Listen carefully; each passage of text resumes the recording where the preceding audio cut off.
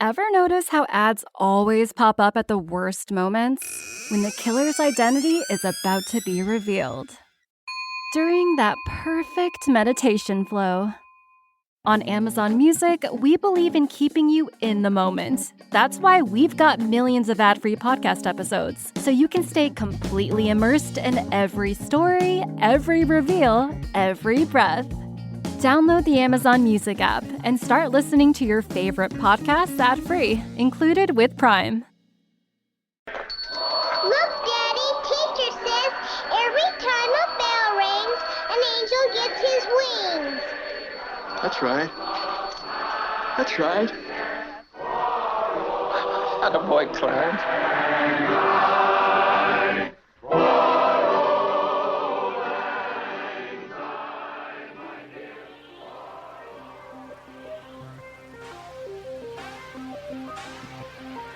Mommy's with the maggots now.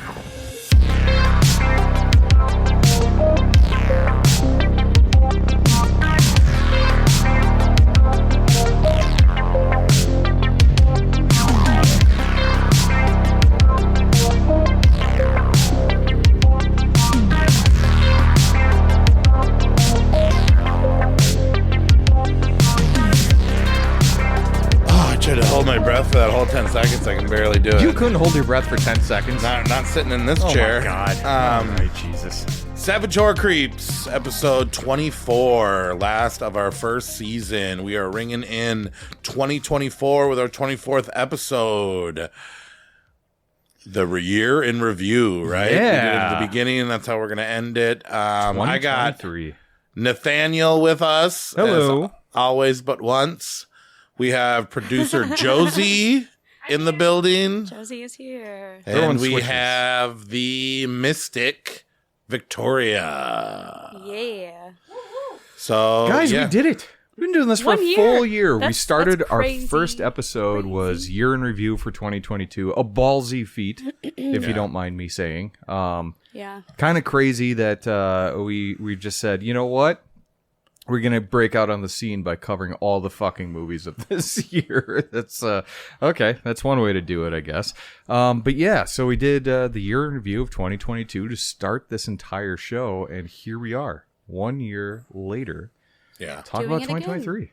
again. But a different year. Episode 24, Different right? movies. Yeah. Yeah, we made some friends along the way. We have horror nights and stuff like that. I invited Jacoby here. You did, yeah. Well, we have a special episode tonight, right? With the Figure year we could review. use his help. So many movies came out this year. We definitely could use his help. And he told me he watched like 10 of them, so. Yeah, and we're like, good. So we were like, come on down. He watched 10 of them. Yeah, he's sitting up on top of that hill, though, No. if you want him to, Yeah. to come down. I here. mean, he didn't want to impose, but he was just hoping, you know. Oh, yeah. He's always parked up on there on top of that hill, just hoping to get on. So just put your hand out the window and like wave It's him in. kind of creepy. All right, yeah. Hey, Jacoby! You're good!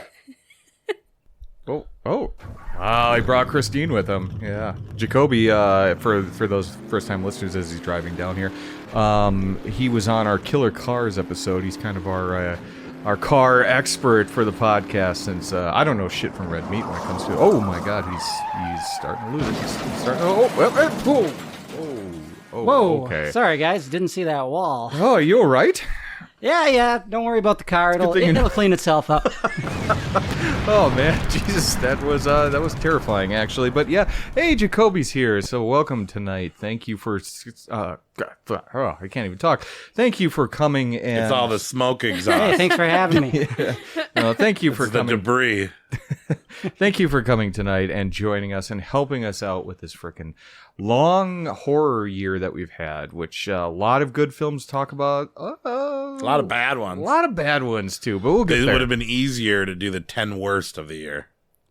I don't know. All in all, 2023, I had a good time with. Every movie I watched is... Well, you're still young. I'm an optimist. I like to see the best in things. I don't got that many years true, left. it's I was true. hoping this year would be a little bit better when it came to horror movies. No, it's true. It's there's been a lot. It's honestly the renaissance for horror in the last 10 years? Maybe? It's still going strong. Nah. It's starting to go down. I think we peaked at Hereditary, if you don't mind me saying, but it's still strong. There's been some great stuff out there tonight, which we'll talk about tonight. I mean, but yeah. So thank you for coming, Jacoby. We're so excited to get into it. And then, hey, let me in. Let me in. Guess I'm he's a knocking? freaking vampire. You need to invite me in. I just You've crashed seen a enough hole in the horror wall. films to know that. what? Okay, wait, guys. Anthony's out there, right? Yeah. Is that Anthony outside the window? Put the welcome Anthony- mat. Is that- God, let me in. wait. It's me, Dracula, a.k.a. Troublemaker Anthony. Let me in right now. That's right. He's a Did you say he was a Somebody troublemaker? welcome him. Anthony, we'll be right with you. Hey guys, it's the demonic thrust out there. Do we need to? He can't come in if you don't let him.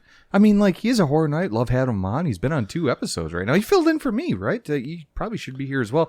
But at the end of the day, he is a vampire. But he's gonna bang on that all night. Did if nobody we leave the don't. welcome mat? Do we invite him in? Because once he's in, right? He's gonna guys, bang all night if you don't. I He's gonna be he's gonna drinking all the blood in our he's gonna podcast studio. freeze There's out that there. chance here, right? See, he's getting pissed. He's getting pissed. drying Guys. Guys, we need to come up with a decision right now. Okay, let's put it to a vote. Cory, He's gonna let him in. okay. You already know you're gonna let him in. I'm fucking soft like He's that. gonna Yeah, try so and 2 be for a- letting him in. We have deciding factors No. over here. I missed Oh. a couple, so we might not need a let couple him in. extra opinions. Oh, okay. Well, and then our podcast producer is. Let him in. Well, and Victoria, the hard ass, saying no, but all I right. say Well, you know what? absolutely not. 4-1. Sorry, but I'm gonna let him in. So hold on, Anthony, I'm coming. Guys, just get a steak and maybe a cross ready for A that. Christ. Or- Get a or- Christ get ready. Christ. If you, Steak and Christ. if you know Christ and he has a cell phone, maybe Like you then said- if you could just maybe give him a call as well. Like a cow steak, like a meat steak, and a Christ. If you could, you know what? That's not going to hurt either. Get a ribeye, maybe a wooden steak, and a cross, and Christ if he's on speed dial. And all right, I'll go let him in. Nathaniel, my love. Oh Jesus! All right, dial it back with that vampire energy. Oh my God, yes. But hey, Anthony's here too, aka Dracula. Did he say your love? My love. Yeah, he said my love. All of you are my love. Oh, I love you. Hello, my love. Yes. No, Anthony, it's so good to see you. First time listeners, Anthony's here tonight too to ring in this new year. And he has been on, two episodes so far. Yeah, 1989 and the 2001 episode. That's right. Yeah, and that was the one I wasn't on because I was in a different country, right? And you filled in for me and did a fucking awesome job for that. So Thank you. yeah. So I mean, thanks for coming and stopping by. And I have some like rats if you need a snack or something like that. But you are not And we allowed to have drink steak. anyone here. I'm just going to set that rule. We have steak I- and I- Christ. I don't. We have steak and we Christ have coming. steak and Christ on the way. We have Christ coming with the sirloin. He will fuck you up. No humping or drinking. Okay. We have Sounds wine, good. but I don't think he Just ever don't drinks do it in front of wine. us. Yeah, no. He's got to turn I that into am holy a professional. I am here to record a podcast. I'll eat afterwards. water. Good. Yes. All right. Well, welcome. Well, shit. We've got I was thinking about this. So, like, Yeah. you're a Frankenstein, right? You're a Frankenstein zombie. Oh, if we're universal monsters? I'm a wolf man. Okay. I still never decided who I was. Dracula's a vampire. Victoria's a witch. Okay. That's cool. Yeah. Jacoby is Invisible Man. Oh, yeah. You know I what? like That that. works out That's perfectly, a yeah. great one. I was going to go Yeah. Gill Man, but that's kind of lame. I'm Griffin. sorry. But, like, he's just a giant And- fish at the end of the day with a bad attitude. well, Josie's the Josie's the Gill Man. Well, No, or mermaid, or evil mermaid, Merman. What? Murd man. or just like Or she's she could be a ghost. Or she could be Bride of Frankenstein. I'm afraid of the water, but my favorite color is green, so I could be this. You want to be The Gill woman? swampstress. The swampstress. You know what? A witch needs a coven, so you both are Josie- witches. There we No, go. we The sat in the lake There we one go. time and we were getting bitten by fish on our butts. We were sitting See, in the lake and, And a fish were Gilman biting wouldn't our have time butts. for that shit. Yeah. He'd climb out of the water and bust up somebody's furniture. Yeah. So we're gonna talk about 2023 movies. We're gonna get into 2024 upcoming movies. We are going to give out awards for the year. We are going to probably be a mess. I sound like a robot. I don't want to do this. You don't sound like a robot. I do to me, but you sound great. I don't know. It's Christmas is over. My depression is leaving. It's going to snow this weekend. Yeah, I finally healed up over the last week from getting my ass kicked by Ken Forey. And if the other listeners have not heard the last Christmas episode, there was some shit that went down that put Cory in the holiday spirit and took me out of it, and also took me into the hospital. I missed it. Yeah, you did. You missed all the action when you left halfway through. But caught up yes, in traffic. Yeah, and actually, our other two special guests tonight were also called to be there, but they didn't show up. So you know what? That's fine. They're Did making you listen to the amends last tonight. episode, Jacoby? I did. Oh, was it weird? Oh, no, I called You in. didn't think we were I good? couldn't be here. I slipped on an oil spill. Were you golfing with Rad, or did you hurt yourself? Seems like you you slipped on motor oil. Yeah. Seems like in a very short time you've healed up very quickly, but right after the golf I game. wish I could say the same, but thank God that this The is Christmas is over. Audio podcast, and no one could see my beaten, mangled face. I thought you were going to say butts. And you know what? My I butt. did make granola, and I did give it to everyone tonight. So you know what? That's true. Yeah. You mean this freeze-dried vomit that we got? No, It's I not can't as wait cold. to try it, but it does. I did actually walk in and look at it and be like, "Oh, nice." And that's what sets you apart from other vampires in kindness. vampire lore is the kindness and the granola making. Actually, I don't know if Vlad the Impaler ever made granola for anyone, Maybe he did. But maybe he did. You're right. Maybe maybe I'm an asshole. We'll have to make that movie next about the nice vampire that makes granola. Vlad's Bakery. Yeah. Vlad, the house husband.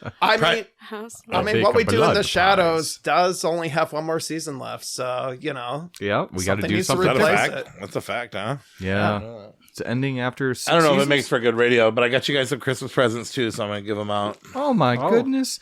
Yeah, the guys that didn't show up for a Christmas party are getting Christmas presents. That's beautiful. Man, that's Jacoby. That's actually really nice. Josie, a dip. Victoria over there. That's Oh. oh my goodness. That's that down to her. Throws it right into her on. wine hand. My Yeah. wine. Oh, I love I got holidays. 4 for you, Nate. Holy ball fuck. sacks. Jeez, really? Oh my God, there's Yeah. you are so kind. So I got this, and then Oh man. and I got one of these each for you guys. Oh. So that's you, June. You can pick which one, and Jacoby gets the other one. It's a Savage Sword of Conan comic. Oh man. Because I keep on buying the same ones I have. Nice. For the listeners at home, Cory just gave a crazy amount of presents to everyone. Evil people do nice things. Yes, and he is a sweetheart. Also, your rapping skills are quite impressive. I've been told I'm the best rapper in Eau Claire.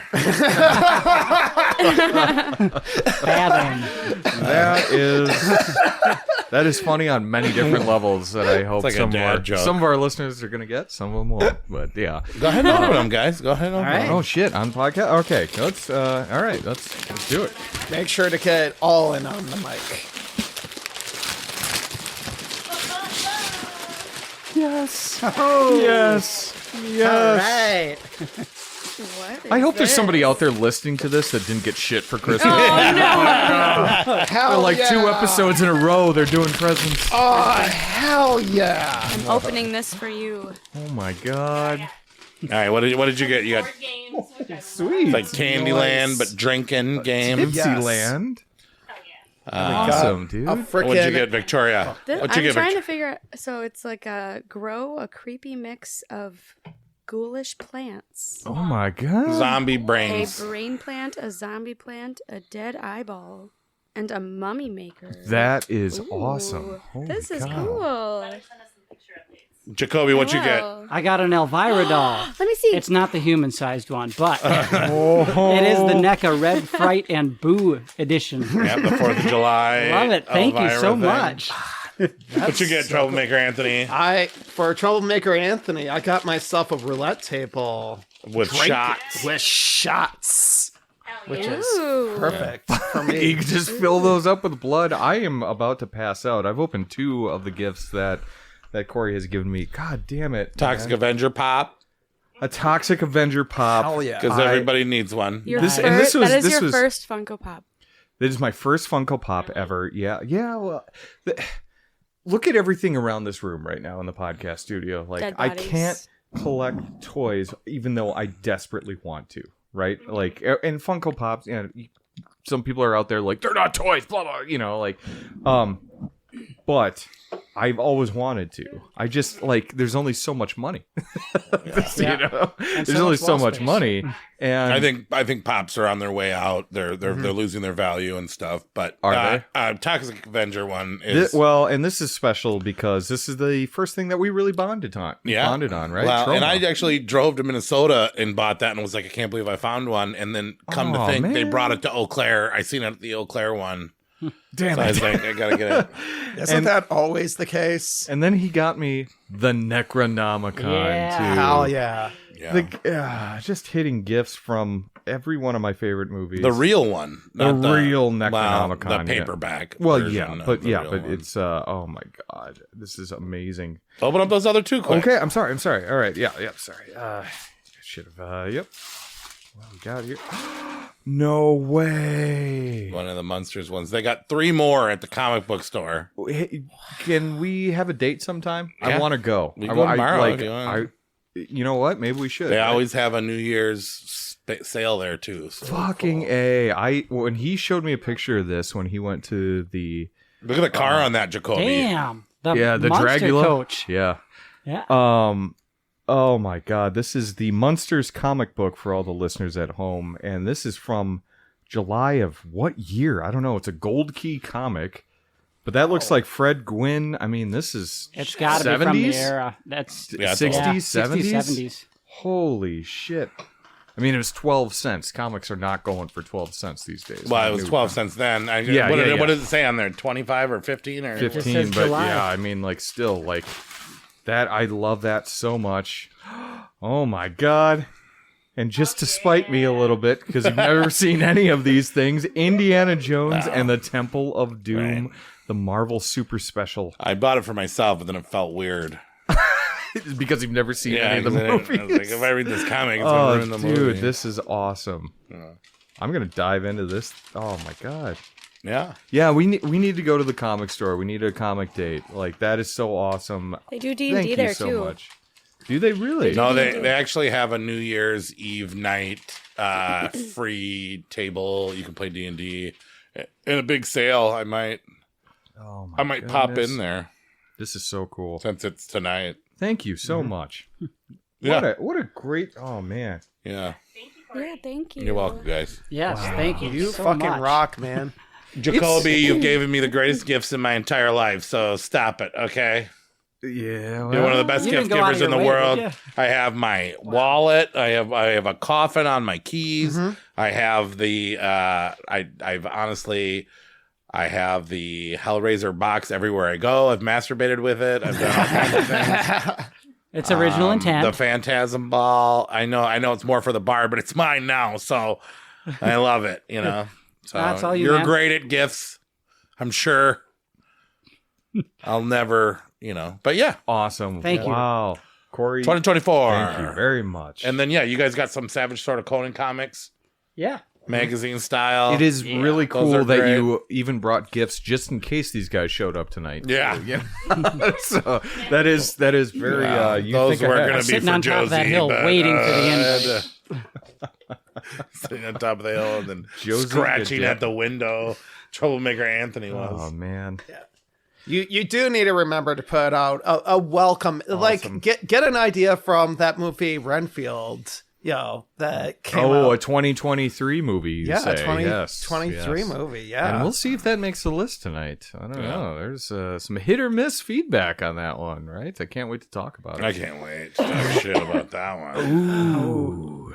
Cory starting it off right now. But hey, thank you once again, Cory. Did you hear they announced Fu Manchu's coming out? That trailer from Grindhouse. Get Really? the Thanksgiving fuck did so outta good. here. No, Nicolas Cage, Fu Manchu. He was part of the Werewolf Women of SS. Well, they made Hobo with a Shotgun. They made Thanksgiving. They made Machete. Mm-hmm. So they have Werewolf SS and Fu Manchu. And Don't. And Don't. Which I don't think Edgar Wright will ever do.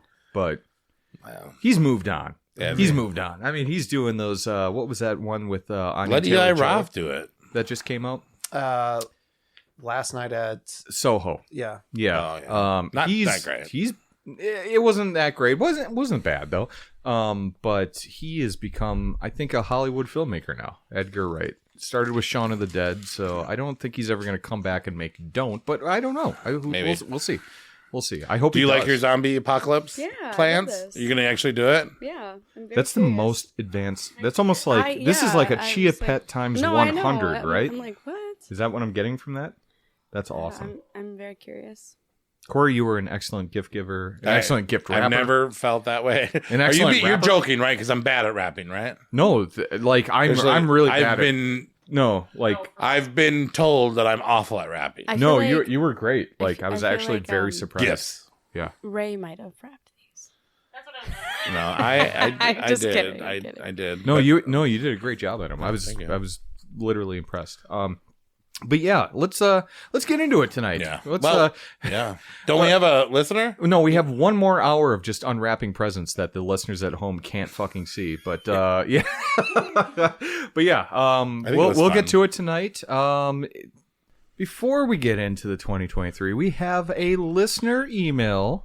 Yay. Apparently a listener that has been listening for a while, first time emailer though, by the name of Mitch. Listener Mitch has emailed in this week, so let's just do some quick email. And for everyone that has that wants to get in touch with us and talk to the Savage Horror Creeps, they can reach out to us on Instagram, Facebook, which just Savage Horror Creeps, and then Gmail at savagehorrorcreeps@gmail.com.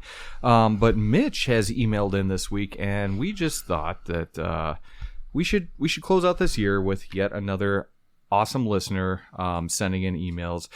Both Anthony and Jacoby have been previous emailers before, and now look at them. They're on the podcast. Several appearances now. Look at us. Yeah. It could happen just look to at us. you. So this is, it could happen to you. But yeah, so, listener Mitch says, Creeps, I just wanted to send this email to say that I really enjoy and appreciate your podcast, and I thoroughly enjoy the banter between the hosts, as well as the background and commentary on the movies. I have to say that this podcast helped to reinvigorate my love for horror movies and get me back watching not only the films I enjoyed growing up, but also new ones. I know that I have a lot of work and time, and Savage Horror Creepy style love goes into each and every episode, and I thank you from the bottom of my heart. I hope everyone is doing well and has a happy holiday season. So sweet. Nice. Very sweet, Mitch. Hi, Mitch. Also, Mitch, you're a cool dude. He is. Where's he from, did you say? Yeah, well, he also said that he actually gave you a book that says something is killing the children. Yeah, I remember. And it was written by James Tinian, Tynion. I'm not good at names, but James Tinian the Fourth, who actually is a Wisconsin native writer, and Mitch goes on to say that he considers him a modern Rod Serling. Yeah. Which is crazy, right? Rod Serling from the Twilight Zone fame. If you did enjoy that book, I would recommend a few other horror-esque comic books, such as The Closet by James Tinian, The Deviant, and The Night of the Ghoul by Scott Snyder. The Deviant is also by James Tinian. So Night of the Ghoul by Scott Snyder. Currently optioned for a movie on that one, too. Yeah. So he was telling me about that, too, yeah. What a very sweet email, and thank you so much, Mitch. Thank you for listening. It's all these emails that we've gotten over the year that really has... every time we're just like, shit, another terrible fucking movie from the 80s that we have to watch. We go back and read one of these emails and feel the love that you guys are giving us. So it's awesome that you guys do that. And thank you so much for taking the time to email us, Mitch, and everyone that has throughout the year, and keep them coming. We will respond. Yeah, and then we were talking about going to Claremont Comics, too, and that's where we can get that comic, Where Have All the Children Gone? Is that what it's called again? Yeah. Night of the... yes, Something is Killing the Children is the book, and then he has the horror-esque comic books such as The Closet and The Deviant. Yeah. And then Night of the Ghoul by Scott Snyder. I'm not sure if that is a comic book. I'll show you as those well, when we go there. Which I'm pretty sure these are all like they're on display folklore. over at Claremont Comics. Okay, so they're pretty popular right now, huh? Yeah. At least around here. Well, yeah, and look, I mean, we all love watching movies, but we all love reading horror too, and doing stuff like that. So that's awesome that he came with some. We don't do too many book reviews or comic book reviews or anything like that, but I got a stack of them, man. Yeah, we should do that. Final Girls, so. Oh, the Final Girl Support Group? Yeah, I still have not finished that's that a great book. one. Is that Grady Hendrix, right? Yeah. Yeah. I'm I love Grady Hendrix. slowly reading a sentence each night. Mm-hmm. And I will finish it one day. Sometimes it's hard. It's hard to get back into books. But yeah, no, thank you so much, Mitch, for emailing in. And everyone, like you said, we're on the socials, Instagram, Facebook, Twitter. But best way to get a hold of us and tell us what you want to see or what your comments on or on the episodes or anything like that, that would be savagehorrorcreeps@gmail.com. And again, if anyone wants to leave voicemails, I know I brought this up one episode Yeah, before. you did bring this I could up. bring a voicemail number to the podcast too, and then people could leave voicemails. We should I just get worry like a about hamburger phone. But then we'll have just drunk Jacobys And then talking just about every night. just it going off constantly in the background. What was that email? No, but I told him, I go, Machines dude, attack. you gave us too many ideas. I need one idea. Tell us, pick it. And then he did that. And then you turned it into him being a drunk buffoon. But there was a backstory When to that. machines attack. Yeah, now I remember it, yeah. Well, I haven't been able to be a drunk buffoon since Witchcraft closed. Oh, yeah. I know. Well, you'll get another shot. But hey, we're here together, and it's and now it's our New Year's episode, right? Yay. So thanks again, Happy Mitch, for New emailing Year's. in. We are not going to do what we've been watching because we're going to be talking about what we've been watching for the last year. Oh, and one more thing. Yes, our excellent podcast producer, Josie, over there, has sent me a note, keeping us on track. Jim and Vanessa also sent us a lovely Christmas card, too. Jim and Vanessa originally called me out in the early episodes of the podcast for Living Skinamarink, which I counted as a 2022 movie, which might just come up tonight, too. But Jim and Vanessa actually sent the podcast a lovely, lovely Xmas card with their adorable son? Let me see. Daughter? Sorry, Upstairs. I can't remember. I don't have the Christmas card in front of me. Yeah, But you need to meet her. Her name is Lila. Lila, the adorable daughter from Jim and Vanessa, next to a even more adorable Jack Skellington. Stuffy or whatever you want to call him, stuffed animal. But yeah, so that, thank you, Jim and Vanessa, for also sending us that. And we hope you're still listening. And they originally emailed in for a Christmas themed episode. And we hope that the last episode gave you everything that you wanted. I thought it was a good episode. Yeah, well, it would just be you and me. since either no one showed up or they left mid-podcast, but we won't go You know, into if I hadn't that. slipped on that oil slick and, missed a golfing game or whatever, Grandma's would have been number I was one, just looking saying. for Anthony all around town. Yeah. And I You were kept- mad Gremlins wasn't number one. Yeah. Yeah. I just thought. You were looking everywhere except for my house and my kitchen, apparently. Where he was making granola. I was making granola. Who would have thought? Yeah, I, didn't I think was to check nursing there. a hangover. And honestly, let's be, and look, it's December 23rd, right? I mean, you had to be golfing, Rad. Right? Yeah. So, yeah. I think he was. Tis He's been at the Dirty season. Birdie a lot lately. All right. Well, let's get into the main topic tonight, which is the best of the year of 2023. Now, this has been incredibly hard because not only did Cory and Victoria and I submit lists for the best of the year, but we also got some special guest lists from Jacoby and Anthony tonight, even though they were never supposed to be on the podcast. So they just submitted them, kind of weird. But threw them into the wind. They made it here, so we were meant to be here. Keep the bit going. But yeah, no. So for the first time listeners, if you're starting out with this first episode, Cory has a fancy rating system where we all submit our top 10s for whatever topic we're talking about on the topic for the main topic of the night. And then he throws it into his fancy super duper calculator, comes up with a point system that he puts towards every film. And then we build our definitive list called the Savage Top 10. The savageness. And then because we just love horror movies so much, we just do some honorable mentions tonight, right? And we had some tiebreakers. Yeah. So we usually do... We have 5 honorable mentions, but before we get into the honorable mentions, I voted to omit a few things. Yes, we should talk about what's not going to make the list tonight. So Skinamarink is out skis. And this is one of the biggest And it's ones. Nate's fault. I kind of fucked this up, right? Fucked us over, Nate. I did. I fucked us over. So for everyone that wants to hear a very good review, if you don't mind me saying, go back to episode 1 because I saw Skinamarink in 2022. And I've been getting shit for it for the last year. Not by me. Not by a lot of people, honestly. Jim and Vanessa fucking hated it, but there's a lot of people that we know that have enjoyed Skinamarink, and that people have emailed in and enjoyed Skinamarink. And I saw it in 2022. There was some film fest, and then it kind of streamed questionably online, for everyone to see. And I saw it in November of last year, and I absolutely loved it. I put it in my top 10 of that year. No one else could see it. Cory was pissed.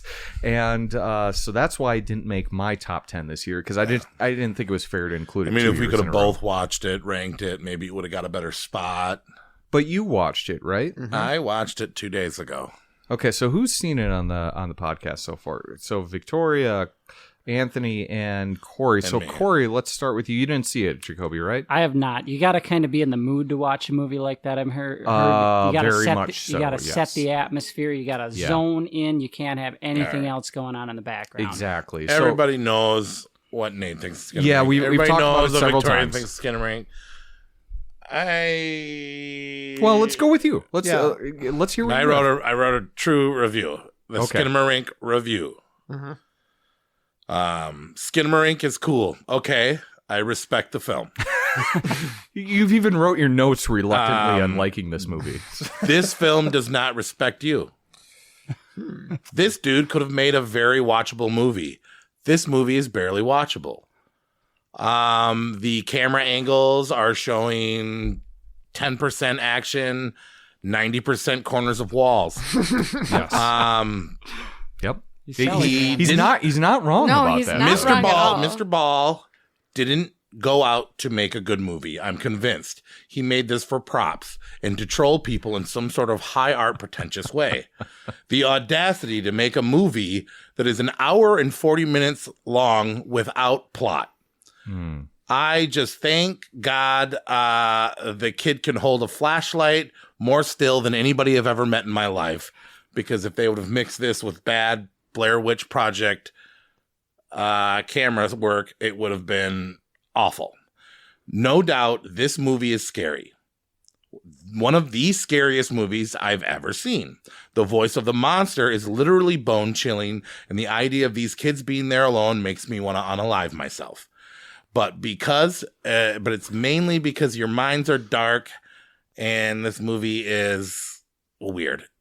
With that said, this movie could have been scarier. I could count the missed opportunities on 2 hands. That means there was more than 10 missed opportunities to make some of the greatest scenes in scary images of all time. But every time it was about to happen, they turned the camera to the corner of a wall.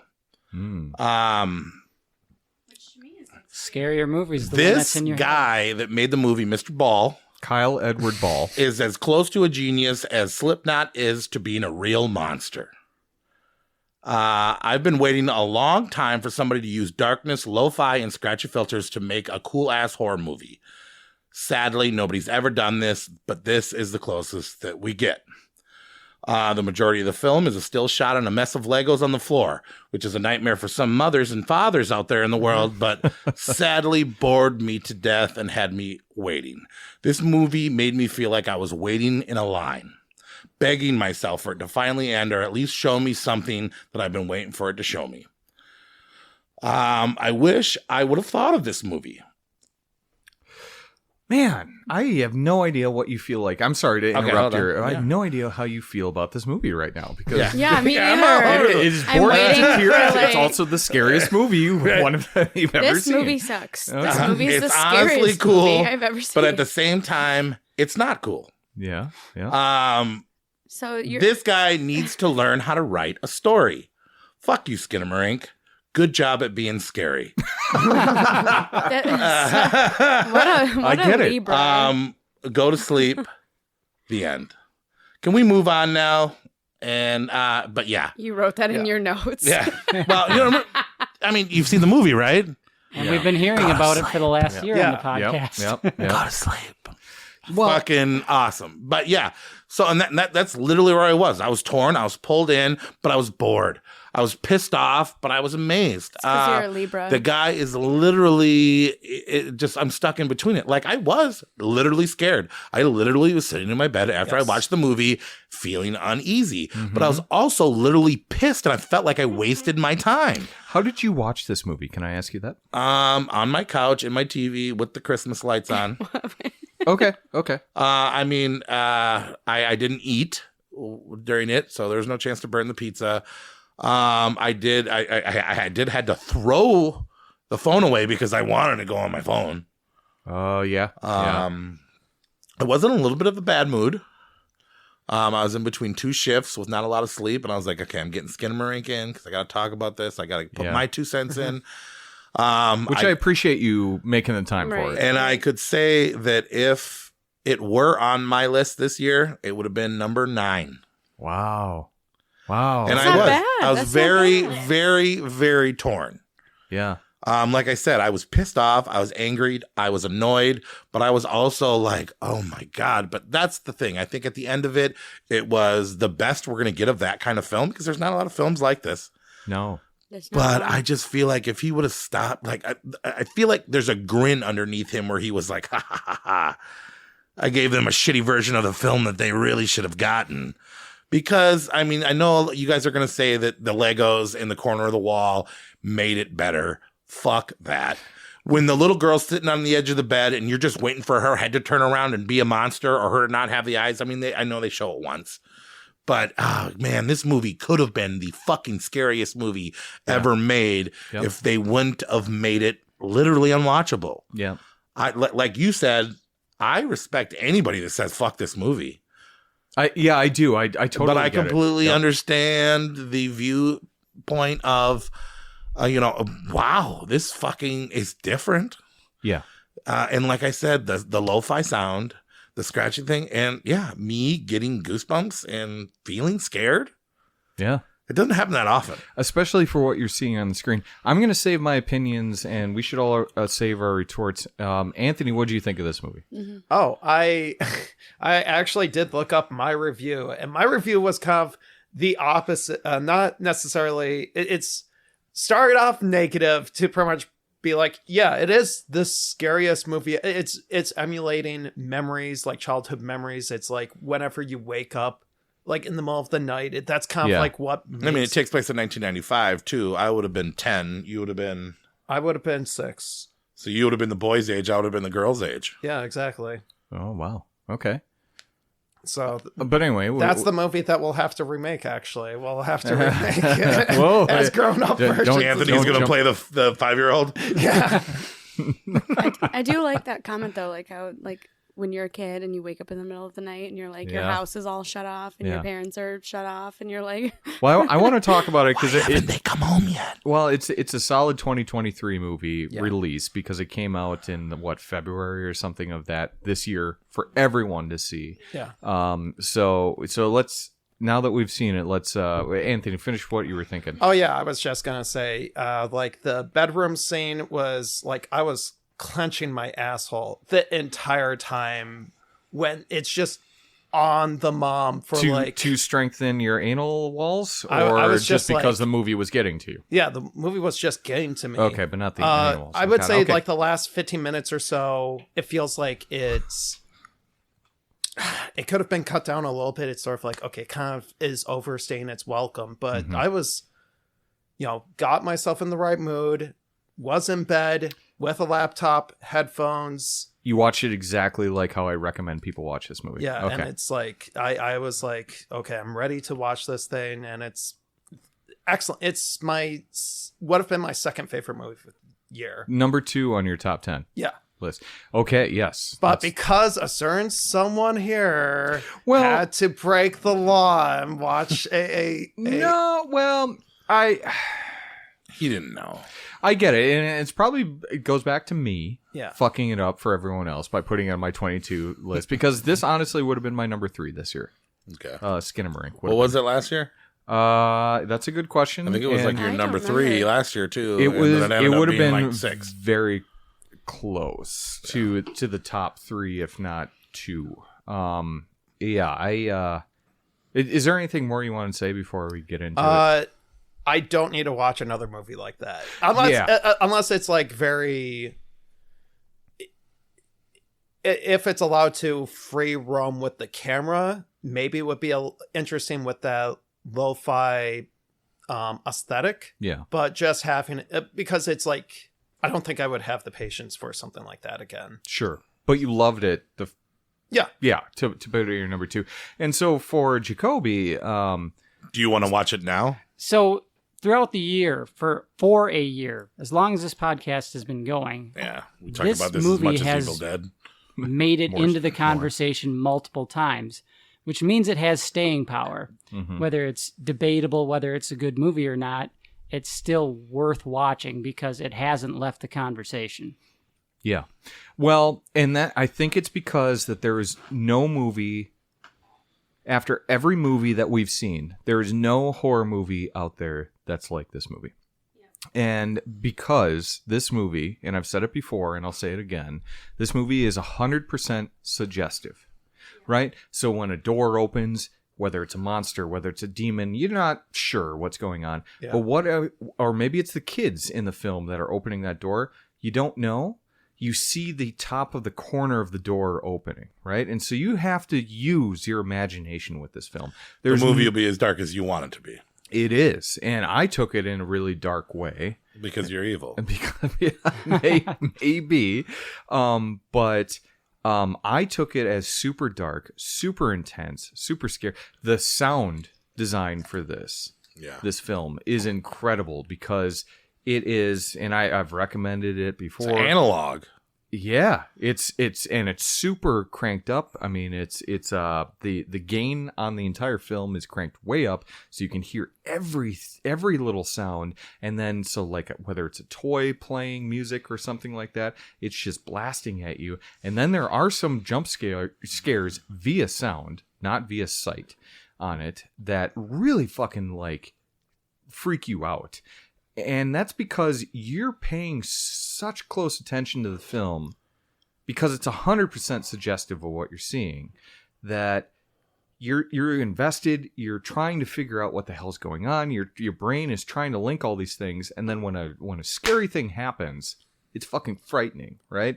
And just the overall ambiance of the film, the darkness, the mystery of what the hell is going on, because essentially, and you can read the IMDb thing, right, where it's like 2 kids wake up and all the doors and windows have vanished in their house. The 911 call is weird. And their parents have also vanished in their house. And they wake up in the middle of the night. And you read that premise and you're like, that sounds fucking awesome. But then they did that like 574 days thing. And they're still alive? Well, they've been eating food. I don't know. I mean, maybe. I don't know. There was holes in it, too, that pissed me off. But the thing is that the movie is 100% suggestive. There's no other movie like this. I could see why it would infuriate anyone. Because if you're looking for direct answers, if you're looking for direct fucking visuals, you're not going to get that in this film. Yeah. But if you're willing to just go, I'm shutting off all the lights, I'm going to watch it in a lo-fi way. This opened up in theaters this year after, it came out in 2022, before it hit Shudder. So it did like a theatrical run, I think, in February too. I can't imagine watching this fucking movie in theaters. So I would love to watch it in theaters after watching it at But home. with like 20 other people in there? Yes. Oh, Yeah. man. That I would don't drive know. All me the insane. people if getting you- up and leaving. They would take, already- they would take me out. I'm done.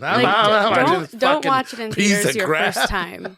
It would take me out of it. But yeah, so don't watch it for the first time in theaters. But I think I'd Just be too busy interested. watching everybody else's reaction of hating the film. I don't want to like this movie either. All these people walking out. Now, I will say that if this movie was 80 minutes long, it probably would have been much more well received. Yeah. Well, Because it's an hour 40. did you I watch think, the so it's short that came out this year, Skinamarink Doo? no, but it wasn't that his original idea for Yeah, it? but then or- they finally released it, and it's technically a 2023 movie. If you look on it. Well, shit, I could have worked that into the podcast. Fuck. Just to really piss off Jim and Vanessa. But no,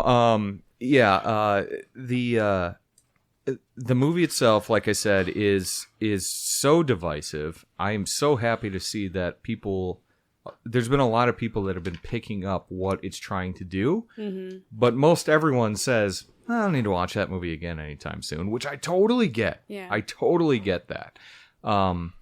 But I definitely think if you were in the mood to just like shut out all the lights, you're home alone, and watch this movie, crank up the fucking volume, and it does scare the shit out of you. And I think that your review, Cory, is so fucking accurate of just It is. Yeah. this is boring, and it scared the shit out of me.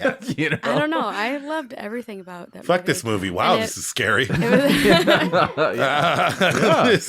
It's true. What were you saying, Victoria? It was number 2 on my list, and I don't have that's right. anything bad to say about it because I mean, yeah, I was enjoying like, wow, there's nothing going on, and and I don't know if it's like because like I'm a mom, I have a young kid.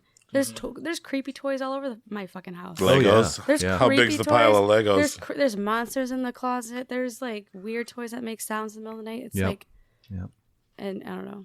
That movie got to me. Yeah, it gets under your skin, and you're seeing a quarter of the entire film. Yeah. The entire movie, you're only seeing a quarter of what you're watching. But let's be real. What kid holds a flashlight that fucking still? Yeah, I get it. A kid in survival mode. A kid that had a dad. For 574. Oh my god! I couldn't hold a flashlight that. Yes, the The angry flashlight dad wasn't yes. on a child's hand. That's all I'm saying. It was on a cameraman's hand. So based on what you heard tonight, Jacoby, you excited to see it? Are you not excited to see it, or what? I'm gonna have to at some point because it's been in the conversation long enough. Yeah. But finding that time to be in that mood to sit and watch a 2. I waited a year, and that was fine. Yeah.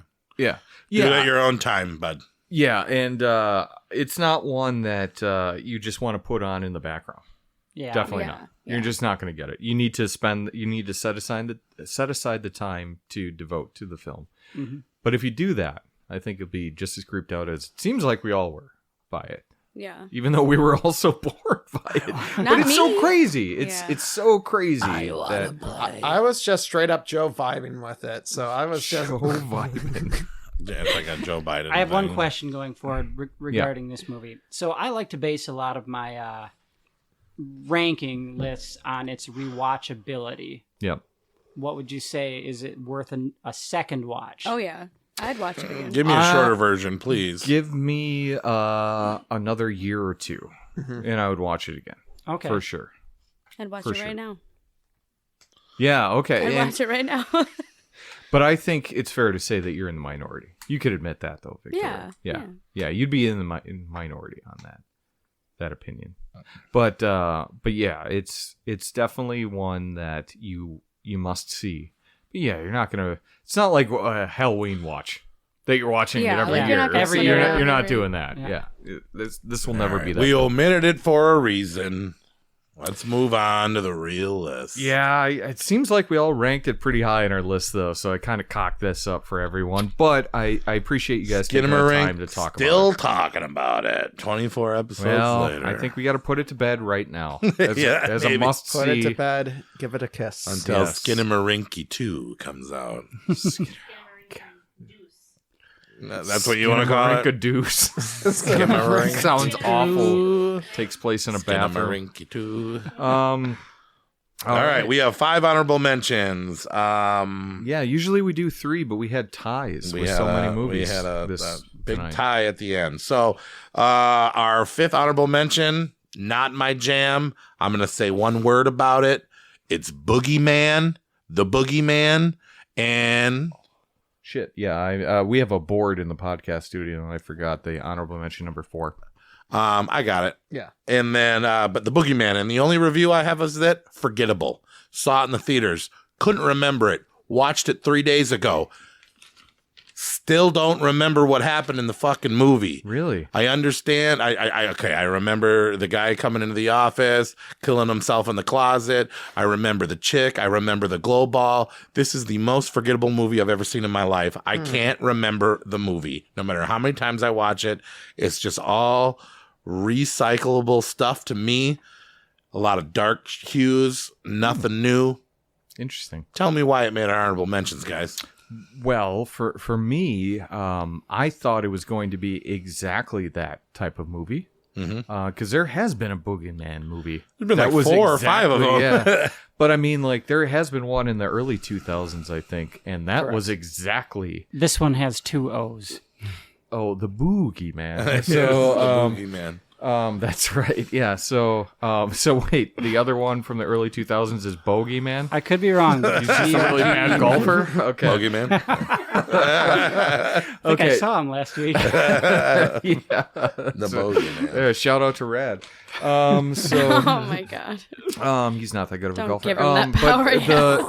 The thing is I really went into this movie thinking exactly that. Off Low of my expectations. Review. No, I just the whole vibe of the film, the trailer, and then with your review too. Yeah. That didn't help anything. And so I went in with super low expectations, thinking I would get the exact same thing I got in the early 2000s with the Bogeyman. Okay. But the Boogeyman, this had some surprisingly tense sequences for me.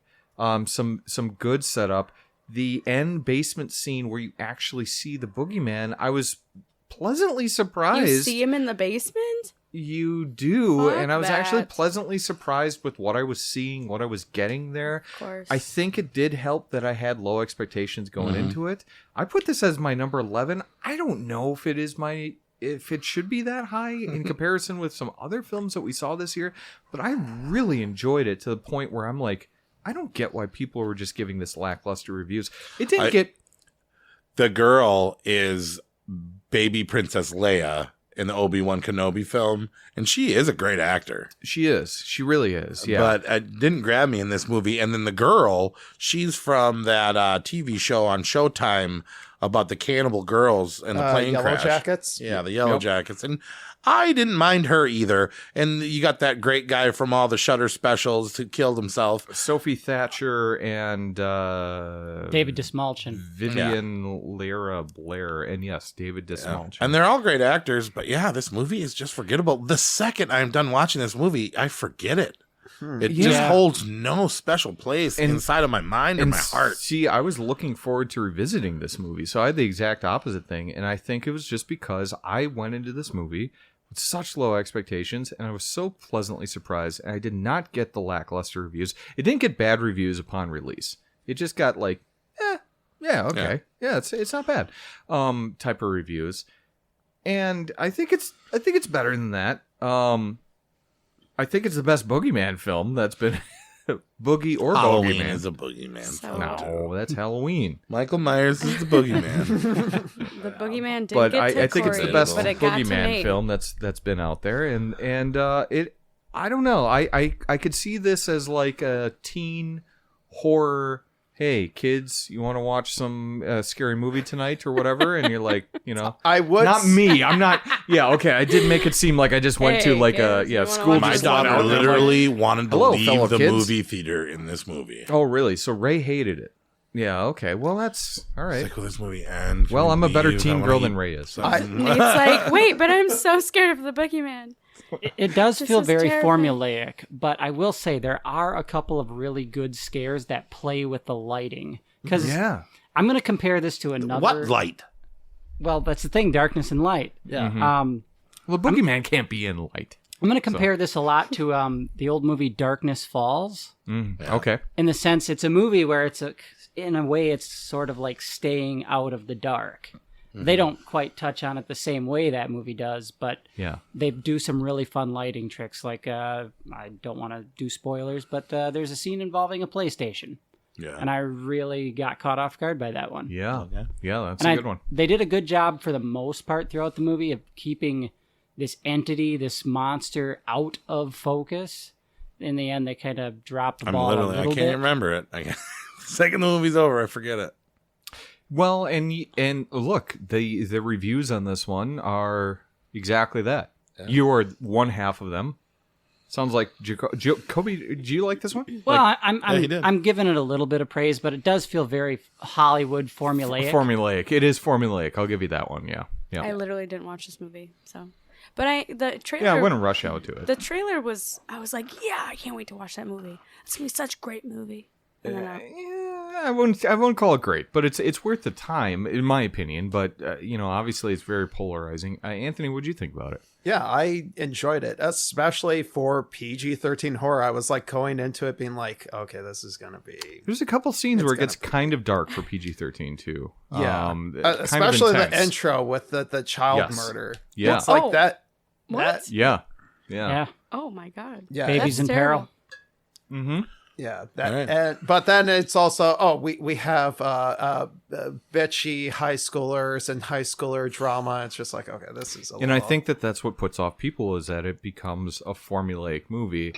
It's just a formulaic movie that's done well in a lot of different parts that kind of raises it above other things, but it's still formulaic. And it's on Max or Peacock or one of those two. Hulu. It's streaming on Hulu right now. Ooh, Yep.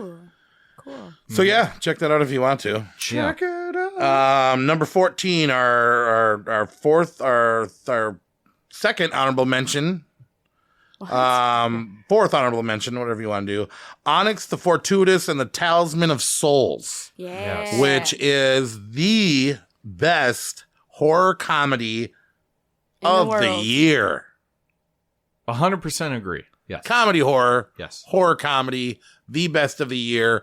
I've been following Onyx on TikTok since I first got a TikTok. I've been following this dude on YouTube since he was the Arby's guy.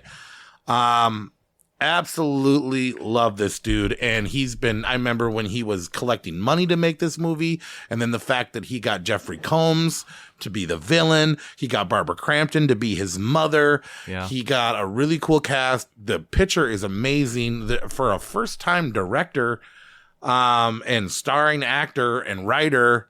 Can I sound old Andrew for a second? Bowser Yes. is his real name.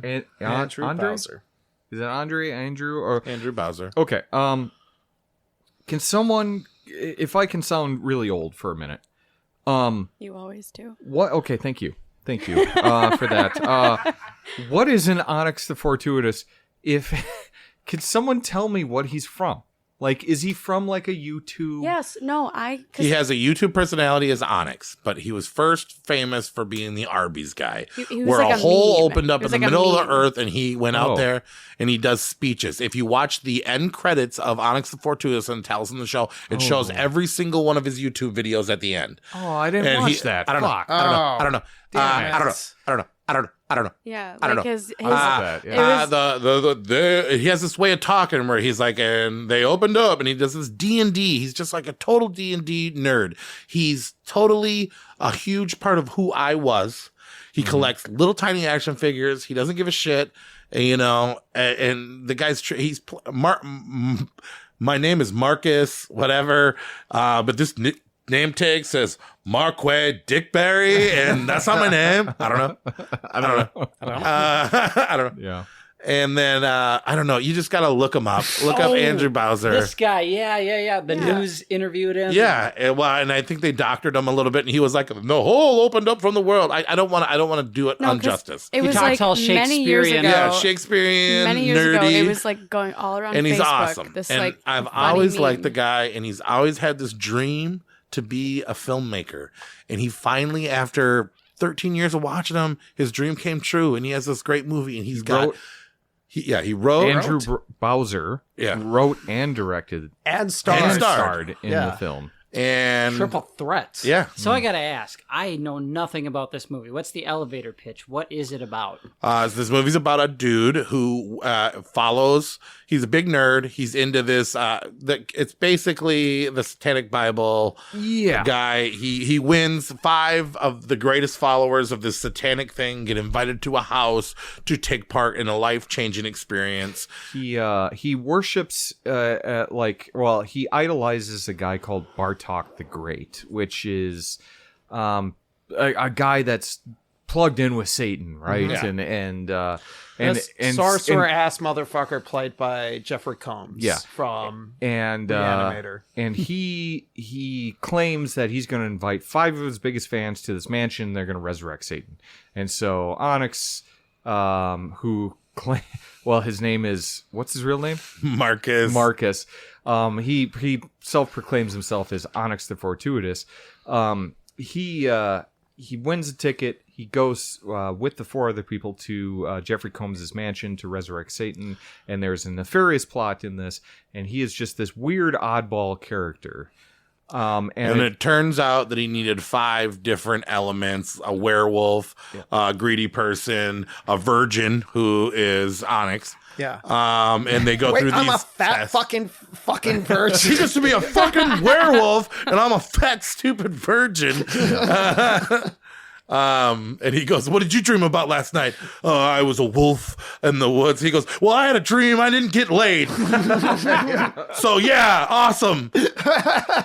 It's so funny. They go through all these tests. There's a absinthe type drink that takes them over. Yep. They become zombies. It turns out not to be what they seem. He's not the greatest guy in the world. I don't know. There's so much plot in this too. It is a really great movie. It's like 80s formulaic. It kind of feels like an 80s film. I'm just so happy this movie got made. And I remember when I watched this, I was having a real hard night. And I watched it, and this made me grin to grin for about 24 hours. I got so stoned. I watched this movie, and it just took me to a place where I haven't seen a movie like this in 10 years. And I was so happy for Andrew Bowser, from where I've seen him begin to where he's made it now. And I can see his future, and I know it's going to be huge. And he's a lot like you, Jacoby. He like the part of me that is like Andrew Bowser, the big stupid fat virgin. That's us. You know what I mean? You got to watch this movie. If you haven't watched this movie, You've already sold me. This sounds hilarious. I love the concept. Looks so much like you. He looks like a fusion of seen the you guy. Don't you and compare me. Corey. I could see if you took both of us I don't and see it put at us all. together I see and then that. added Jack Black. I see that. That's Onyx. Okay. Yeah. Okay, now that you sprinkled Jack Black in there, I can see it a little bit. Well, motherfucker's name be Bowser, so Especially And there's some the creature Bowser effects. makes sense. Like the truth demon that he has to, reveal his truth to, and then he asks why his dad ran away, and then he cries, and then I don't know, man. I don't even know I didn't even write notes on this one, but because it's a honorable mention. But watch this movie. It's on Screambox. I bought it the day it came out. I've been waiting for it. Barbara Crampton's in it. Jeffrey Combs actually has a huge part. There's medieval fantasy involved in this. There's horror. There's a lot of laughs. There's bullying. Any nerd, any horror fan, anybody that grew up in the early 2000s will love this movie. And it's independent. It's low budget. And there wasn't a lot of horror comedies this year. And I'm not going to lie. This is the best one. No, there wasn't. And horror comedies are very hit or miss for me because I think that they struggle to find a really good balance.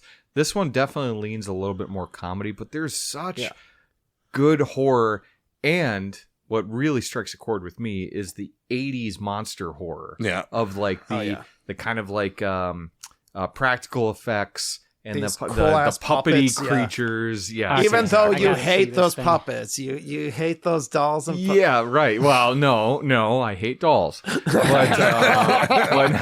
but no.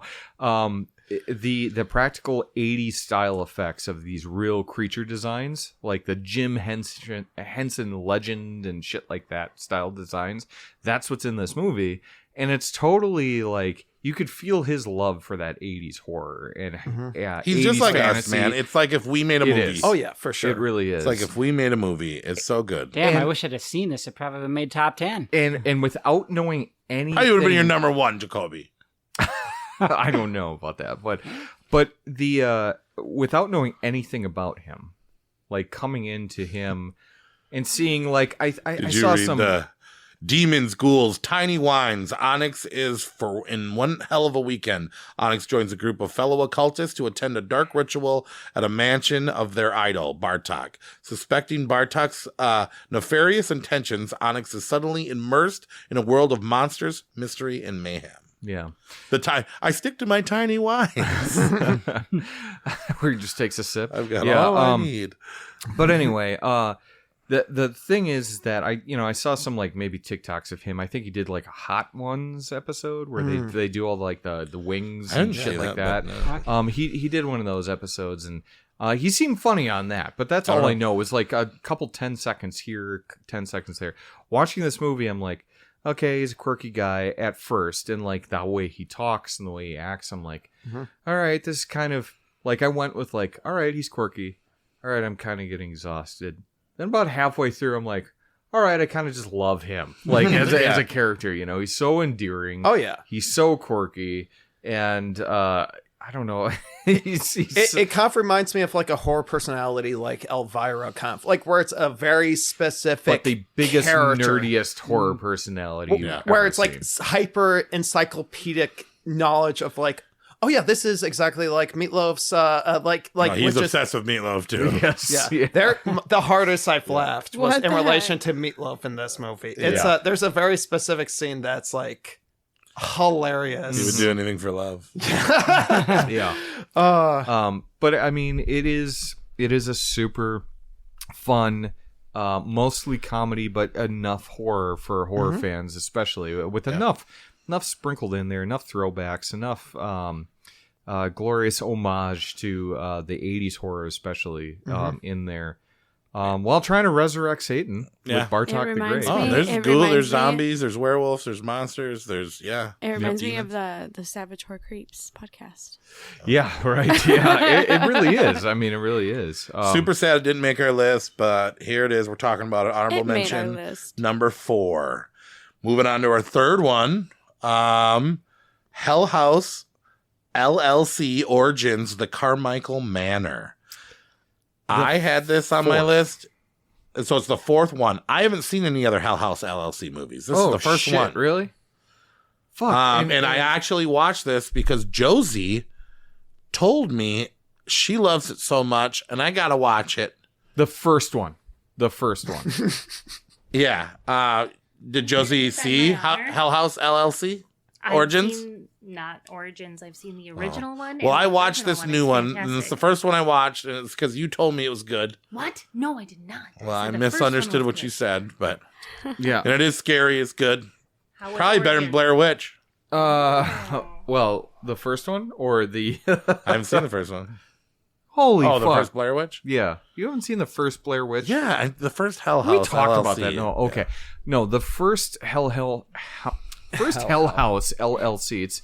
It's an awkward title, which puts off, I think, It a lot of is. people. It is. Hell House LLC just doesn't make it. It seems like a shitty It sounds B-movie, like you a know. coffee shop. Yeah, it's I don't know, not like good. But it's What does LLC stand for? it's an incorporation. Ladies It's- love yeah. Cory. That's probably That it. is yeah. true.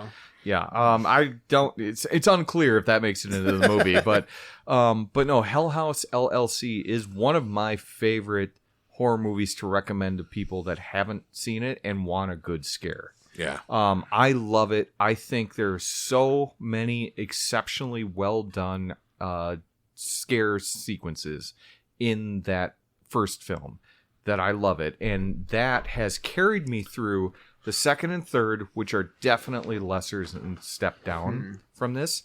But with this one, I was pleasantly surprised to Killer see masks, awesome clowns. this is the closest thing that we Creepy. get to the first one's sequences again. So, I mean, you get some well thought out, well executed. It's all found footage, people, right? For those that haven't seen Hell House LLCs. But found footage by people who know how to use cameras. Yeah, it's not the shaky cam horribly. Like you'll see what's going on and you'll see it clearly. But there's the Stephen Cognetti is the director of these films, and he is able to frame these scare sequences so well in the found footage format that makes you actually feel like you're there, and it fucking freaks me out. And this one was the closest I've seen of all the films to the first one. It's still not as good as the first one, but I was pleasantly surprised because a fourth movie in the franchise. Man. I put it in out of respect for Josie, and then I didn't take it out because I actually enjoyed it. Okay, well that's good, and I wanted those fucking masks. Well, does it make you want to see the first one now? I'm never gonna watch it. What? I'm just kidding. Yes, yes, God, I I love it. Watch half of this movie actually while I was making notes for the pod. That I was like, oh fuck, I guess I'll try to see if I can squeeze this in time, and I just didn't. But from what I've seen of it, I definitely want to watch it all the way through. There's a lot of really effective scares, like the hallway scene. And the end with the daylight scares too. Yeah, there's horror in the daylight, creepy clowns, red bouncing balls. I hate that. You know, oh my god, there's some like really creepy shit. And the best thing about it is you guys haven't seen the first one, but this is a prequel, so it hasn't ruined anything that you'll see in the first one. Yeah. In fact, it's only going to enhance the shit once you see the first one, because it'd be like, oh my god, that was, you know. Yeah. But I cannot recommend enough, if you want a creepy movie, Hell House LLC, the first one. Yeah. We're talking about the fourth one. We are talking about the fourth one. But what I'm saying about the fourth one, though, is that this is the closest to the original that you will see in the franchise right now, which for a fourth movie, expectations are low. This really had some good sequences in it. Yeah. It's a little bit scary. When did the first one come out? Let me look that up. But aren't they all on Shudder? I think they all are on Shudder, yes. Okay. And for that matter, Onyx of Fortuity. Oh, you said it. Screenbox and all that stuff. Yeah, let me look that up. But Anthony, what did you think of the first half? I enjoyed it, but to be fair, I was like playing it on my phone while I was like writing and stuff. That's how I watch movies. That's how I watch movies. I only did it because I was just like, okay, I had to watch another film that's on the list. Like, did that first too, because I'm gonna have some hot takes on one of the movies on here. So okay, all right, yeah, a little teaser for what's coming up. But you're gonna go back to the origins, all right? And then Jacoby, did you see this? I haven't, but based on what I've been hearing you say, to our listeners out there, what's a quick synopsis? It kind of sounds like people walking through a haunted house. These people that are obsessed with haunted house. This girl's obsessed with haunted houses. She goes to haunted houses, makes a little podcast. She does her little show. Yep. Every place she's went hasn't been haunted. She's got a friend. She's got a guy friend, and they all do this thing. And everybody's sick of going with her. She talks them into doing one more. They go to the Carmichael Manor. And great. This time, it's really haunted, okay? They get trapped there. They're filming. Some people want to leave. Some people want to stop filming. People start disappearing. Clowns start moving. Mannequin clowns start moving that aren't supposed to move. Girls start showing up in hallways. Clown noses start bouncing on the floor. People start seeing live feeds of people filming them when nobody's there. It's a spooky haunted house. It's kind of like The Shining. Yeah, this one is. The first one is about 5 people that rented the supposedly, I don't even know if they know it's haunted, or maybe it's got some like local legend that it's haunted, but they rent a hotel that they're fixing up for Halloween. So it's definitely a Halloween movie. They're fixing up to be a haunted house on Halloween. And so it's just these 5 people sleeping in the actual hotel as they turn it into a haunted house attraction. And then creepy shit just starts happening with all the props. And so you get the You'd like Halloween this one too. film. Yeah, I mean, I would definitely watch this one. And then they're 2 actually, now that we're talking about it, the first one and the fourth one are 2 very separate movies from each other. Even though one's a prequel, you're getting the story that will play into the first one, but it's a completely different setup of the first one. You get a very Halloween feel in that first one, whereas this new one is a very Shining-esque mansion, and kind of a witchy vibe and all sorts of different stuff with it too. I mean, it's very, very, very cool. If you like clowns, creepy, doll face chicks, you'll be good. So the vibe I'm getting from this is if it's October or the Halloween season and you have not or you missed your chance to go to a haunt, you could throw this in, feel like you did it. Yes. Hell House LLC is one that I watch every October now because I think it is that perfect for the Halloween season. Excellent. It's scary. It's got that Halloween vibe because they're creating a haunted house in it. Yeah, it's great. And speaking of Halloween vibe, are we done with that? And can we move on to the Halloween? Yeah, movie? is there any? Has anyone else got anything to say about Hell House? No. Because very much speaking of Halloween vibe, Dark Harvest is our second honorable mention. Oh, our shit, yeah, number you're going- 12. Dark Harvest. Yeah, I championed this film. I really did. Yeah. I put it in my top 10 this year. yeah, I put up my number 12. Tell me why I didn't watch it. You didn't watch it? Okay, so Me either. Dark Harvest was my number 8 on the top 10.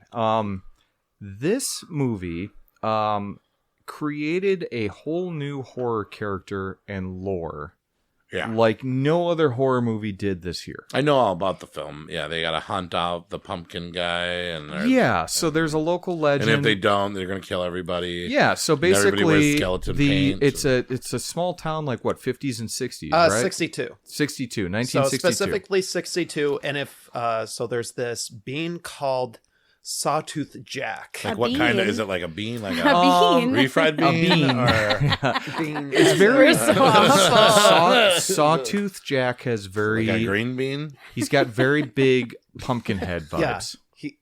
Pumpkin Okay. head. Pumpkin head vibes. Like this skeletal thing, this skeletal monster that has like a jack-o'-lantern head. Pumpkin head. Mhm. Yeah, exactly. It's very pumpkin heady. And they get all of the teenage boys in this community to hunt this thing down, and if they don't, Oh God, this is my nightmare. if they don't kill the thing, then it pretty much creates the Do dust that to bowl. me. Make me the pumpkin man. Yeah.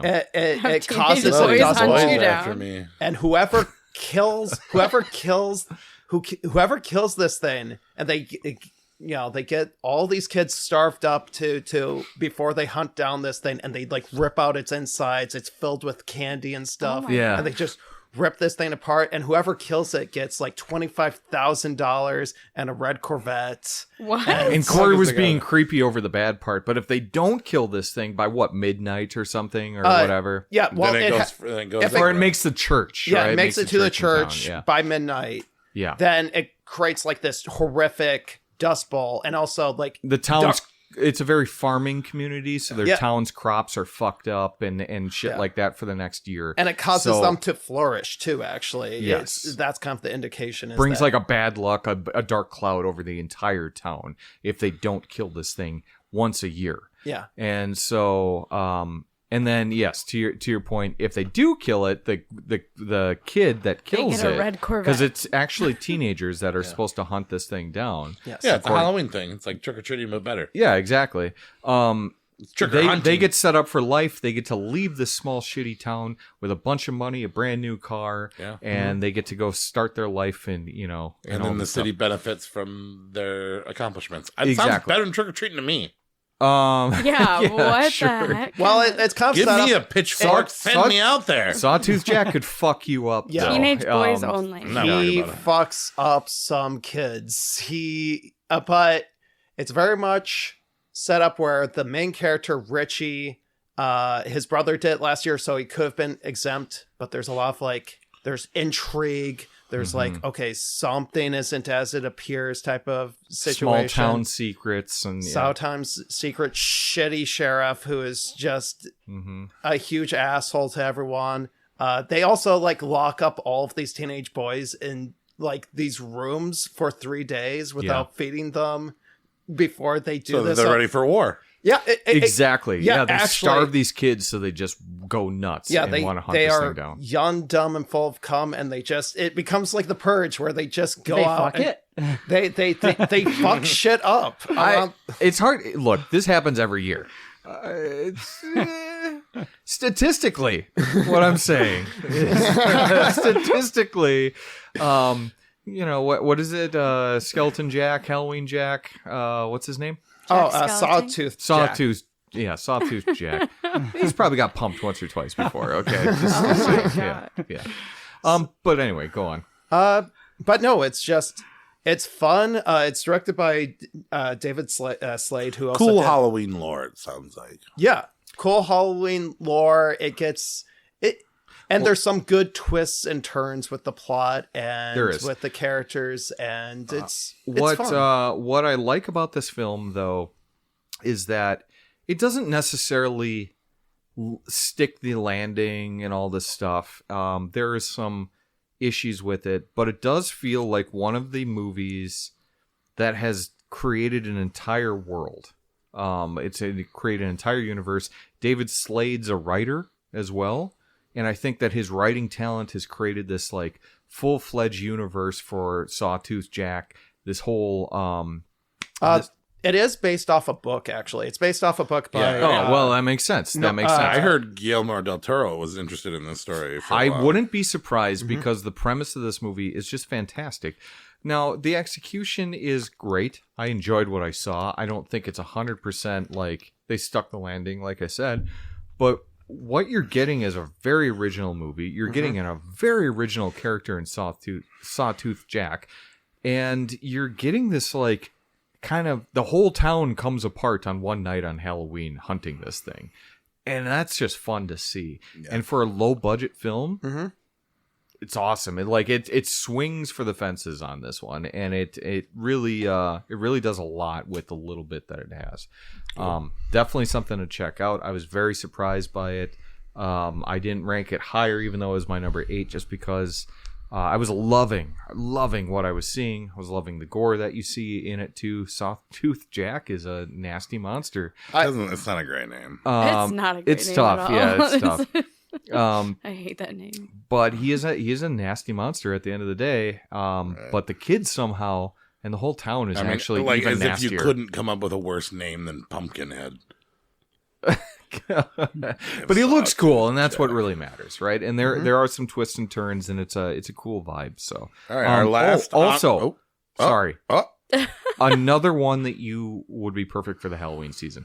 Very strong October Halloween vibes in this film. All right, awesome. Our last honorable mention. The Last Voyage of the, how do you say it? Demeter. Yeah. Yep. Which is a chapter of the Dracula story. A small chapter that they made a large film out of.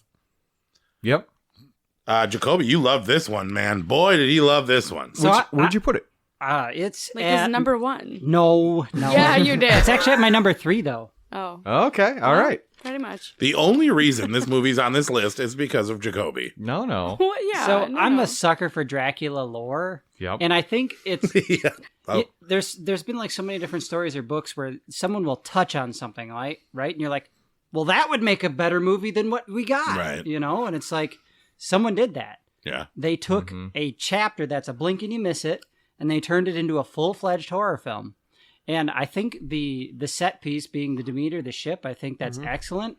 It's kind of like it's an ill-fated ship. If you know the story of Dracula, you know what happens to the ship. Bram Stoker's Dracula. Yes. Yep. So it's kind of a cool fill in the blanks what happened. And I thought every character in this story was engaging. You were interested in seeing what happened to them. Dracula himself, not at full power. Burnt bat, right? What? Yeah. Didn't you describe him as a crusty burnt bat? No, like a chicken wing. Like a chicken. He changes throughout the film. Right. He's pretty weak, He goes and the from more chicken he nugget- kills and drinks on the Demeter, the stronger he gets, and he becomes very Nosferatu-esque. Yeah. It had some great scares, but speaking of him drinking blood and whatnot, you see a million vampire movies. They all drink the blood, bloody neck, blood sprays a little bit. But there's something about Dracula in this movie. When he bites into someone, it's like he's sucking the blood out of them like they're a juice box. You don't see their body shrivel up or anything. No. But what they do with the sound, they might as well just be a shriveled up Capri Sun. You really That's feel funny like that he he's said that. draining I mean, them. remember Bram Stoker's Dracula when Dracula bit on those little kids like the juice box? Was it better than that? Bram Stoker's Dracula. The Valentine's episode. Yeah, we talked about we had that juice box thing. What was that juice box thing? Is this better than Anthony Hopkins Dracula? Or you mean Gary Oldman Dracula?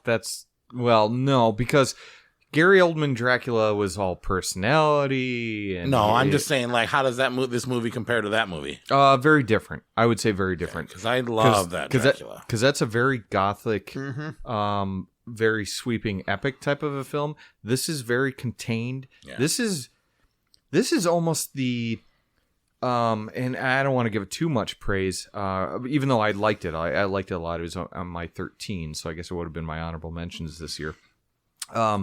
This is very contained, almost like The Thing is, because it's Dracula on a ship. You can't go anywhere. You're in the middle of the fucking ocean, right? So you can't escape this.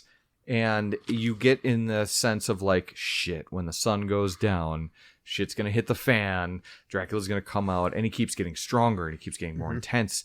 And people don't know what the fuck's going on at first. And then it just keeps escalating from there and snowballing. Yeah. The original screenwriter was talking about how he pretty much wanted to do Alien, but on a ship, essentially, or Alien. The movie with Dracula. Yeah. So that's like, and this has had a long, production period. I get that this too, has been since '92. Like 5 other directors at least were like attached, including like David Slade and Neil Marshall. It's the guy who did the Norwegian director who did Autopsy of Jane Doe, Andre Overdale. Yeah. Did this one, and I thought it was pretty solid. I am a little confused why it's like, why weren't they able to do anything during the daytime? That's the only part that was like, because in the original story, it's just slowly killing them off, but they're aware of it pretty early on what's going on.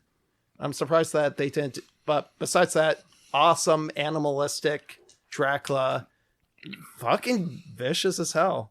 And we got some treats. I didn't watch this movie. I feel ashamed to not watch it. I was going to watch it last night. I was so excited. I will say, the only good review I've heard of this movie was your review when you gave it on this podcast.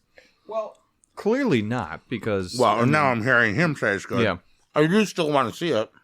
Well, the thing is that it also, much like Dark Harvest, what we were talking about, it doesn't completely connect for me with everything, because at the end of the day, it's long for a movie about Dracula on a ship killing people.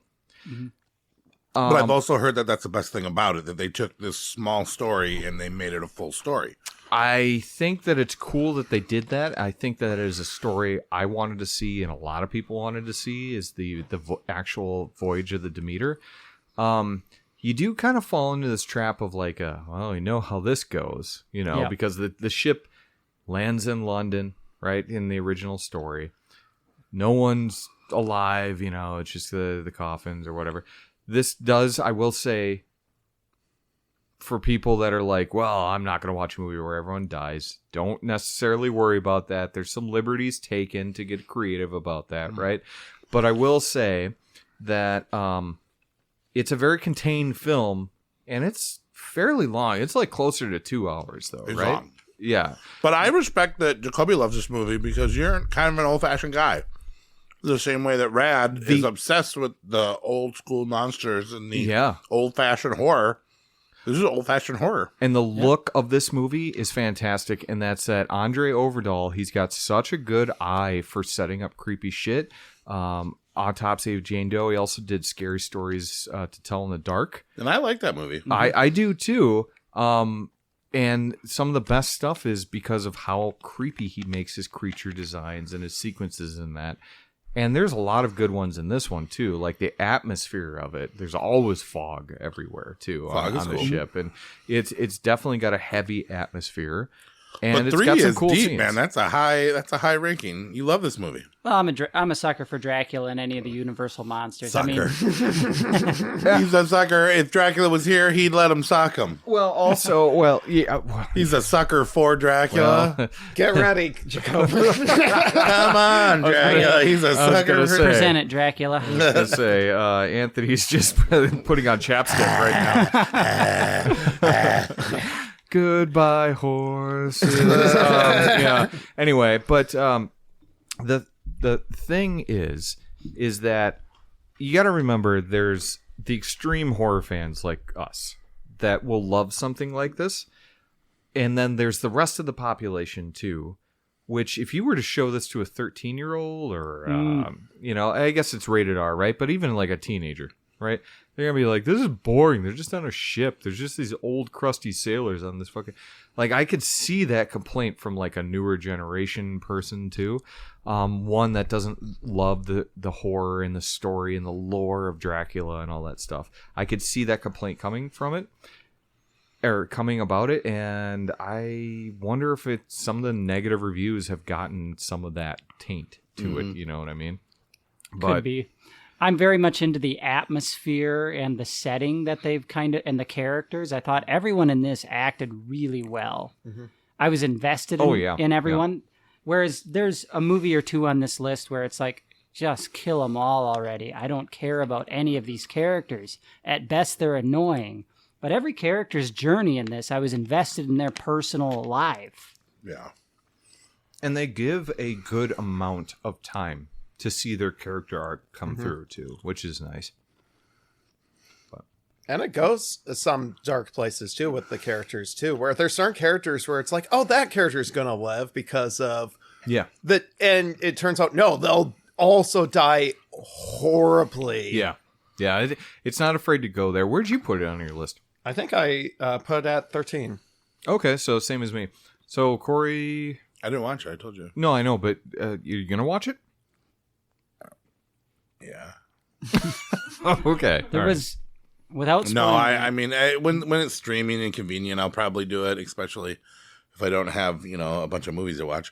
But, yeah, I don't know. I was really excited when I saw the trailers, and I really was pumped. I was going to go see it in the theaters. I really want to see it, and then I kind of read too much about it. And I feel like I get the gist. You read the chapter in Dracula. No, I read review after review after review after review after review, and I was like, okay, I don't have 2.5 hours for that. It's not quite that long, but I mean, with trailers. Yeah, if you set up every movie with trailers before it while you're watching. I do miss that. Remember, you used to rent videos and then the trailers before it. I really miss that prep time of sitting on the couch and arranging the blankets and guessing the trailer first and stuff. I do too. I miss that shit. Now available. Now we just spend 2 hours before. We just spend 2 hours picking out a movie before we watch an hour and a half movie.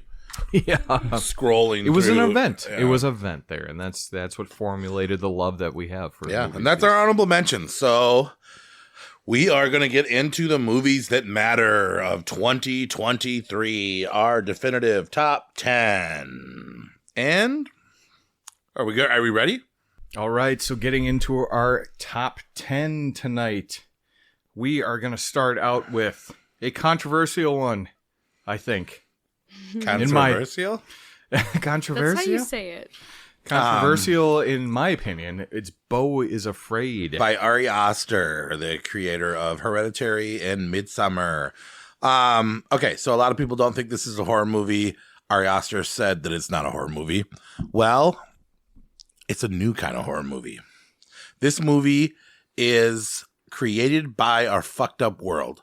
So you have slashers, you have psychological horrors, you have tons of different things. And you could say this is psychological horror, but I think this is anxiety horror. Okay, this movie is a depiction of a person that sees our fucked up world through our social medias, through our family trauma, our fear of being watched all the time, how uncomfortable we are naked, our uncomfortables with sex, relationships. This movie shook me to the shook me to the core with real life horror. Okay. So this is an exaggeration of if somebody that didn't live in our time today were to look from the outside in at what we go through and the things that we complain about that trouble us the most as human beings. We turn the volume all the way up to 1,000 and we have a new type of horror that feels like a study on our phobias, our dysfunctions, our fucked up inner monologue, okay? And this movie was so fresh, so long, but didn't feel long. I remember the first time I watched this with you, where my other review... It didn't feel long?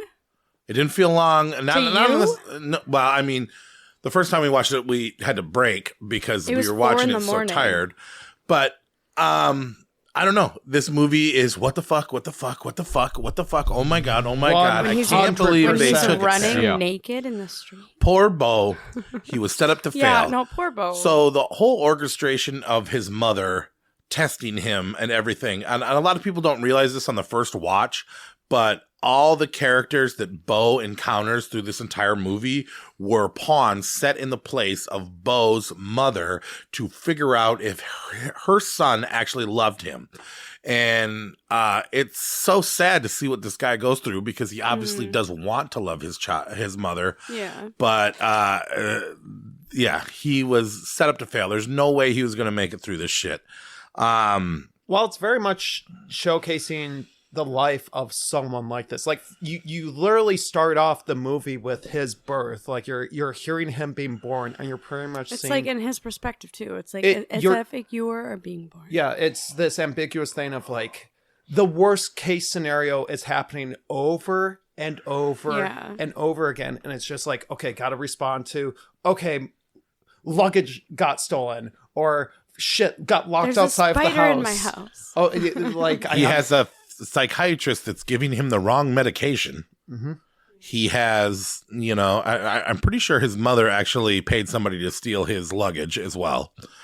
And those people that took him in, that hit him by the car, they were also employees of his mother. The woman that he had sex with, his love from his child, that was set up by his mother. Everything was set up by his mother. His mother's very, very fucking evil. The whole play thing, it doesn't make a lot of sense. It's kind of all over the place, but the more you watch this, the more you're going to catch it. This is like a rewatch, and you're going to be like, oh my God. I bet you could watch this movie 30 times and find something new each time. It is fantasy adventure. There's just so much there, but I thought this is amazing. I respect it's his best and his worst film. It's just I'm just glad that he went out. It's like I think it's a mess, but I think it's an ambitious mess. I'm glad that because there's literally no other movie like this. Which is both, I would say, praise, but also a detriment. Like, it is his best and worst film. It's like very much like him. It's not like Hereditary.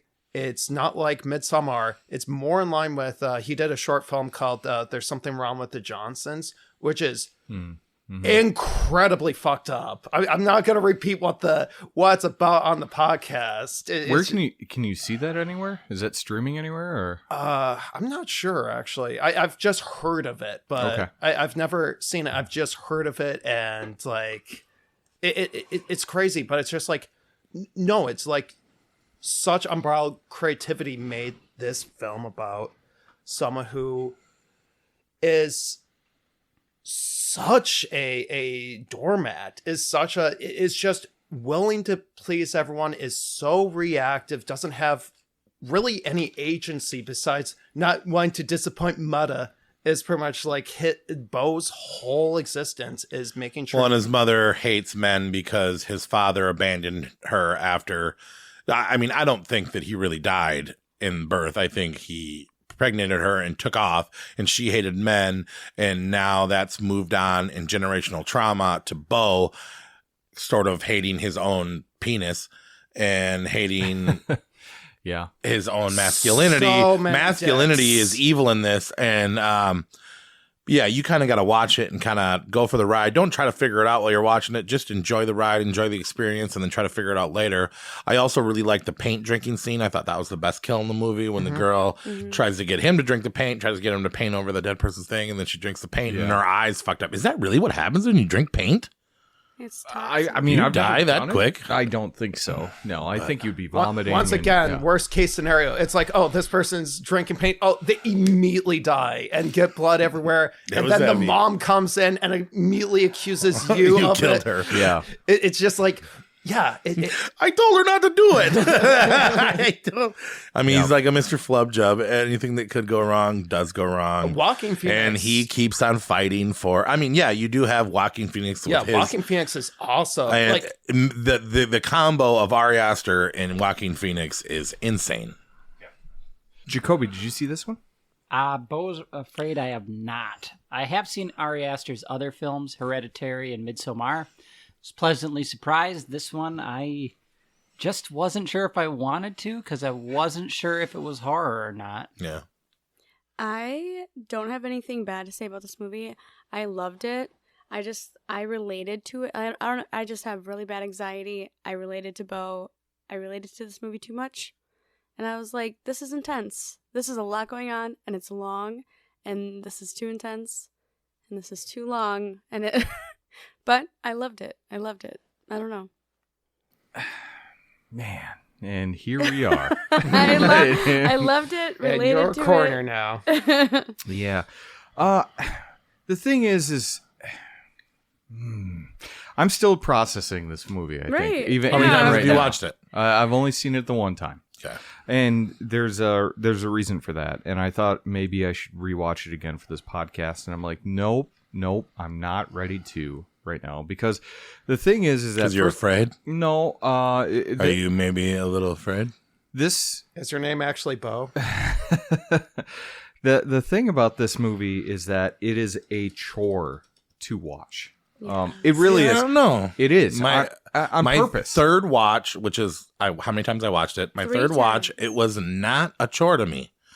It was actually one of the easier rewatches for me. Man. And I started picking up more and more and more and more and more.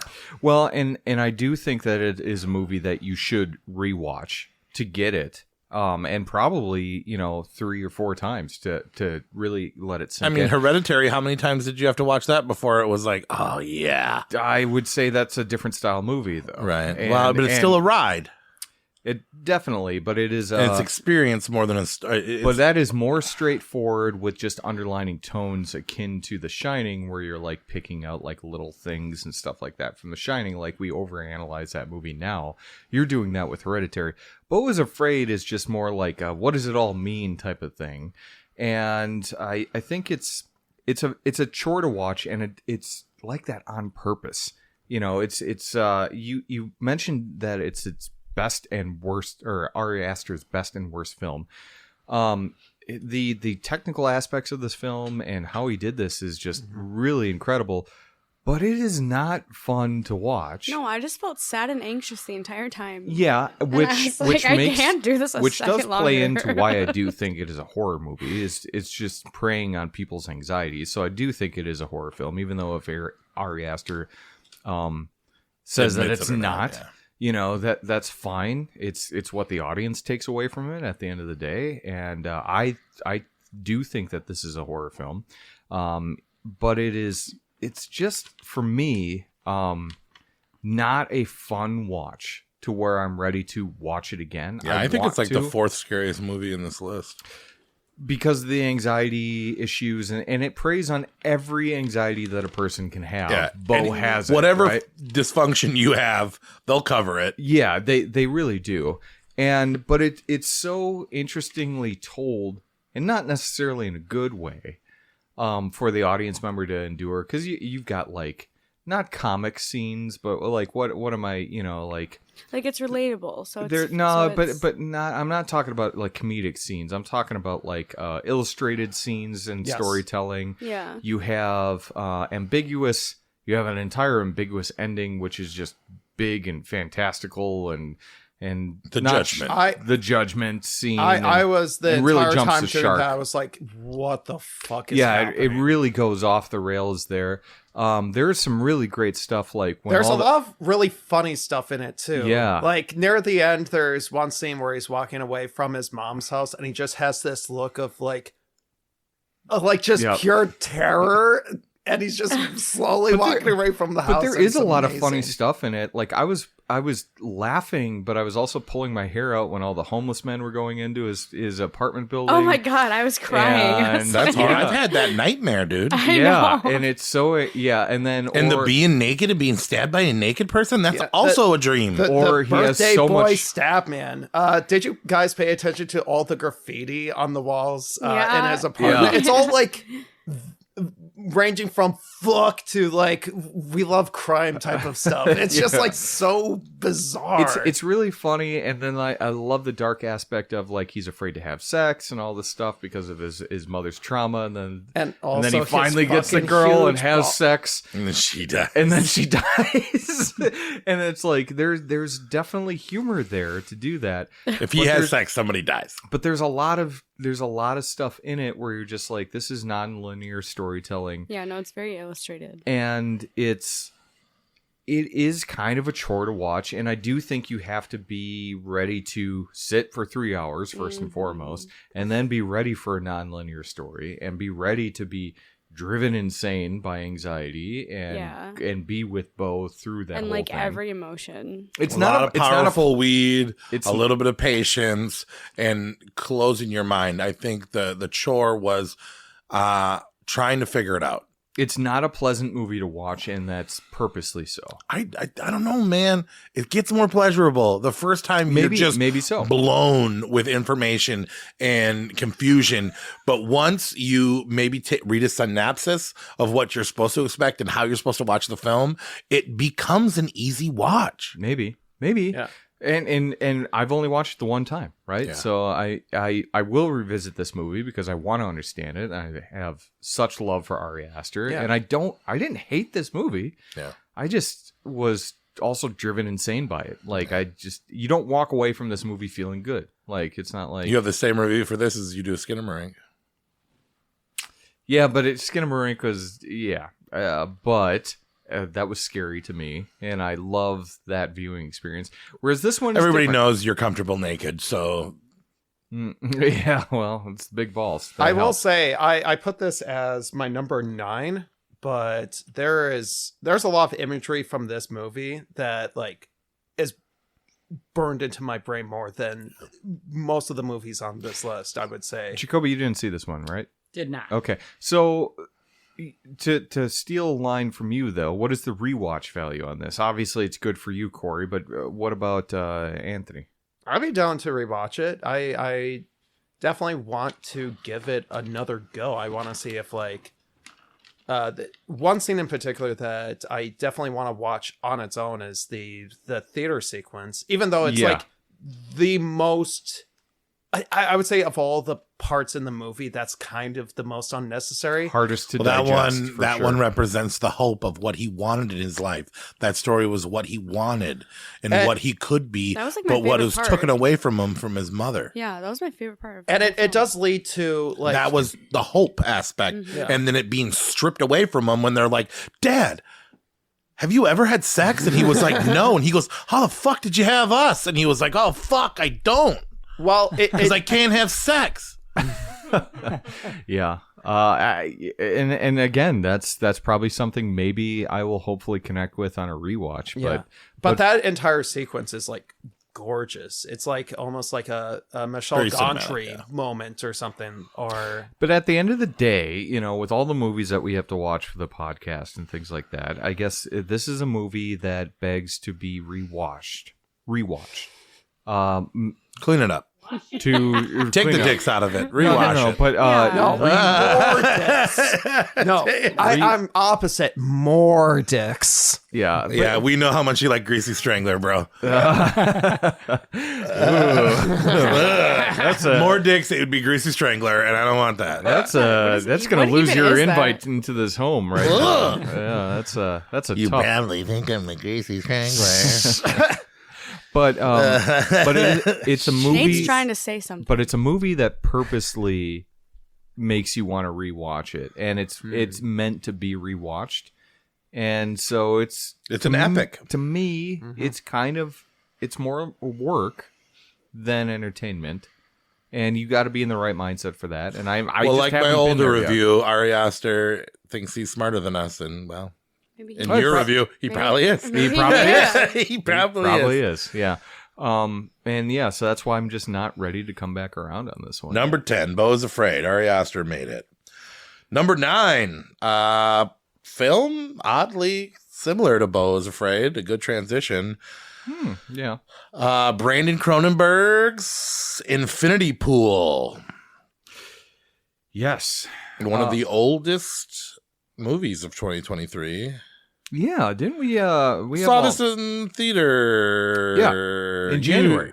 Were you there with me? I was not, but I saw it a few days after you did. Yeah. We were. Was there different cuts? Okay, I've heard this unrated cut. I rewatched it. I still don't remember seeing him come. You don't see him come. Oh, okay.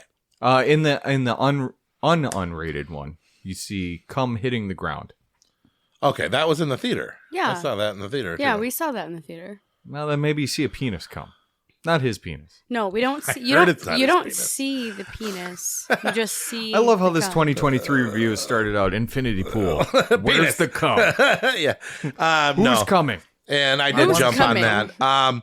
Mia Goth's only appearance, our newly crowned scream queen of our era, is in this movie, and she does not disappoint. She is fucking crazy. She is fucking mean. She steals the fucking show as kind of a background character. How I really wanted to open up this review is not about I didn't see what I thought I was going to see, but where do I get those fucking masks? Okay, everybody knows I'm obsessed with masks. Yeah. Those masks I want every single one of them. I'll pay $300 a piece. Yeah. I do not give a shit. I want them real bad. The camera work in this film is amazing. And of course it is.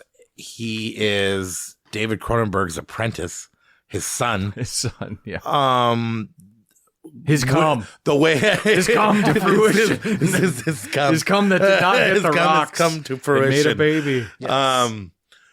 The way how he spins his world up when he gets that scene at the beginning when he gets there and he meets Mia Goth, and right before that his world gets spun upside down. Yeah. And they showed that literally visually with the camera work so fucking beautifully. That was such a cool predecessor. The plot is bonkers. It hurts your head. It hurt my head more than Beau is Afraid did. The part where Mia Goth later at the end is calling him a little baby echoes Jamesy in my baby. head. Baby boy. Yeah. The way, how mean she's got to be mean in real life. You can't fucking pretend that. That was some true hazing going on there. Well, And plus, she's on the car and stuff, and there's something about it. It's so in control and so nasty in that scene. Have you ever wanted to beat up and pee on yourself? every day. Just beat up yourself Yeah. and pee on yourself. This happens. Such a weird premise where they tricked him into thinking that, and he gets all, I'm a monster, and then he beats the shit out of himself, and he gets all the thing, and he pisses all over his face, and you're like, and then he reveals it's him, and he has to take a couple minutes. Whoa, that was weird. And you're looking at a person that has your same memories. So if you have any empathy and you can put yourself in your own self and what you just did to your own self and imagine what that person must have thought when they realized that was their own self, because they have the same memories. Yeah. So he has a memory of what's going on as well. And there's a lot up in the air, but that part actually shook me to my core. Dog Jamesy, is he cool? Yeah. No. I don't know. I don't think he's cool. I don't know. It's weird because in this movie, Tarzan or the Northman is not a strong-willed man. This is a very cowardly, weak man that preys off of his wife, that leeches off of his wife. And this is kind of a movie about a man questing to become one. You know what I mean? He is a boy. Coming out of his hence shell. the titty sucking scene when he gets his reward and you can see his weakness. And at the end, how he doesn't get on the plane and he goes back to face who he is and to be a man about what he's done and how he cannot go back to being weak. In rewatching of this movie, I did like it a lot more, and I understood a lot more about the pain and the suffering of being weak and not being proud of yourself. When she's like, Jamesy, I didn't read your book. I tricked you. You were a game. And then she read that review of his book and the pain and the sorrow. I mean, especially me as an artist, to understand how he felt in the weakness and the depths and the lows of how pathetic this character was. Yeah. It's horrifying. Yeah, it's, you know, and the other thing is the curiosity of the question. Okay. So there's gotta be 10 Jameses out there in the world to think they're the real James. I mean, how many times did they clone him? Is there... Yeah, they keep getting killed off, though. Well, but as punishment. Is the first one killed off the real one? They don't know. Like when all 5 of them are in there and they're like, dude, this sucks. Why we've been waiting here so long? And you're like, oh, when are they going to let them in? And they like slice all their throats. Dude, they could have switched the first original one with the second one and nobody would know. Yeah. There is so much, and to go off and commit those crimes and not even know. Now you don't know if you're the original you. Yeah. Yeah. I would just want to suck on a boob too. I'd be so lost and confused and put a little blood on that nipple and let me suck it.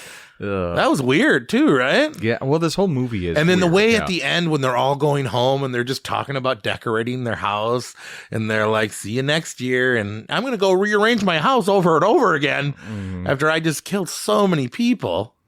Yeah, it's crazy. And then, he stays in the rain season and he's sitting there and he's not drinking, doesn't have any money, dealing with trying to face his consequences of his brain being fucked and knowing that he's the biggest pussy on the planet and he did some of the most fucked up things in the world and not being able to look at himself and but it was vacation. It's a powerful fucking film, man. The first watch, it kind of gave me a headache. There's a lot of psychedelics. There's a couple of wieners. Nothing wrong with that, you know? I would say my biggest complaint is that Brandon Cronenberg needs to stop with the strobing effect during like the hallucination scenes. It feels a little bit too much. Like You're over it? A crutch. Like, oh, I'm going to make this extreme. Possessor was fine with that, but then it's a second film in a row that did that. The only thing that I want to add to that is that I think the movie is also about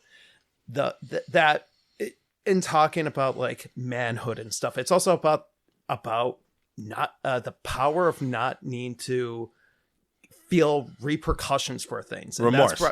Remorse, or being able to be like, oh, I can get away with because of money. I can just. Is it not true though? Yeah, there is crazy. some truth to it in class and all that shit. Yeah, I mean. It is. If you're rich enough, and especially, Simpson, you know what I mean? Especially for that character who's a failed novelist, who's like a guy who made one good novel and then has been coasting on that. I'm pretty sure he didn't even make one good novel. From what I understand, or successful novel. He was a good-looking guy. He married and rich. He made a movie, and then they paid to make it seem like he wrote one good novel, but really he knew into himself that he wasn't a writer, he wasn't in anything, he hadn't made anything out of his life, and then he got played with by these other rich people, and that realized that he wasn't one of them, right? And that he was, I don't know, it's complex, man. It's my number 5, and I really like. I saw this and the next film actually as a double bill in the theater, and the fact that I was watching this in the theater was like crazy to me because it's so. It sucks you in. It's intoxicating, but it drives you mad. You know, it really does. It's a lot like Beau's Afraid, Yeah, for sure. And it is rewatchable, and I did like it more in a rewatch as well. Yeah, I've been meaning to check this out. This is streaming on Hulu, Infinity Pool, actually. You've been meaning to check it out? You haven't watched it? I thought you saw it. I saw it in the theater. Check it but out I've been again. meaning to watch it out again. Jacoby, did you see this one? This one escaped my radar entirely. This one and one other film on our list I did not get to see. Okay. But I tell you, I wish I would have watched this one over Totally Killer. Which was totally forgettable. We'll give her Totally Killer a shout out later. Yeah. Maybe Don't. Maybe good, maybe bad, but I fell asleep. I agree with you. And this one is Brandon Cronenberg. Did you see this one too, Victoria? Yeah, I went to theaters, saw it, and Me and her went into it with Brian and Lanteria while he slept and snored. Yeah, weird. It was fun, like going to the theater, watching it. I think it was like right in the middle of a bar shift. Yeah, we all snuck to the theater to see it, and I was super hyped. And I'm sitting here watching it, like I loved Mia Goth. I loved the concept of it. I loved it, but for some reason, this movie is like the bottom of my list. I don't say this very often, but this is a movie that is better at home on your TV than it is on the big screen. Yeah, like I was not impressed. I do think that this one you need to be comfortable and you need to be in your own space. It's kind of like where you were saying if you were watching Skinamarink on the big screen with all these other people around, it takes you to a place that you almost kind of need to be alone and focused and comfortable with your snacks. Okay. I don't know. I can see that with this movie. This is a little bit better of a home view, I think. Yeah, it definitely doesn't warrant a big screen review like some of the movies that we'll talk about later this evening. But I mean, there is very striking, like the cloning process, like how that's depicted. That's cool. Is like, I love that concept. So distinctive. The premise of the film is really fantastic too, where it's just like basically you can get away with whatever you want to, and then have your clone take the guilt and the action of what you did, you also or the have repercussions to of pay what a you big did. fine. It's very much. It takes place in this fictional island, like called, a tropical island. Yeah, a couple goes on vacation. It's like and it's almost like the government is like, oh, we're gonna just have this here as like an enticement for people to come to this island. What is it? Puerto Rico, the one that is a part of the U.S. Yeah, Puerto Rico. Yeah, Puerto Rico. This is what we're doing down there. Which I could. You want to kill a guy? Like, Puerto Rico. Like I'm not saying anything bad about Puerto Rico, but I could so see like an American government like La Tolca is what like the doing place is something called. like that. Yeah. Like, And I mean, if the whole coming thing didn't make you want to watch this movie's good. Yeah, you started off That's where I got talking hooked. about this movie strong. Yeah, it's well, there's a lot to unpack with this movie. It's a deep psychological horror that starts out with this fantastic premise, and then kind of goes off the rails and starts talking about like humanity and like how far down the rabbit hole you can go as a deep, dark, depraved human, and we can go down there pretty far. So it really I don't know. It's a deep, interesting movie. Again, for the casual viewer, it will be a chore. Yeah. You need to spend some time thinking about this movie and then unpacking it a little bit. But it's definitely worth a watch. It's on Hulu right now. I don't know about the Where's the Cum edition, but the regular R-rated. I'm looking that up. I bought it from Best Buy and I didn't have it. You didn't have the Where's the Cum edition? Yeah. Okay, yeah. I know that's out there somewhere. That's number 9. And we're moving on to number 8. Also PG-13. No, actually, this one's rated R. M. Night Shyamalan, rated R. Knock at the Cabin. I loved this one. And for I some tell reason. you what. If anybody was going to kill me for the apocalypse, I wanted to be Dave Bautista. Yes, I was felt so upset. safe. I'm watching So this movie and Dave warm. Bautista and his arms and in the way he speaks and his face. I felt so safe with him. I felt so seriously Very genuine, very If polite. anybody's going to convince me to kill a member of my family to save the world, I honestly think he could have did it. It needs to be Batista. Yeah. There was something so great about him. I am a Guardians of the Galaxy fan. I love Drax so fucking much, but this is his best performance. Yeah. I 100%. literally I think so is great. love him after this. This is fucking perfect. What about Ron Weasley? His character, I mean, whatever. Slimy. Yeah. Whatever. I mean, it goes Batista, a little Asian butterfly catcher, and maybe Weasley somewhere after that. But Batista stole my heart in this film. Yeah. And for the character that he plays, I loved that character. I love that character so much. I'll watch this movie over and over and over again. And now I watch old Batista performances and I love him more. Something about what he did. Yeah. He deserves a big check for this. Yeah. Yeah. So, the whole premise of this is what really is a gigantic hook on to see this film. So it's basically while vacationing, a girl and her two dads are taken hostage by armed strangers who demand that the family make a choice to kill one parent or the other to avert the apocalypse. Or they could have killed the kid too. Or they could have killed the kid, but yeah, I think two everybody dads knew don't that wanna wasn't kill going the to kid happen because they're soft and whatever. But And a key point is As that they're they won't do it to them. That They've got to. They have to convince them to sacrifice somebody in a world where nobody trusts anybody, and with the twist of Ron Weasley being a person that attacked them in the past, and them trying to figure out if this is a lie or if this is a thing, or if people are setting this up to the TV, and it's very tense. And I loved that about this film because up until the very end, you don't know if this is a legitimate thing, Right. If this is If it's them like making up shit, or if they're just crazy and they truly believe it, but it's not true. or if the apocalypse is going to happen. I mean, there's things on the TV that you see that. What did you think when you were watching you it? What was guessing. your bet? Because I love trying to guess Shyamalan's movies, and I'm not going to lie. I guessed The Village in the theaters. I said it. Boom. Got it.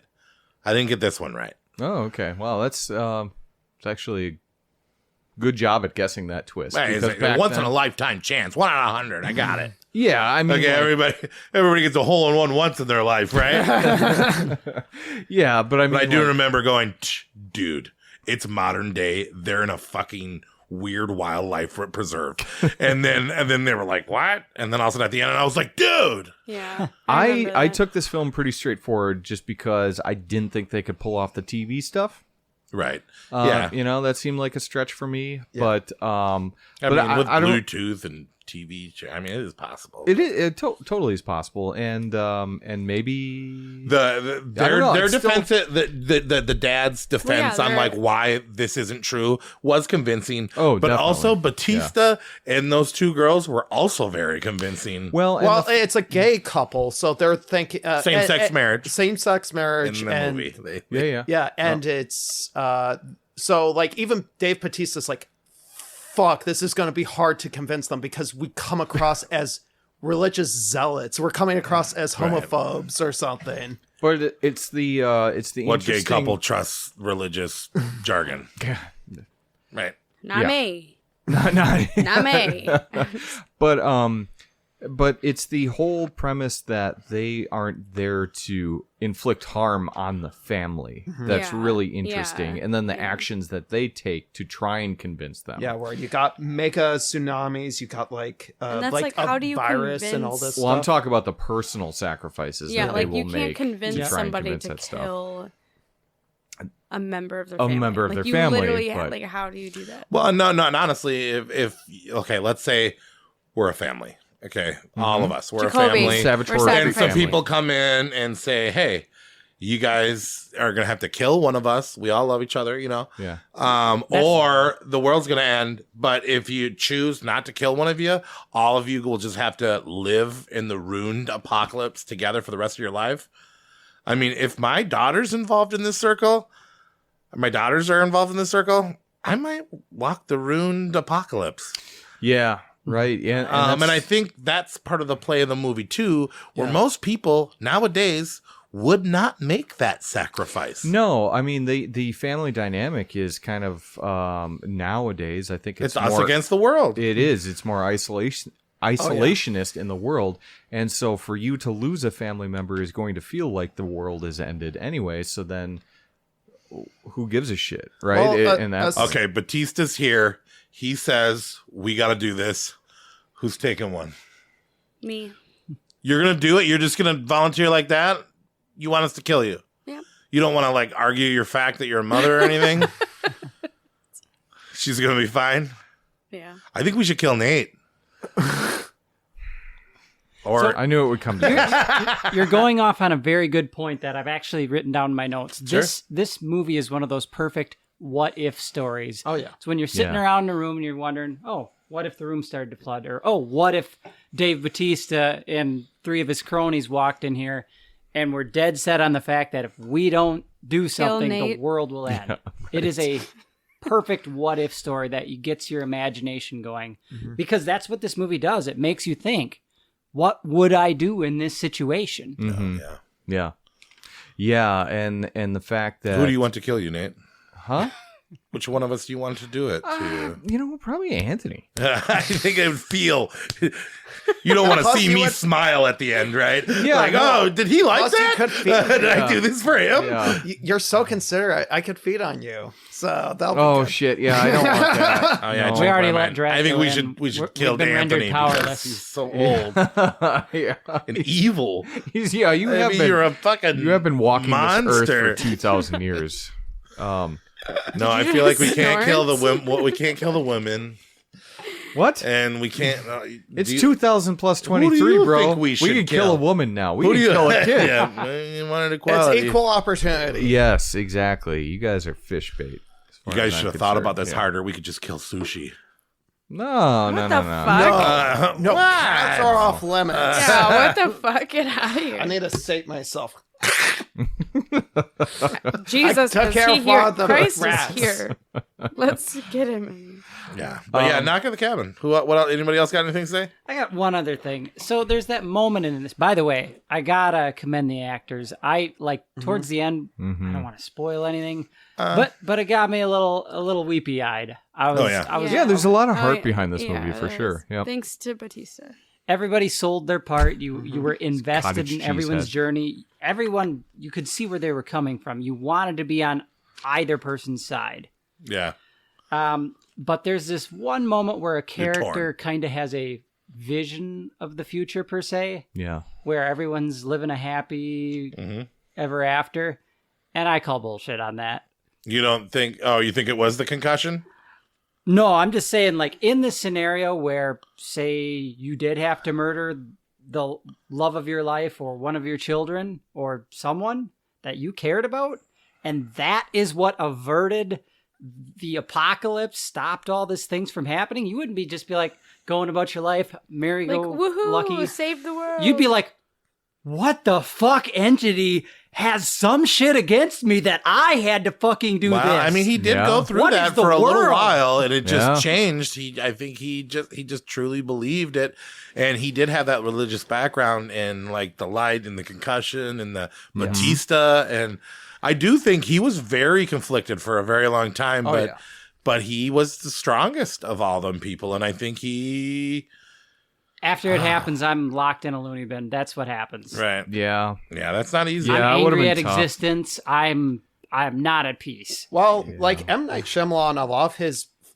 films are about like faith. It's about like this higher sense of self type of thing. I guess would be the right way to put it, or like how people get into a certain mindset, I guess, Yeah. Yeah. and what it takes to get to that point. So, and I feel like that plays out really well with that, and trying to get from, okay, I need to commit to this, and I need to commit my husband to this too. And yeah, apparently it's also based off a book, and the Paul Tremblay. Yep. Yeah, the original book was more ambiguous. It actually ends with the daughter just randomly dying. They accidentally killed the daughter. That's what I'm saying, man. I said it from the start. Kill the kid, adopt another. Yeah. That was my standpoint from the beginning. You're a monster. I do think that this film, I will say before we close it out, is that this movie but before you say that, when Batista talked to her about her hair lip, that was when Batista got me. Oh, yeah. I'm sorry. Hit you in the feels. I didn't have a right to say that. And it was like, this guy's a good guy. Well, no, he is. They were all good guys, and that's not Weasley. No, he was a piece of shit, but whatever. He was still willing to be killed for the world's sake. It's true. So I mean, he's not a total piece of shit. He had some redeeming a little qualities. bit of redemption. What did you guys think of those improvised weapons that they made themselves? I thought they looked kind of like distinct. They're just these insane, blunt weapons. Yeah, I mean, yeah, it was interesting. I don't know. Is that a loophole? Is that some religious loophole? Like, we can't use gunpowder? Like, you have to, find that out. Oh, yeah, you do. Yeah, you do. Okay, so, yeah, you're right. That does explain. I will say about this film is that I think this gets unfairly knocked because it is an M. Night Shyamalan movie. At the cabin door? Oh, God. No, but I mean, like, M. Night Shyamalan used to be like, oh my God, we got to see this M. Night Shyamalan movie. And now it's become like I can't see another one of his movies. They're all suck now. And it's like, that's not true. I still have an open mind towards him. Yeah, I do too. I feel like ever since The Visit and Split, that he's back. He's back. Like, he has another film coming out next year. And I'm personally excited for it. So. Yeah, Visit was great. Split was great. Glass. Split was great. The Visit was great. And this one's great. So, but yeah, and I think that owes a lot to Paul Tremblay's book too, because he's a pretty good writer. He's done A Head Full of Ghosts and a bunch of other good things that I think are getting optioned for movies, if not already getting turned into them. So, yeah. So Knock at the Cabin at number 8. Number 7, ironically, is Scream 6. Yeah. So number 6 at our number 7. Who wants to take this one? Awesome opening, great cameo. We got Samara Weaving. We got Macaulay Culkin's brother, cousin, whoever he is. He's a McCulkin. We got some horror creeps coming out the gate, killing a really cool thing, feeling fresh, feeling brand new. We get them to take their mask off right away. That's the killer. What the fuck? Yeah. And then another killer shows up. Wrong. This movie's fucking amazing. The opening carried me through the entire movie. I loved the opening scene so fucking much that there was no way I could hate the rest of the movie. And I understand that it does have its flaws. Your main characters are practically fucking invincible. But I loved the opening. I loved the fanfare. I loved how much they cared about horror podcast. If you see We Hate Movies, Nightmare on Film Street, you see Dead Meat nods through there. We got the reboot of the sequel to Scream, and we take it to New York, and we get fanfare to a point where we get to see every mask made from the film. So anybody that follows the film is going to be invigorated by the spirit of Scream, which is very, very strong still in the world. I don't think I'm the biggest Scream fan in the world, but I'm enough that this movie filled me with warmth. It was a very fun cinematic experience. Yep, definitely. Slight twist at the end, not so much. Gail. I wish we could fucking kill her, right? Word. You know, yeah. We're I don't know. I know there's people. You could be split on this. I support anybody, and we hated on Scream 5 last year. Yeah, but we like this one so much better. I don't know. I'm still there. there. I think the killers at the end of Scream 5 were equally weak as they were in this film. But what I do love about this is that this is a direct sequel to almost Scream 5. Yes, you get some of the legacy characters back, but it's pretty much a direct sequel. Well, to Scream 5 was the remake of Scream 1, and now Scream 6 is the remake of Scream 2. Did you not catch all that stuff with her? Yeah, I get it. Loosely. And it's very loose, and it's almost getting too meta to where it's just like, yeah, we get it. It's not cool anymore. Just stop, you know? But I do love the characters of, well, the core four or whatever, of Sam, Tara, Mindy, and Chad Meeks. You know, I think that they're really great. I think they're great characters. I love the New York setting. The bodega scene was amazing. The first kill in New York, in that gas station, with the guns, in the things, in the chase. Fantastic sequences. Some of the best in the franchise. There's a lot of good chases, too. Half the movie is chasing. You get the gas station scene, which is fantastic. You get the ladder scene between apartments is so intense. That was one of the moments I had to suspend my disbelief a little bit. Like, she's crawling over that ladder with a slit gut. Oh, yeah. But that was the only time. Other than that, I was good. Yeah. But, it's still super suspenseful. You get some of the best scenes. The legacy characters aren't playing that much of a role into it. Yes, we still get Gale Weathers, and I'm so sick of Gale Weathers. And then the Hayden thing, too. Oh, God, yeah. They are so inconsequential Kirby, to that's her name. Kirby. Yeah. They're so inconsequential to the rest of the fucking film that just like start leaving them out. We don't need to see them anymore, right? I'm down with new characters. I actually have that written down too. The problem I have with this movie is the end, the final killers, the final reveal, and then everybody that had died just is fine and is jumping around celebrating. Everyone lives. Yes, everyone lives. I mean, a lot of people die, but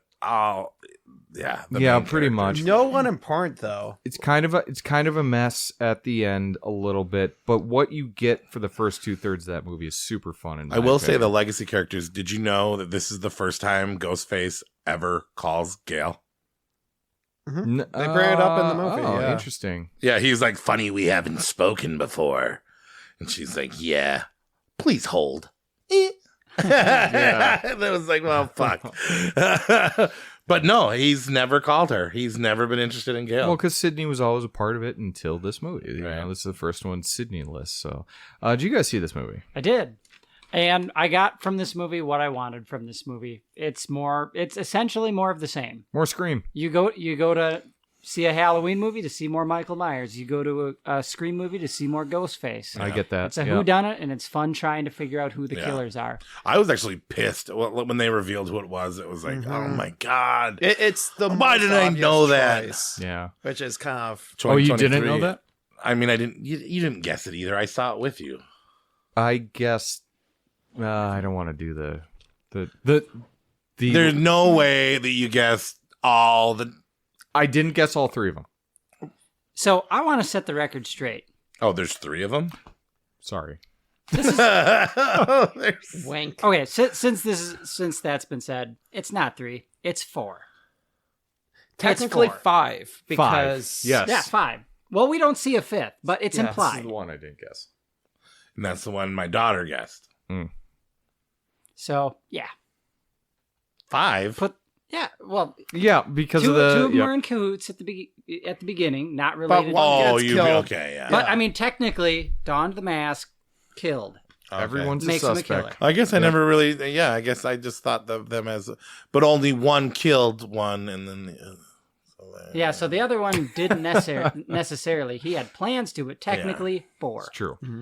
They won't acknowledge. And I the also first love that Samara Weaving was a horror movie teacher, and that the original 2, Macaulay Culkin and that guy from Willow, he's from Tony something else. Revolori. He is also in the new Spider-Man film. Yeah, as, he's Flash. I love Thompson. that they were super horror creeps. And then that line where he's like, you teach a class about slashers and you walk down a dark alley. And then boom, boom. Oh, and that kill and that blood and her scream. She has got one of the best screams in the Samara biz. Weaving is fantastic. She's a gem. But also, and it was like, oh, awesome, her. And then it was like, she's going to die. Because it's the opening, right? I mean, Jenna Ortega didn't die in that one. No, that's true. So That's true. we're going back and praising the first kill of the movie, which isn't by the prominent 3 Mm-hmm. 4 killers. Yeah. It's true. No, you're right. You're right. And I got to go back and probably fucking bleep the endings. No, the amount of killers for the ending, but we spoil everything, dude. We We do. This is like horror bar talk. I mean, I think that's where it started, where some things are going to get leaked. We're not ruining the fucking, maybe just watch a fucking movie. You've had all year. Jesus. Yeah. Anyway, I mean, if you're listening to Savage Horror Creeps and you haven't watched the fucking new Scream movie, you're kind of... Anthony? So... I thought isn't this where your hot take is? Yes, this is my... Well, I need to build up to this. I never seen a Scream movie before this. I got invited to go see this, and I watched all 5 of them the week of. That's right. And then I watched this movie, and that intro I really liked because he's wearing a Scream shirt right now. Yeah, he wearing is. a Scream shirt. Freaking. So I love the intro. Yep. Second best intro for the franchise, besides the very first one. Yeah, it's hard to beat that one. I think it goes downhill from there. I think it's like... You're not wrong. It does go downhill, but it starts at a pretty high hill, and it slowly goes downhill. I think it's mostly... And rewatching it, I realized... Billy Loomis is in this movie. I put on the... Good God. think... And they do say Stu Macher's alive in this movie. They hint at it, but it may not necessarily... They can always brand him. He's on the up and up with the Blumhouse stuff. Anyway, I say that the core 4, I think they're way too nice. I think they're a little bit bland. That's kind of my biggest problem, is that they're... Randy, Nev... Yeah. Or better. Oh, for sure. Yeah, for sure. Whereas these guys Randy, are like Dewey, Nev, and Gale, right? Is well, that the core 4? Is that the old core 4? Randy, Nev, Gale, and Dewey, right? Gale and Dewey, yeah. That's the old core 4. And Randy really didn't make it that far. But Randy was the best. Randy was the New best. Randy is not old Randy. No.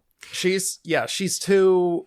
everyone's acting too much like they're hosts on like Screen Junkies or something. Something about it just rubs me the wrong way. Yeah. And especially the what is it, Mindy? There's something about how like she gets like her girlfriends get killed off, and then like the next scene she's like still like cracking wise. It's just like this is the thing, right? She's the horror expert, but she's pretty fucking stupid in these movies, though. Yeah, like which is Randy a funny idea. Talked himself out of shit, but he got killed in broad daylight, right? She will follow. She's anyone. Leroy Jenkins into like she's alone on a fucking train, dude. She's alone on a fucking train in this movie. And she knows that no one should be on Halloween, on Halloween with 8 Ghostface in the train. And she sees what she possibly believes at that time is the killer on the train as well. And says nothing. And doesn't get off, doesn't do anything. Or doesn't even say, oh my God, or get anybody to look at her. Flickering on and off all the time. It's just like, no, weird. Get off that situation. That almost made me think she was one of the killers at that point. Yeah. But I do like the train sequence, though, to be fair. I mean, she might be. But you just didn't like this movie at all, then? No. It's my number 17, so I did enjoy. It's like a light 3 out of 5. My number 17. I watched 16 movies. I watched 25. You whore! I watched 25 films. You whore! But yeah, I think it's just he didn't deny it. When they went to the warehouse, this is also very much in line with Jason Takes Manhattan, because it's like, this is gonna take place. Yep. It's gonna take place in New York, and it's like, like I would say half of the time they're inside their apartments or they're inside this warehouse. And it's like they have a couple establishing shots. Sounds like New York. Park. Have you ever been to New York? That's all it is. Yeah, you're not going to hang out on the streets. There's people walking good there. God, no. Yeah. We're walking here. Go home. Get out of the way. Where you going? So we don't got time for this. Get in the bodega. Get what you need. Go home. But it's just, there was a certain point. halfway That's through. Eau What are you too. doing out here standing around? I don't care who the fuck you are. Get out of the way. Did you need like a ghost face fight atop the Statue of Liberty? Yes, We didn't go to Times Square. Was that the problem? We need to That would have be it cool, just yeah. be like the first X-Men film. That would have been great. The gift shop of the Statue of Liberty. But when they were in that warehouse, for some weird reason, they had like 3 back-to-back, like just serious conversations, and I'm like, I don't think I'm digging this movie. It was like at that moment. I loved how they had the TV that killed Schumacher. They had every mask. They even had the yellow mask or the green mask from Stab. Yeah. I thought that was cool, and they were like, "That's that killer. That's that killer. That's killer." It's like the final act was set in your house. Yeah. Well, no. yeah, right. Yeah. Well, no, and the reveal. Remember when they're like, "Oh, this is a spoiler. Can I say it?" Well, fuck! I just revealed how many killers there were in this. So. We actually said 5, 4, and 3, so we actually didn't reveal anything. Yeah, that's true. You decide. You, We also said it's a lot like 2, but no, so there could be 2. The relation to number 2 at the end of number 2 when Yeah. they're like, Billy's mother, Yeah. and then in the end when they reveal it, and this time they're like, the family, and it was so much. It was the same. Yeah, and that's the problem. That's why I didn't like the reveal at the end, too, is it's like, oh, we've been here before, and this isn't one of the better reveals either that you're copying now, or paying homage to, or whatever you want to call it. Also, this franchise now, this new franchise, and I'm talking about 5 and 6, is becoming a mess for who is the lead character. We always knew Sydney was the main girl, but is it Sam? Is it Tara? Why is Sam partly evil? Because she's definitely psychotic. Yeah. You know, she's dreaming about her dead ghost. Well, I think they kind of ghost that is casted Billy it, Loomis. and then Wednesday blew up, and then they were like, maybe we should have made it Jenna. They should have made it Jenna, who was always a more talented actress from the beginning than Sam. But fine, you know, and then like, okay, kill one of them, or don't in this new one. They don't kill anyone in this one. They're still toying with the idea that Sam could be evil, which I really wanted to see in number 7. Now I hope that number 7 never gets made. Spoiler alert for the question I'm going to ask all of you after this. You know, they need to figure their shit out right now because this franchise is ballooning. They're rushing it. They're ballooning it with storylines and people and all these plots and stuff like that. And unless the next one takes place at Disneyland, I'm not really going to give a fuck anymore because like it's just kind of Disneyland? The thing is it's getting watered down. We've done the meta stuff. We've aped you know, the Hollywood. We've aped the meta, just like meta what we horror were movie saying, culture. I wanted to go supernatural. And I'm okay with that. Give me that. Or give me Stu back from the dead, or Sam becoming a killer and just leaning into her rage impulses. Just have I love it. Loomis in the background just constantly controlling him. I think that's going to be a very drastic shift, but don't give me another movie like the other give 6. me another one. Now let's remake the third one that nobody likes. Yeah. Oh, we got one killer this time. It's like, yeah, fuck. Like, yeah, I'm kind of. I think I saw a tweet. One person had the idea of like, how about we just do a Stab movie? Like do like Unmasked Part 25. Make Stab. Yeah, make a Stab like 10th part. That's gonna like be just like completely like be talking about like how gonna insane be the only that thing that they franchise is. can't do, or they haven't done yet. And I don't know. They need to figure out their shit. But anyway, Nate I also Scream. He hates Scream. I don't hate Scream. I hate love Scream. Scream. I think this is a solid franchise. I love all of the films. We have Terrifier now. We can forget about even it. the 5th one. Yeah. But I am ready to also let this go at this point. And so that's my question to you guys: is that do you want to see a 7th film? Well, especially with all the drama. Yeah, I know there's all the behind the scenes drama. I just wish that would get itself figured out, but you kind of nailed it. Like, honestly, I know the series thrives on being a whodunit more than anything, but just give everyone what they want. Bring Stu back, make him one of the main killers, And since Make him invincible. yeah, Make him a ghost? Invincible. Okay. Have one of the ghosts. I mean, okay, here's what we do. We Make put him a vampire. Let's put him in like a bunny suit with mechanical. Maybe let's get like some robot arms and let's jab him into his body. Oh my god. And then that's he'll so be. stupid. I think And he'll drugs be able kicked in. to Yeah. kill, make him stuck in one place. But he's alive there, and he's a bunny.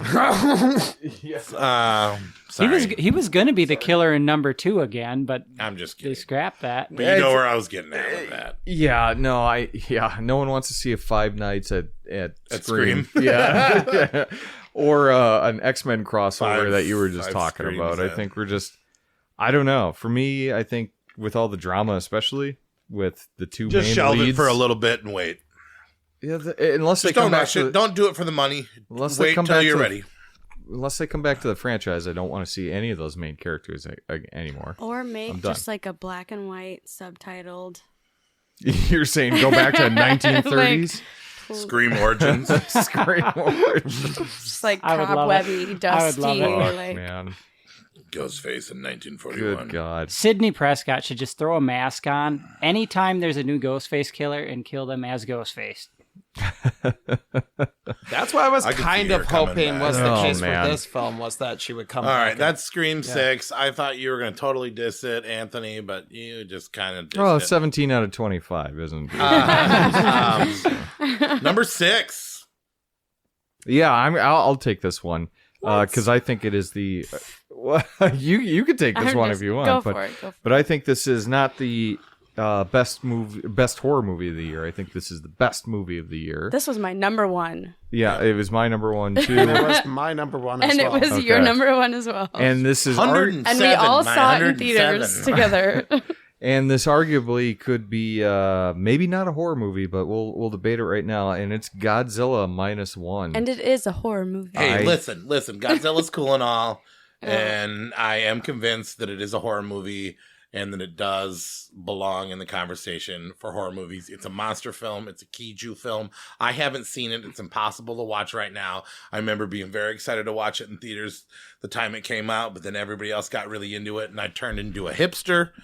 And I decided not to jump on the bandwagon, and I'm regretting it because I really wish I could have watched it for it. I listened to a lot of people's reviews, and Yeah. awesome. So this movie's great. It has great story. It has great drama. It has great characters that you don't want to die. But okay, before you guys talk about how much you love this movie, who the fuck wants to watch a Godzilla movie and not want the people to die? Me. Because that's the thing. Everybody's saying these characters are so amazing. I don't want to see Godzilla kill them. It's a fucking Godzilla movie. The point of watching Yeah. a Godzilla movie is to watch him kill people. And I did think it was cool when they explained why it's -1. It's not like a prequel, -1 like one before one. It's the war hit. They went to 0, and then now Godzilla made them worse than the worst could be. Mm-hmm. Cool. I get it. I understand it. I understand that it's going to be the best Godzilla movie ever, forever, since the beginning one. And I am excited to watch it.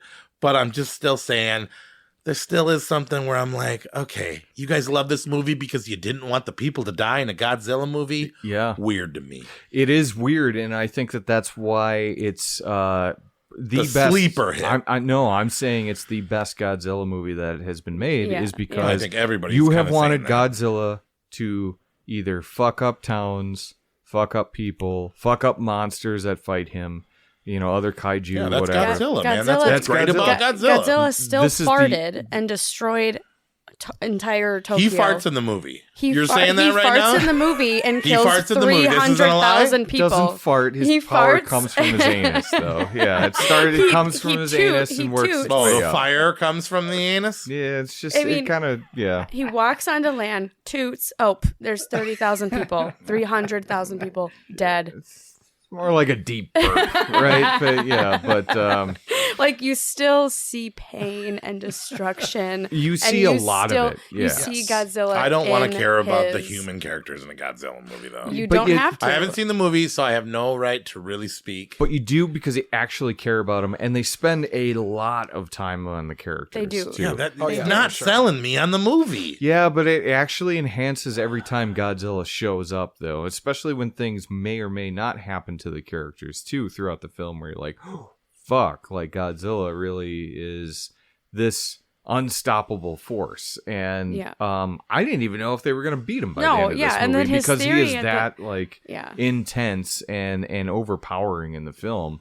There is like this sense of powerlessness. It's just like, how the fuck are we going to be able to deal with this thing? There is. Yeah, like you literally can't. You Which just, we like, haven't. He's an atomic bomb, isn't he? Isn't he supposed to be like an atomic bomb? Pretty much. It is a at threat times. that you cannot beat, Yeah, and that's what makes him scary. Yeah, that's what awakes him is the bomb testing, and then like he comes out, he's just causing as much damage as a fucking nuclear bomb. It's just causing rain of black and ash on people and stuff from his destruction, and just causing havoc to all these people. It's nuts. It's nuts. I loved the movie. It's a monster. It's horrifying. Okay. Yeah. Is it savage? Yeah. It destroys masses of people. It kills That's savage. 50,000 people in a crack. But is it creepy?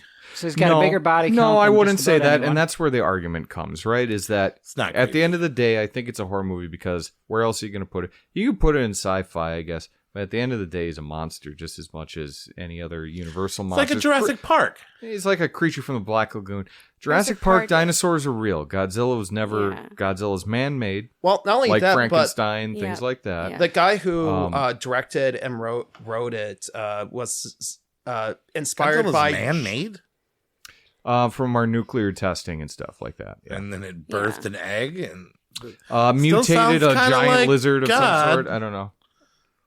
Yeah, but it's inspired by Jaws and the OG Godzilla, and also Shin Godzilla, which is the of the three. Those are the only three Godzilla films. So wait, is it Jaws, actually Shin Godzilla, and Godzilla are the only three Godzilla? Is it actually inspired by Jaws? Yes. Because remember the when water scene. when we very were Jaws standing scene. outside They of the very theater, much said that they used Jaws as a... we were standing outside the theater, and I was like, you know what, that movie reminded me of Jaws. Yep.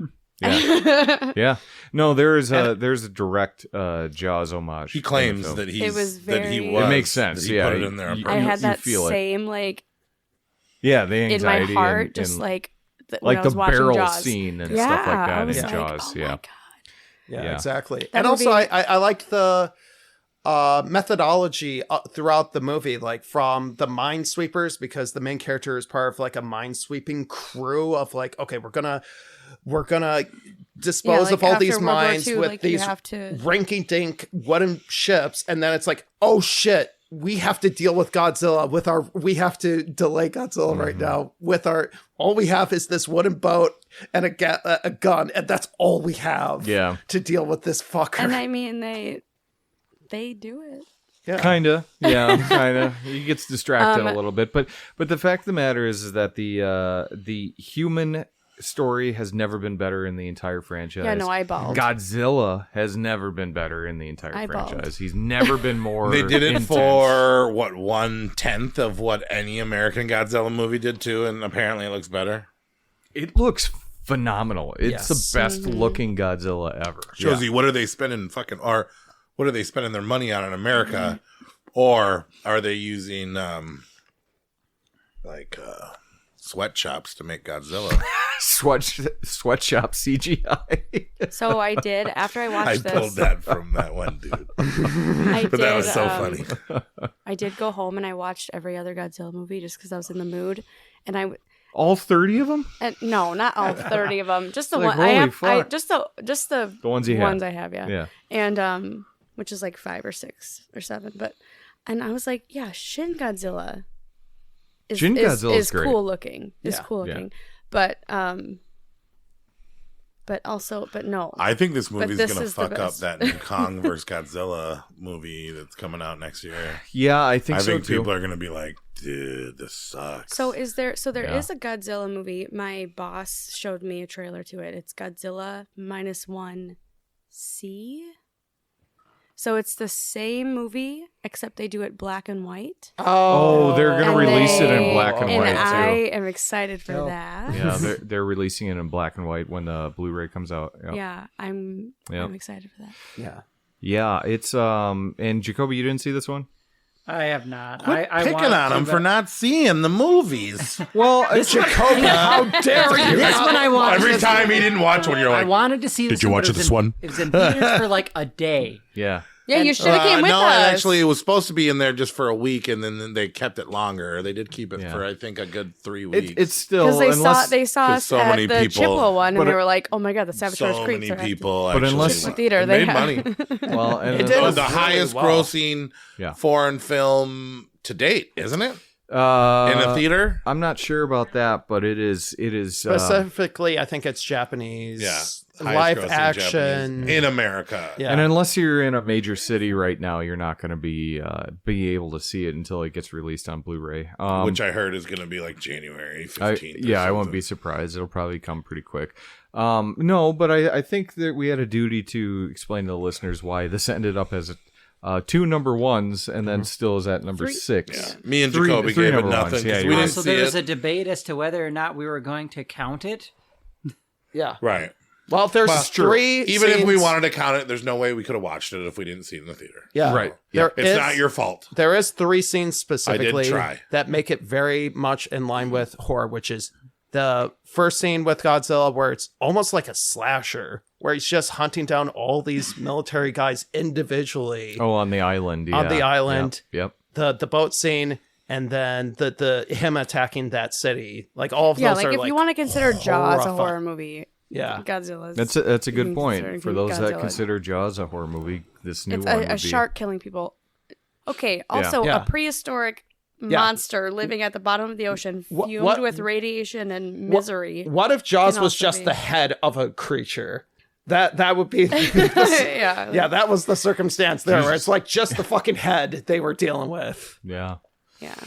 No, I like I said, I think it's the best movie of the year. From all the ones I've seen, including the non-horror ones. And I think this is a masterpiece. This is a 5 out of 5, 10 out of 10 for me. I don't rate too many movies like that these days. It's been a while since I can't even remember the last one I did, and I absolutely loved it. I'm buying it. This is a total You must buy buy. everything. That's true, but I would. But if I you're didn't, I would specifically totally buy this. buying So, this yeah, movie. but I am looking forward to. You want to impress me? Buy the rights. buy the rights to. You want to impress Maybe me? he will. You buy the rights. You Yeah. make your own. Yeah. Okay. Well, You that's- love it that much, marry it. If you love it so much, marry it. I love how. Put a ring on it. Yeah, the white American buys the rights to Godzilla and takes it back. You guys want to have Now Godzilla Jesse if we to don't drop fuck those up. bombs? Yeah. USA, USA. All right. Jesus You want to Christ. impress me? You buy the rights. Yeah. Right. Now we got that. All right, our top Hardcore 5. racism. Top in. 5. Savage horror. That is creep. not how we're ending Godzilla. Oh, that's definitely it. Yeah. White Americans Fucking taking Christ. Godzilla franchise back. Podcast tries to buy Godzilla from Japanese again.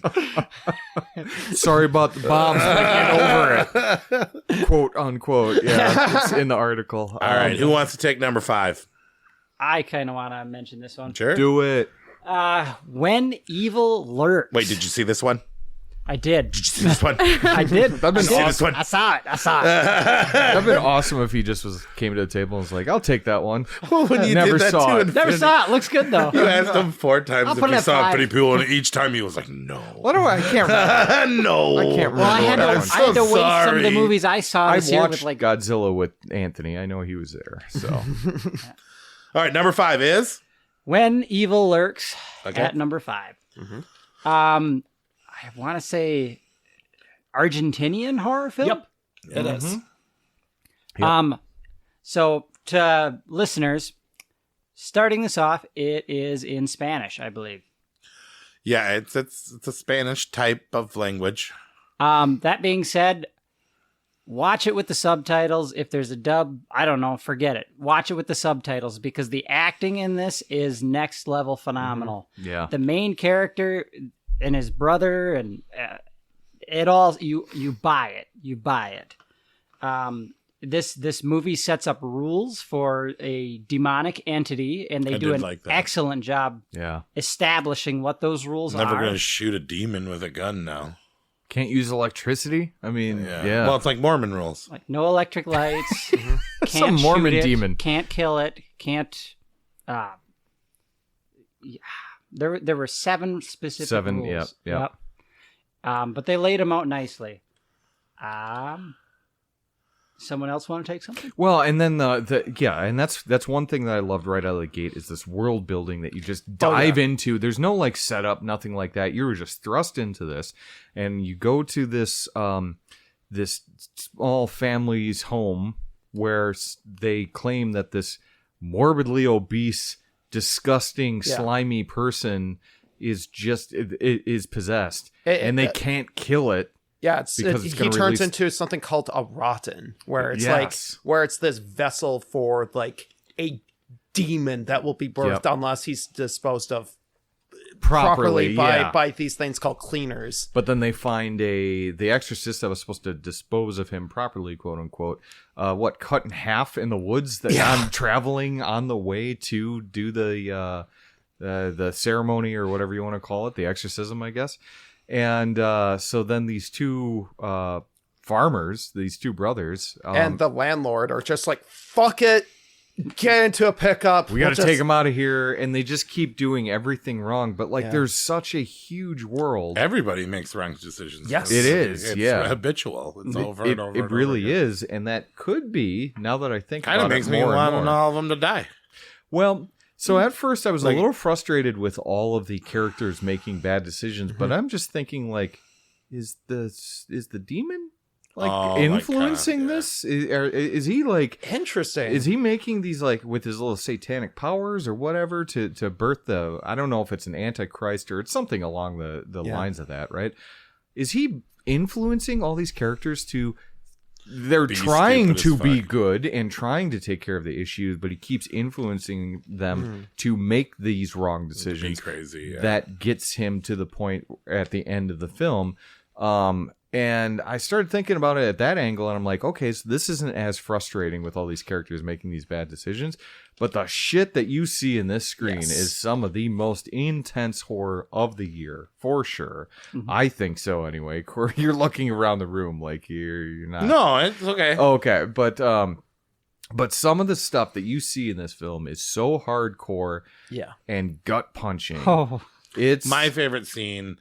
Although my favorite scene is the goat, obviously the goat, the gun, the axe, which is on the cover, which is in the trailer. And that movie, that scene, I love it, but I kind of had to discredit my favorite part of the scene because it was so given away outside of the movie. It's literally the cover of the movie. Interesting. I loved that. I loved the goat.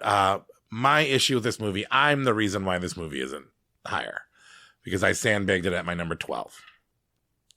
Okay, yeah, because this is my number 3. Everybody else had this in their top 10, and I kind of this is my I almost number wanted to 3. move it up a couple rungs from what I had it because this is more original than.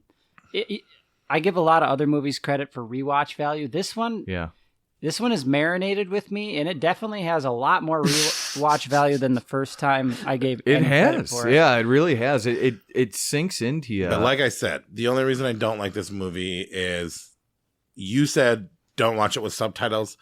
No, watch it with subtitles, not a dub. I know, and You're gonna disagree. I did not. Give me the that language. And then we had. I don't want to sound insensitive, but the screaming of the. We were just gonna buy the rights to the elder Godzilla. child. This movie gave me a literal headache. The audio, the screaming, the insanity, the moaning, and then the language, and I would love. I think that's on purpose because it's like it's putting you in the mindset set of the father character of Pedro of being like, okay, I want to save my children because like, well, and I actually identified with that largely because, you know, and I'm part of a split family and, you know, all that stuff and that chaos of the room when he's trying to get his sons out of there. Yeah. And he's trying to communicate with somebody that just isn't hearing him out. And he's to the point where he's just about to grab. And the part when the car hits the baby mama. And when he's freaking out in the car. And I know that panic. I know how real that panic is. And the main character looks a lot like me. He does have a pretty rockin' beard like at least we got that. We've got dark, mysterious eyes and a beautiful beard. But yeah, there was some parts in this movie that were so fucking good. But as a whole, all these movies that you claim to be so hard to watch because of their messiness and plot, I found this just, honestly, the cameras weren't beautiful. The cinematography was a little bit amateur. It had some really good golden hour shots. Okay. But yeah, I don't know. There's just something about the visual, the audio, the listening. Well, it's very bleak. I remember literally physically turning the volume down because I was annoyed. But then I was like, oh my God, that was so awesome. I wanted to like this movie so bad, but I couldn't lie to myself and say that I really enjoyed the experience as much as I did. I would rather see a highlight reel. Well, and I do think that this movie might put off some viewers just because it is super bleak. It's super intense. It's a cautionary tale. Yeah, if you want to call it that. Fuck around with demons and find out. Yeah, and that's the other thing I love. They did fuck around and find out, though. They did. They found out hardcore, and that's the thing that might turn off some people is that it feels hopeless as you're watching this movie. I mean, the possessions can be passed through touching the demons and stuff like that. Through contact with clothes, like a dog gets possessed because it starts to sniff a guy's clothes that he takes off, and he's like, he wanted to burn them. He wanted to burn them, and he didn't. But then he gave it to the dog. Yeah, he gave it to the dog. And that scene, when that dog, holy shit! I was waiting for so long. I'm like, oh God! And then the kid trying to get the attention, like, the dog just took the daughter's head. Literally in one bite. That was so intense. Oh God! And then they were like, "Oh shit!" And the guy goes running, and then like, I saw you die. But the ideas that this movie sets up too, like you referenced the character you didn't like, which was the special needs character, right? The autistic son. Yeah. The autistic son. He's deeply special needs, right?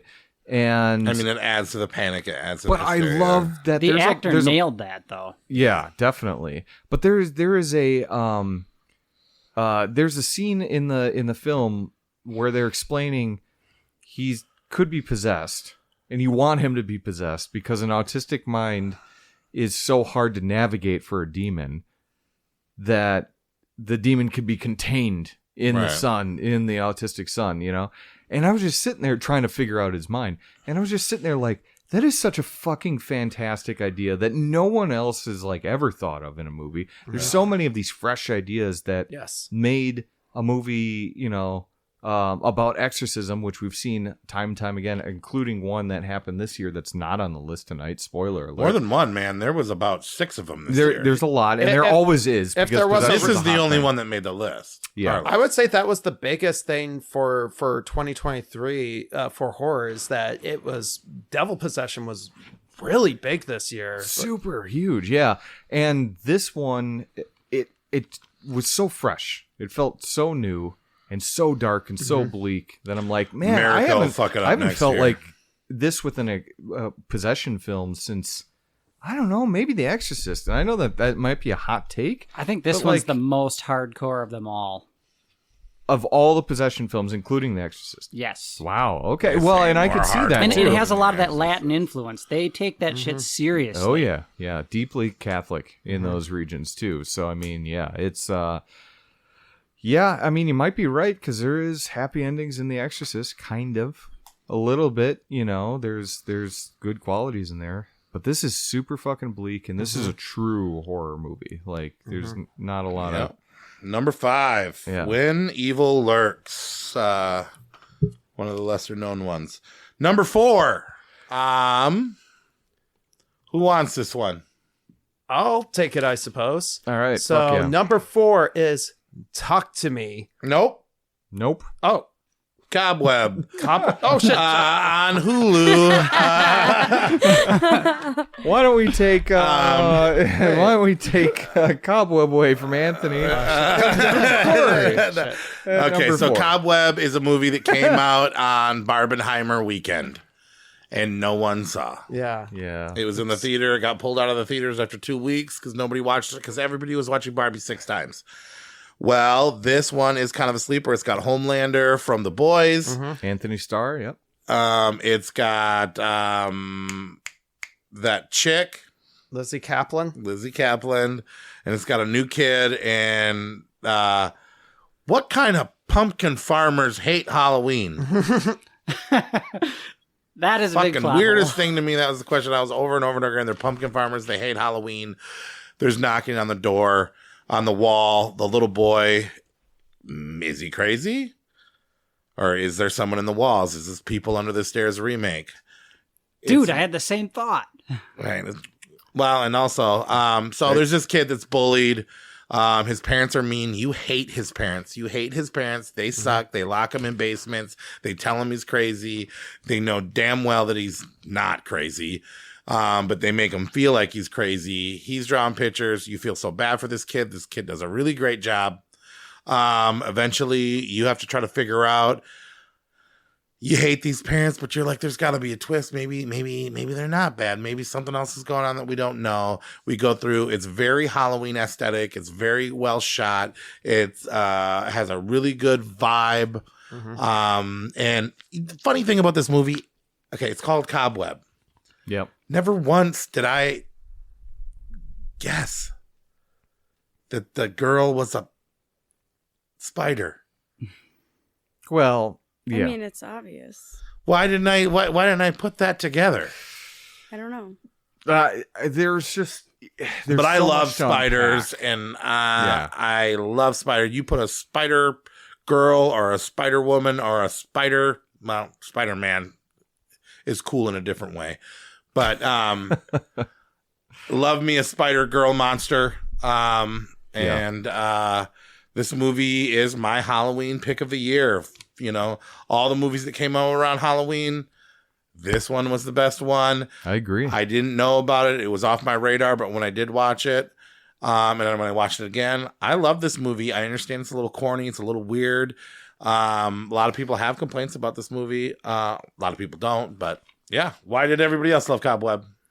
Well, you kind of nailed most of the points. It keeps you guessing throughout the entire story. Yeah. At Well, first- second guessing yourself. I do want to Yeah. caution about comparing it to other films that are very Yeah. similar Coraline? because they're There was 2 movies that there's- I was very... yeah, and I think if we said them, that's going to actually spoil some of the Oh. mystery. Did I do I it? think we No, sort you of... didn't. No. So you the movie you weren't thinking about Coraline? No, The he's other singing- mother with the He's singing about No. a different one. No, That there's starts with a B. Yeah, and There's a then B. yeah, you'll know Barbie? as soon as I say it. No, Then Yeah. it but came out anyway, the same week as Barbie. but yeah, not like so Barbie. I just want to shy away from that because just anyway, Mm-hmm. that's gonna ruin this. So Cobweb was like my number 3, I feel like. Except the ending, it kind of lost me at the end. So you thought it was corny? I don't know kind of how have an I feel. abrupt ending. I'm obsessed with this movie, but yeah, the way it ended, I was kind of like, I don't know. I was like, yeah. Oh, you think? How not? Definitely. Yeah. I don't think. Nah, that's not. I was thinking Definitely. People Under the Stairs because, like, Yeah. anyway. Because there's people under the stairs. Yeah, there's there's a mother and movies. father figure that are nuts and suck. Mm-hmm. But okay. But anyway, sorry guys, go on. I want to give it credit for having an original monster, essentially. Yeah, yeah. Mhm. The truth. Somebody hasn't seen Spookies. Yes. That's on my list since that last episode. Also, yeah, It's not that much like Spookies, but it's not at all. they did do it first in Spookies. And Kroll.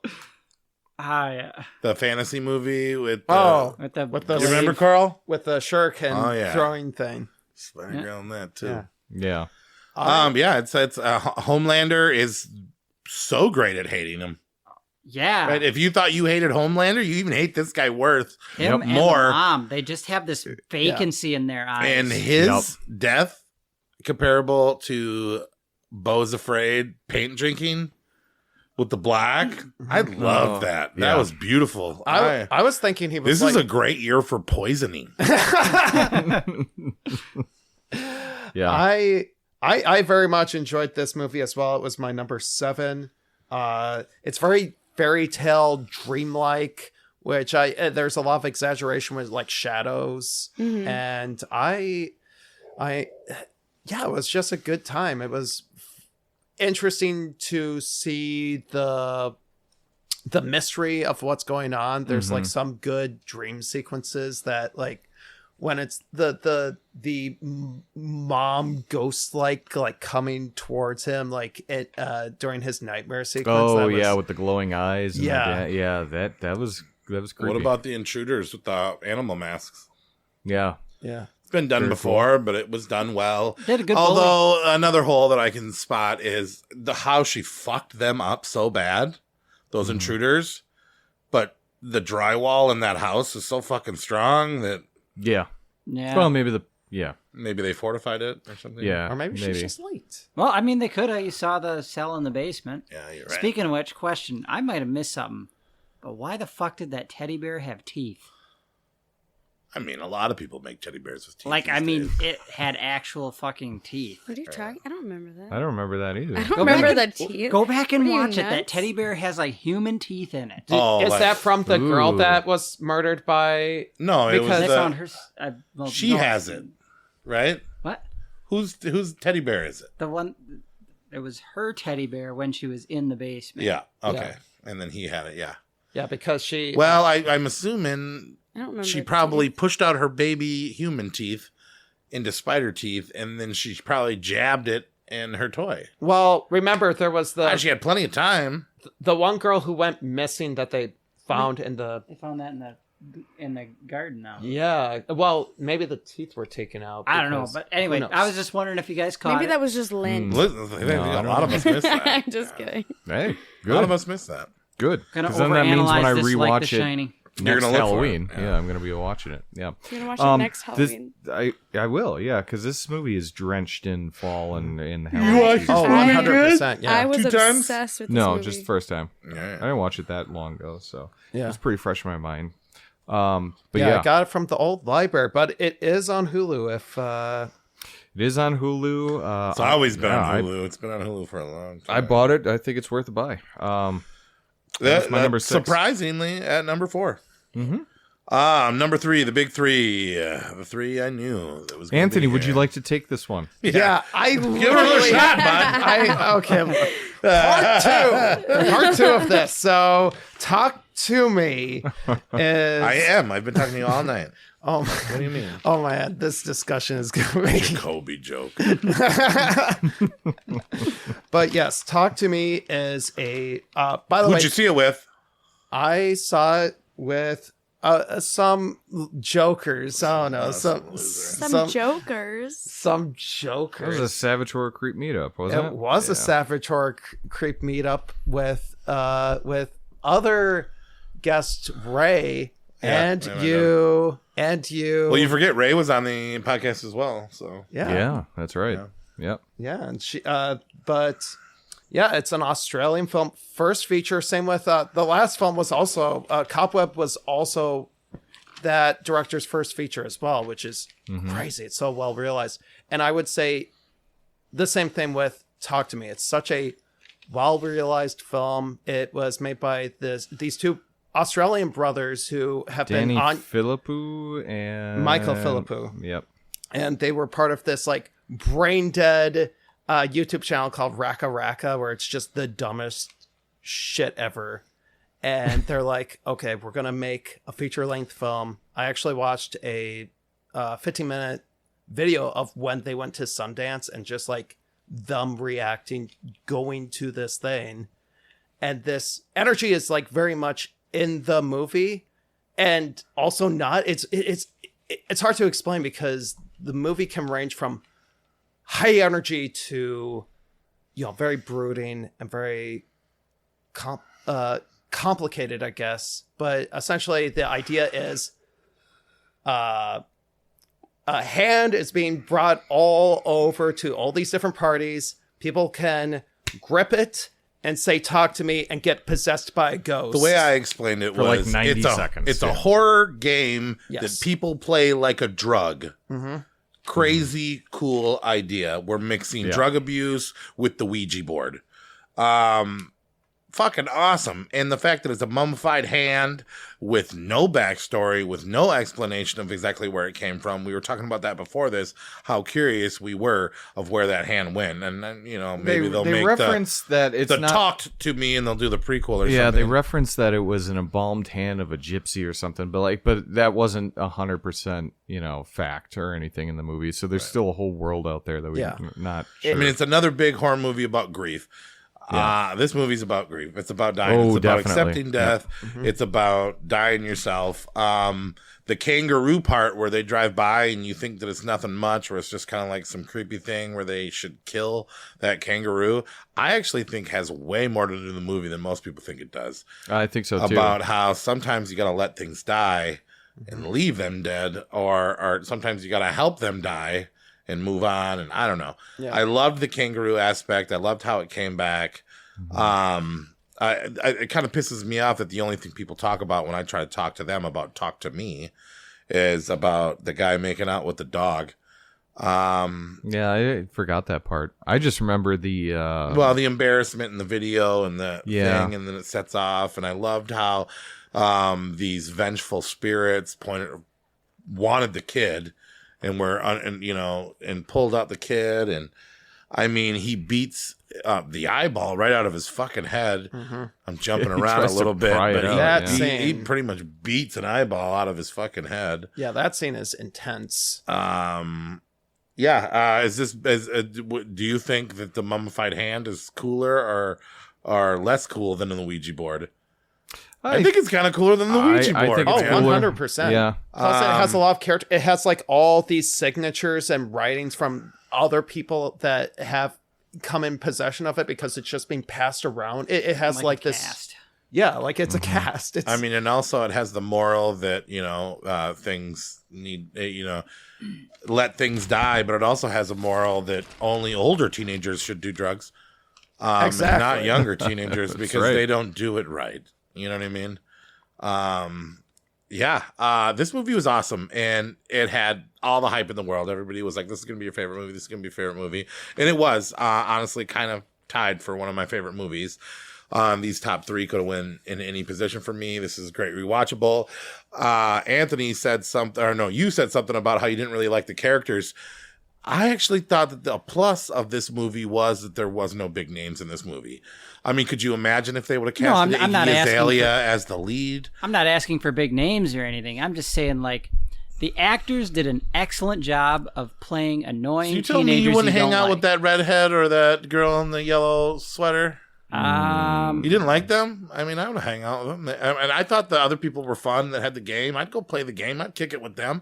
I thought those parties were dope, man. Mm-hmm. Yeah, they seem to have fun. Yeah. I don't know. They listened to good music. They danced. They had fun. They had cool dogs. It's a very youthful film. And I actually was like, oh, dude, teens are going to love this fucking movie. But every teen that I talked to was like, what? We didn't watch that movie. Oh, you're talking about the one where the guy made out with a dog? I was like, that is not the movie, but what world are you just talking to teens? I know, I'm like, like, well, I work. I hey, work. fellow kids. I manage. Talk to me? manage teens at my work, and the only thing we have in common is that we both have watched Stranger Things. So I'm like, oh, I wonder if they've seen Talk to Me, and then they're like, what? And then I have a nearly teenage daughter. Okay, and then I'm in chats online with young teenage boys. So this movie's like not my favorite movie, but I will say it made me the most physically uncomfortable. Yeah. I think out of all of these. Mm-hmm.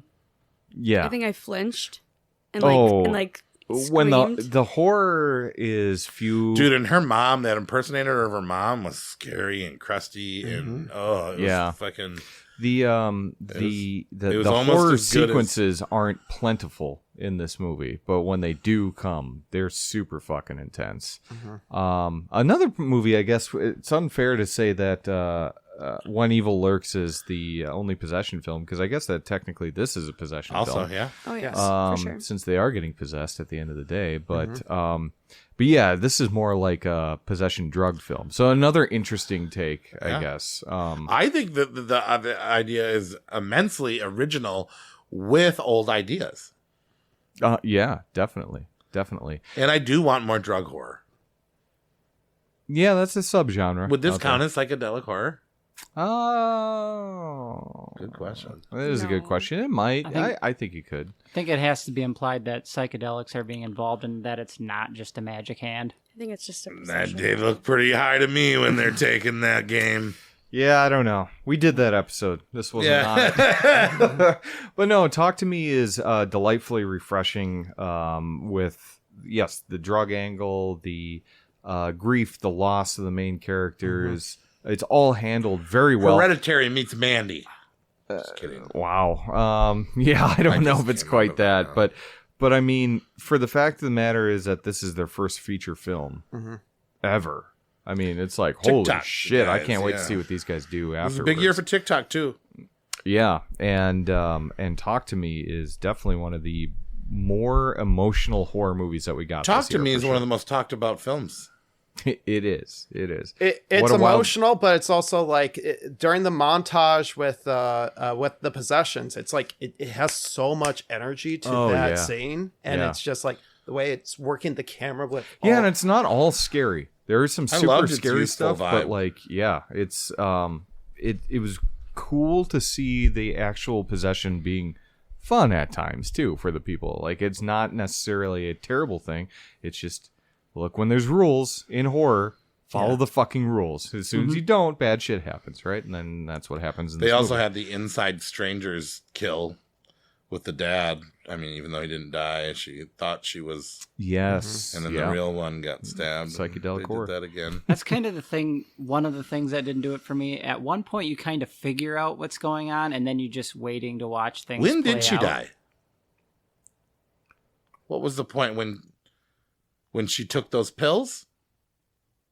No, I think it's at the end. And the You highway. think it's you don't think she died before that? Perhaps? No, there's something to say how the mom keeps coming back to her, but she keeps getting progressively more and more like the waterlogged dead person that she first talks to and goes over the 90-second period, meaning that it's not her mom talking to Never her this was. whole time. Yeah. It was just that, possessed It was person. a vengeful spirit. The vengeful spirit, yeah. So I don't know how she dies, because that's not clear, but yeah, I think she dies at the end, and I wonder if she'll be in the sequel, because she still very As the well bad could guy. be. Yeah, it'll be interesting. It'll be interesting because they've already greenlit the sequel, so that'll be out probably next year. Number right? 3, Maybe? Talk to Me. If you haven't heard about it, come talk to me about it or something. Number 2, getting down there. I bet you can guess, because I know we talked about this a lot. Number 2, Eli Roth. Thanksgiving. Kind of like Scream 6.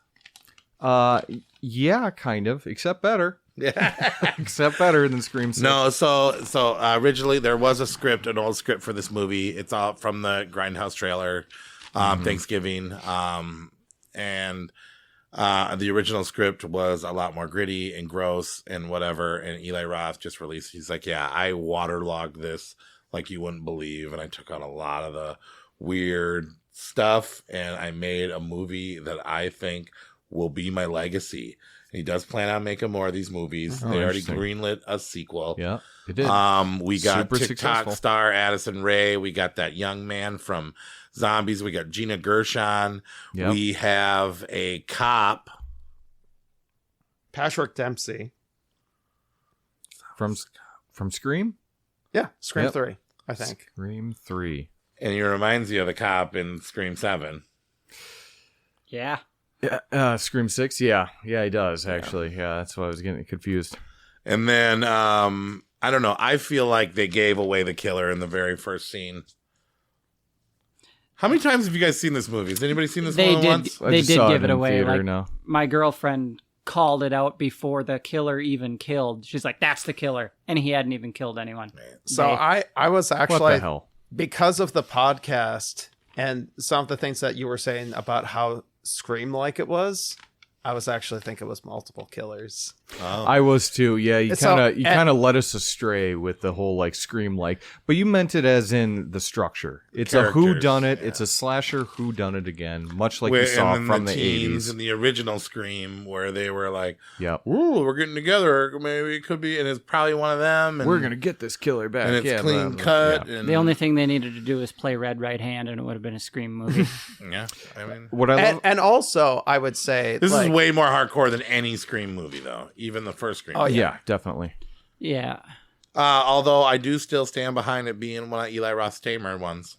it is. I agree. It lost that edge because like the fake trailer kind of built it up to be like The what I grittiest, wanted to see. grimiest thing. like Yeah. yeah. I wish they would have used those older filters and made it look more like Machete or Hobo with a Shotgun. But I think that this is the birth of a franchise, I agree. a holiday franchise. Yeah. And I think that there's going to be many. And I think Eli Roth is a person that we can trust to abandon it to the right people.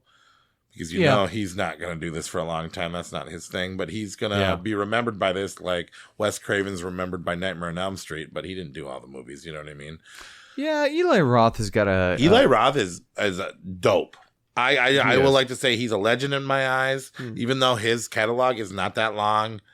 no. I actually think him as a personality, him as a producer, yeah. him as a humbled director, I trust him completely. Yeah, I like him, and honestly, I think his legacy is probably going to be Hostile because it birthed the quote-unquote torture porn moniker and all that stuff when that first came out. well, Hostel and Hostel 2 are both like an amazing 1-2 punch, essentially. They are. So Yeah, like, they really are.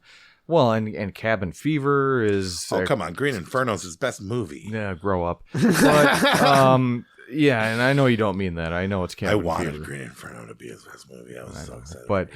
But Thanksgiving, he totally understood, quote-unquote, understood the assignment. Best right? Black Friday massacre ever? Definitely. I Yeah. think so. Did you know in Germany and a few other states, it's called Black Friday? What? Black Friday is the title of the movie in different places. Right. Oh, okay. Because they were like, Thanksgiving. We I don't got you. celebrate Thanksgiving. That's true. That in a would- different country. We're going to call this movie Black Friday. That only makes sense in the United States and Canada, I guess. Yeah. But yeah. No, but he totally understood what he was setting out to do, which is I'm going to make a slasher. I just want to make it super fucking fun. And I want to make it just like the movies that I loved growing up. It's the total 80s slasher throwback. What do you guys think of the Carver mask? I love it. Yeah, I think it's a cool. Solid. I think it's the- going the to whole stand the pilgrim test of brimmed hat. time. I think so. Yeah. I'm just worried, how do they evolve it? Do we get sick of it after 8 movies? Well, can you- you have 8 You movies? saw a melted burn one in this one too, so I mean, maybe you keep that. I don't know. They fucking did it with Halloween, right? I want But- them to do something to really stand apart from Scream because I don't want it to just be Scream but in the pilgrim skin, you know? Well, that's the thing, though, is that there's enough humor and tongue-in-cheek vibe to this, to where that's the sequel that comes This does out. have more corn than Scream. It does have more corn, but it does have more like that corny, fun vibe to it than Yeah. Scream does. Where Scream is like riffing on the horror genre as a whole. It takes the slasher element pretty seriously. This one doesn't take it too seriously, to where I could totally see Eli Roth coming back with a sequel, and then it's just fucking over the top. Like he's killing people left and right, and Well, it's and just there was a crazy how- costume change in the first movie. Do they do Easter Bunny? Is Thanksgiving 2 Easter? second helpings. Wow. Yeah. I don't know. I mean, that's- Easter is Thanksgiving too, let's be real. But the whole element, the whole plot revolves around a Black Friday massacre, right? So it's got to be I don't know. It depends. It depends. Yeah. They can figure Do out. you remember when she told the killer her recipe on how to cook her? Oh, yeah. That he actually used her recipe to cook her? to cook her, yeah. And that's what I'm saying. And that's what's She different did. from Scream. She Is used like, the recipe. it's just fun. It's kind of tongue-in-cheek with some of the stuff that's going on. So you could just totally take this franchise and make it fun. Yeah. And not bog it down with like, we got to make sure that we go back and bring this call back into it and all this other stuff. I gotta say, I swing for the fences. No, I'm pretty sure Eli Roth... Oh, sorry. Go ahead. I was just gonna say that, like, if you remember what I said about Scream 6, where I was just like, I don't like the fact that all the characters are so nice to each other. I like the fact that a lot of the cast are just Everyone's a huge shithead. asshole or a shithead. Teenage douchebags. And they were really willing to kill off a lot of the cast. You loved Yulia's boyfriend so much. Which one was that again? Yulia. What's his name? He had a funny name. Yulia's boyfriend. Oh yeah, I it's love like Yulia. Scuba. Scuba. Oh yes, I did not want him to die. I was obsessed with him. Well, he comes back at the end. Well, I know I'm not kidding. saying if he dies or not. I'm just saying I was like trying to- when I was Like, watching I don't know it, about the that. movie, I was like, She loved Scuba, and I did hear Eli Roth say that he did kind of want to make this movie because he's kind of anti-Thanksgiving. How he thinks that the whole thing, I mean, I it's am based too, off of so- genocide. I mean, they wiped out 80% of the Native Americans that lived in this country, and then fed the and they're like, here, let's 10% celebrate it that- every year. That's so funny because and he wants to shed light on that this is a massacre, evil holiday that people fake being nice and then go out and be mean. And that's what he was trying to purvey in that shopping. Oh, I'm so thankful for this. Yeah. I'm so happy for this. I and love then they it. go out and murder people. And he's like, that's what Thanksgiving was. Yeah, And 100%. it's, I love it. hi, I want to be neighbors. And then And I think he nailed it. fucked. I think he nailed it, but it was still in a fun, not to take itself seriously. That- type I of- love the trampoline scene, and I love the oven scene, and I liked the decapitation of the turkey. Mhm. And What were you gonna say, Anthony? I was just gonna say that's kind of funny because one of the hardest scenes I laughed at, and I don't know why, it's just everything about it was so funny, is in the classroom when the one kid was like, and that's the reason why I'm never celebrating Thanksgiving now or ever again. And he just like has like two girls come up to him, and something about that just read me as like, okay, that sounds very meatbaggy. I think that was a plagiarized. Oh no, thing, it's right? the speech before that one. Oh, okay. Yeah, because there's another kid, and I think that kid survives. I hope if they do a sequel, he keeps on saying woke, like very like woke stuff, and then he keeps on getting fawned up by even more women or something. That'd be pretty good. Show off more of his six pack. It'd be amazing. Yeah. Mick Hardy's a pretty cool character. The guy that they get the gun from. Oh yeah, he is. Awesome. Yeah, he is. He was pretty cool. He was up there in my coolest character. Yeah, too. he is pretty cool. I hated him at first because he came off as like a piece of shit, but then you realize that he's pretty cool. Yeah, he is. Second watch, you kind of root for him a little bit more too. Shooting them off the musket, bringing a gun to school and stuff. That's the best. Like. But yeah, that's Thanksgiving. We talked about it a lot. You guys probably just seen it recently. Yeah. We've got one left. Our most savage horror film of 2023. You guessed it. From all the times we've talked about it, almost as much as Skinamarink. Evil Dead Rise. It was either that or the other one that people were guessing that we were going to say, because they both had great promotion. Yeah. You've heard me and Nate talk about Evil Dead Rise all day and night. What did you guys think? Well, it was your number one as well. Yeah. Well, before talking about this movie, I think you have to briefly mention everything that came before it. Sure. There's a time in my younger years when, you wanted Ash Williams to be a part of everything, but now that you're older, you're like, you know what? This book has more in store for it than we're giving it credit for. We need to get over Bruce Campbell and see what hell the Deadites can wreck on the rest of the world. Yeah. So I think after the I mean, that's remake- old Evil Dead, and now we have new Evil Dead that started in 2013. Yep. It's a darker, it's a grittier, it's a bigger world, it's a bigger story.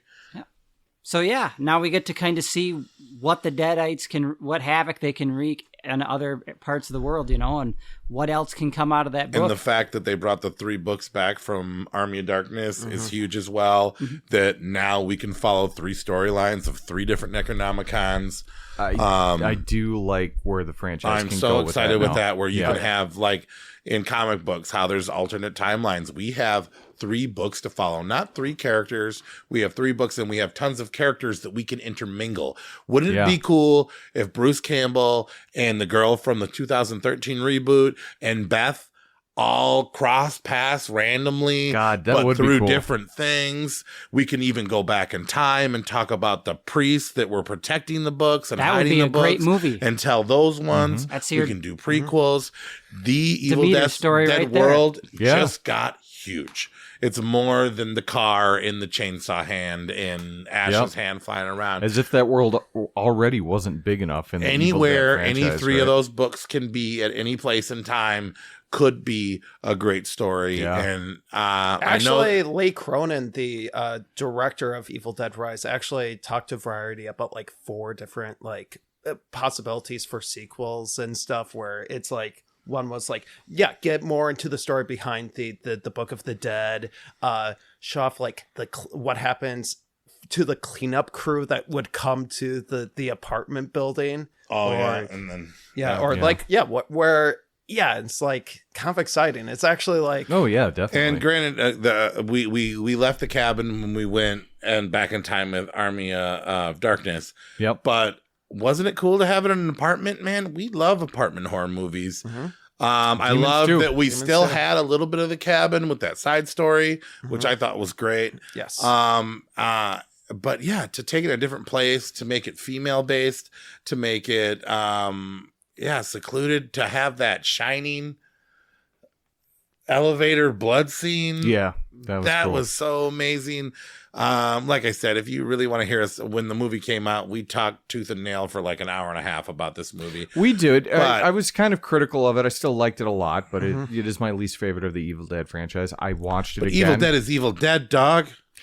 There's not a bad one in the bunch. But that's not even exactly not even one of the episodes of the 3 seasons is there one that I'd say this is fucking awful. That's exactly right. That's exactly right. And I'm including the TV show in that too. Yep. Everything's good, man. There's nothing wrong with any of that. Nope. Yep. This is the worst Evil Dead, and it's fucking awesome still. Right. Yeah. It's our number 1 of 2023. Yeah. So. I wouldn't even say this is the worst. Yeah. Well, I mean, Yeah, it's own preference, right? Yeah, it's Yeah. yeah. I mean, as long as you don't get the same ranking as Rad. That word shouldn't even be included. The word We doesn't got exist so when you on talk him to about that. Evil Dead. Well, He put Evil Dead 2 as last, right? So, I it's mean, something like that. yeah. Even Jacoby's like, what? What is that? I wish they would have had the guts and hurt that child a little bit more. If you're going to survive They've Evil hurt Dead, a lot of children, and you don't yeah. have a scar on you, that's what not Evil Dead to me. That's what Okay. I did like about it is that I thought what you loved about it was the thing, the references to old movies, man. At the end of fucking Evil Dead Rise, when the family members create this the thing type character, Yeah, I didn't mind. and then we throw it in a wood Apparently, chipper. that creature's called the Marauder, which is pretty dope. But, Yeah. yeah. That massive. They did make the limbs book and- look really cool, and apparently that this is the book that bit Bruce Campbell. in Army of Darkness. And I loved how Oh, somebody that's- wasn't stupid enough to read incantations in an evil book. They actually just played a vinyl. played a vinyl. That was great. Yeah. The remorse of the characters. I mean, some people got some beef about some of the characters, but I thought it was cool. I wish the cheese grater would have been used more. I said that before. Yeah, that was a little overhyped. You played that up, Yeah. and then you just. I mean, the it was glass just a and the cut. throat though was pretty. Oh yeah, gnarly. that was a good effect. Yeah. It was bloody. It was gory. It was campy, but it was serious. It had some funny parts.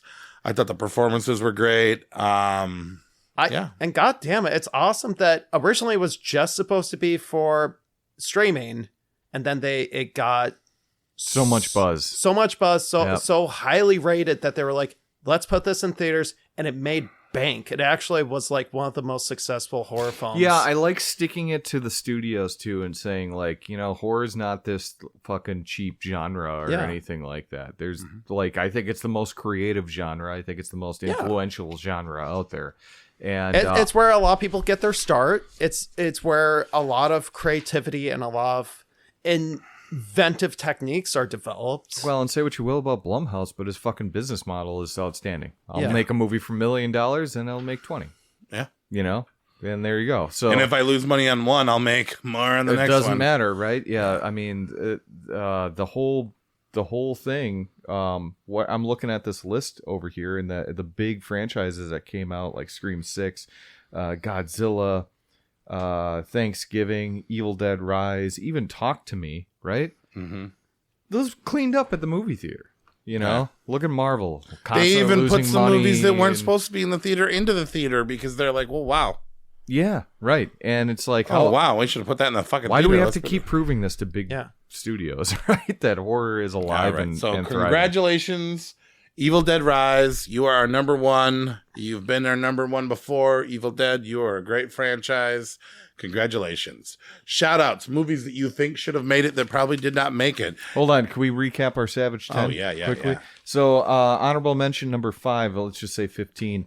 That would be Onyx the Fortuitous. No? Boogeyman. The Boogeyman, yes. I'm sorry. That's the Boogeyman at number 15. Number 14 is Onyx the Fortuitous. Yes. Number 13, Hell House LLC Origins, the fourth one. Number 12, Dark Harvest. Number 11, The Last Voyage of the Demeter. Number 10, Beau is Afraid. Number 9, Infinity Pool. Number 8, Knock at the Cabin. Number 7, Scream 6. Number 6, Godzilla -1. So many titles with numbers in it. Number 5, When Evil Lurks. Number 4, Cobweb. Number 3, Talk to Me. Number 2, Thanksgiving. And number 1, Evil Dead Rise. Good list, y'all. Awesome. You guys are pissed Saw X didn't make it. Everybody loves Saw X. I didn't hate Saw X. It was good. But it's a Saw movie at the end of the day, and I'm just lukewarm on it. Sorry it didn't make it. Wrath of Becky didn't feel horror enough for me, but I thought it was a great film. No One Will Save You was a alien horror movie on Hulu that I very, very, very much enjoyed. But I don't know if it was the PG-13 thing of it or the Hulu thing or the Nuts I really and Manic enjoyed thing. It. Yeah. Great film. Totally Killer was a movie that tried to capitalize off the fame of Stranger Things and had some cool things. It did. And it had a lot of potential. It just fell a little short and felt a little cheap and maybe even a little kiddie. It was totally mediocre. Totally. I felt like it was trying to copy that Happy Death Day vibe. Oh, yeah. Well, wasn't it the same person that made it? Maybe, but I don't think it was Christopher Landon. It was either that, but I got more of the Final Girls out of it. Have you guys seen that movie? You said that last time, but I have that movie, but yeah. Do you haven't watched that movie? No, I haven't. I've watched it. Oh. I don't see it, but... Oh, well, fuck me then. But yeah, VHS 85 had some good parts and had some bad parts. Like many of the VHS movies, yeah. Shout out to Black Mirror. Mostly all of their ones this year, their short films, were horror films, and I thought that was one of the best seasons ever. Shout out to Demon 79. I thought that one was a funny, the last episode, and the werewolf one wasn't bad. I mean, honestly, all of them weren't bad. Yeah, Black Mirror's great. Five Nights at Freddy's. I think we can all say that fell a little bit short, but this is going to pump energy and spirit into the horror genre, and it deserves a shout out. It was one of the biggest movies of the year, and I don't think it was a fail. Take your 10-year-old to it. Yeah. And then lastly, I would like to shout out Bury the Bride. Was a Tubi original film. I didn't watch that one. That was a bachelorette party that turns into a vampire film, which has a lot of potential. And I've never thought that Tubi would ever make a movie that I thought was top half of the year, and Bury the Bride gets it. And I know you want to talk about Renfield. Well, Renfield, all I can really do is kind of, I'll tip my hat to Nick Cage because I love watching him and everything he's in. Yeah. And he was great. I absolutely love. But that he wasn't they- in a lot of the movie. He was about as much as Jaws is in Jaws. But it wasn't Yeah. called Dracula. It was called Renfield. Touche. But I loved what they did with the original 1930 Dracula film. It was really cool seeing Nick Cage kind of step in the shoes of Bela Lugosi. So Yeah. I got my excitement basically out of the opening of the movie, and we got a good laugh. And Anthony will start leaving a welcome mat here, so you don't have to knock so hard to get in. Exactly. Fuck that. Laugh so hard at that. Let's make him not. But at the end of the day, it just kind of turned into some like cop drama mafia movie mixed with a little bit of Marvel superhero. Felt a little Exactly. too mainstream. Yeah. Too much action. But the Matrix acting was kicking. good, and again, for the little bit that Nick Cage is in it, Brought Victoria to tears. And it did have, occasionally it did have good practical effects that unfortunately had like goopiest amount of like CGI blood. That It's like it was practical Yeah, with that's CGI what put all me over off it, on yeah. it too. I love that he's ripping people's arms off and stuff like that. Yeah, it was I super did fun. But, Get the But it Blu-ray. felt fake. It felt like a superhero movie action. yeah, it And- did. Yeah, but All right, let's do awards, guys. Best title. Let's try to make this quick because there's so many of us. I wanted to do An Evil Lurks, but I did Suitable Flesh. that's mine. Suitable Flesh. It's a Suitable good Flesh. title. I was super excited about that movie. Yep. Isn't that great?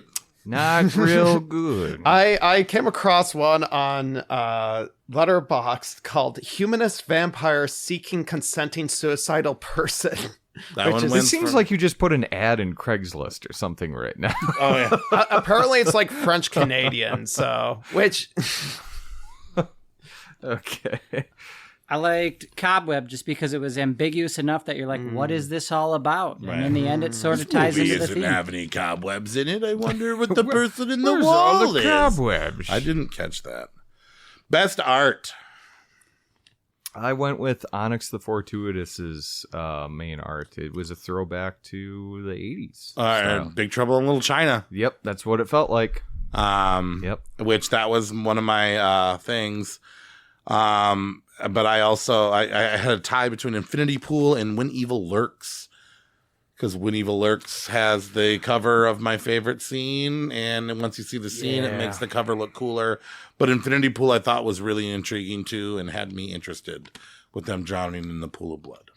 I said When Evil Lurks, but specifically the one that's on Wikipedia where it's like this demonic finger. I was just looking at that one. Yeah. Yeah, that one's pretty dope. And also, Onyx the Fortuitous also has some Mucha posts, Alphonse Mucha based posters that are awesome as well. And I really like those ones as well. I said VHS 85 just because I like the art. Yeah, that It one feels was like cool. it belongs in Yep. like an arcade Oh, or yeah. Yeah, something. that one was cool. Best music or sound horror film 2023. 19. What do you got, Nate? Who's taking it? You start.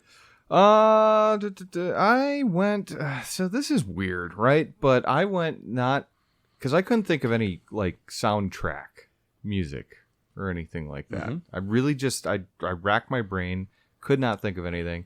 So I actually went with Evil Dead on this one because the whole playing the vinyl, like you mentioned in a review of it, like it sounded when she put the fucking finger cool. down too. Yeah, and it was just that really got me. I liked it, but I Close don't enough. know. I'm kind of interested to see what you guys said on this because I don't remember any like standout soundtracks. Mine is Talk to Me, because in the movie and at the final credits, a person I know, somewhat of a friend of mine, Sadistic, got his movie In the Moon Smiled Back at Me, was in the credits, and when I heard that, I went ecstatic. I've opened up for this guy. It's some of you know how much I love fucking Sadistic. Really? But he got picked up. He got paid. You could see him on his TikTok. They gave him a hand. Oh, cool. And his song went gold. It's his biggest song now. It Nice. elevated his career. Totally huge. And when I think of that movie, I actually listened to it on the way here. And The Moon Smiled Back at Me. It's in the credits and a little bit earlier in the movie. I love that. And the rest of the soundtrack and the music and some of the hip hop and some of the Australian hip hop they have in there, fucking amazing. I thought the music that they chose to play in the movie and some of the background sounds were great. So Talk to Me gets it for me. Okay. Shout out to Sadistic. Sadisk. All of his music is great for any horror fan, any old school hip hop fan. It's awesome. Yeah, no, I agree. I don't remember Talk to Me soundtrack. I'm gonna have to go back and watch it again. Yeah, same actually. My number one was a film we didn't talk about, but it's Birth/Rebirth, which is Frankenstein movie. Frankenstein movie, very grounded, kind of in line with Reanimator. Yeah, it's pretty good. I really like the Frankenstein, Dr. Frankenstein-esque character, because she's literally taking materials from her body or producing, which is crazy. But I really like that sad indie music type of stuff, because that's the type of person I am. Yeah, so, that's a good movie too. Yeah. By the way, that's streaming on Shudder as well. Birth/Rebirth. Mm-hmm. Music, I didn't have anything. Nothing stood out to me, so I think I was going to come back to it and never did. All right. Yeah, fuck it. Underrated movie of the year. I said Beau's Afraid. Underrated? Yeah. I went Boogeyman. I'm sorry. I said Dark Harvest, because I'm shocked that it's like a 5.3 on IMDb. Yeah. It's like surprisingly low. I think it's just because it's not like in-your-face horror. I was telling Cory this off air. It's not in-your-face horror. It's very story-driven. You get more story than you get horror in this one. So I think that put some people off. Underrated, When Evil Lurks. Yeah. It's pretty acclaimed now, though. I think people have caught wind. It is. I still don't think the mainstream crowd's going to take it off just because it's subtitled. You know. Well, just wait until it gets remade. So that'll be just like Speak No Evil coming up. We'll talk more about that in a second. Yeah. Overrated movie.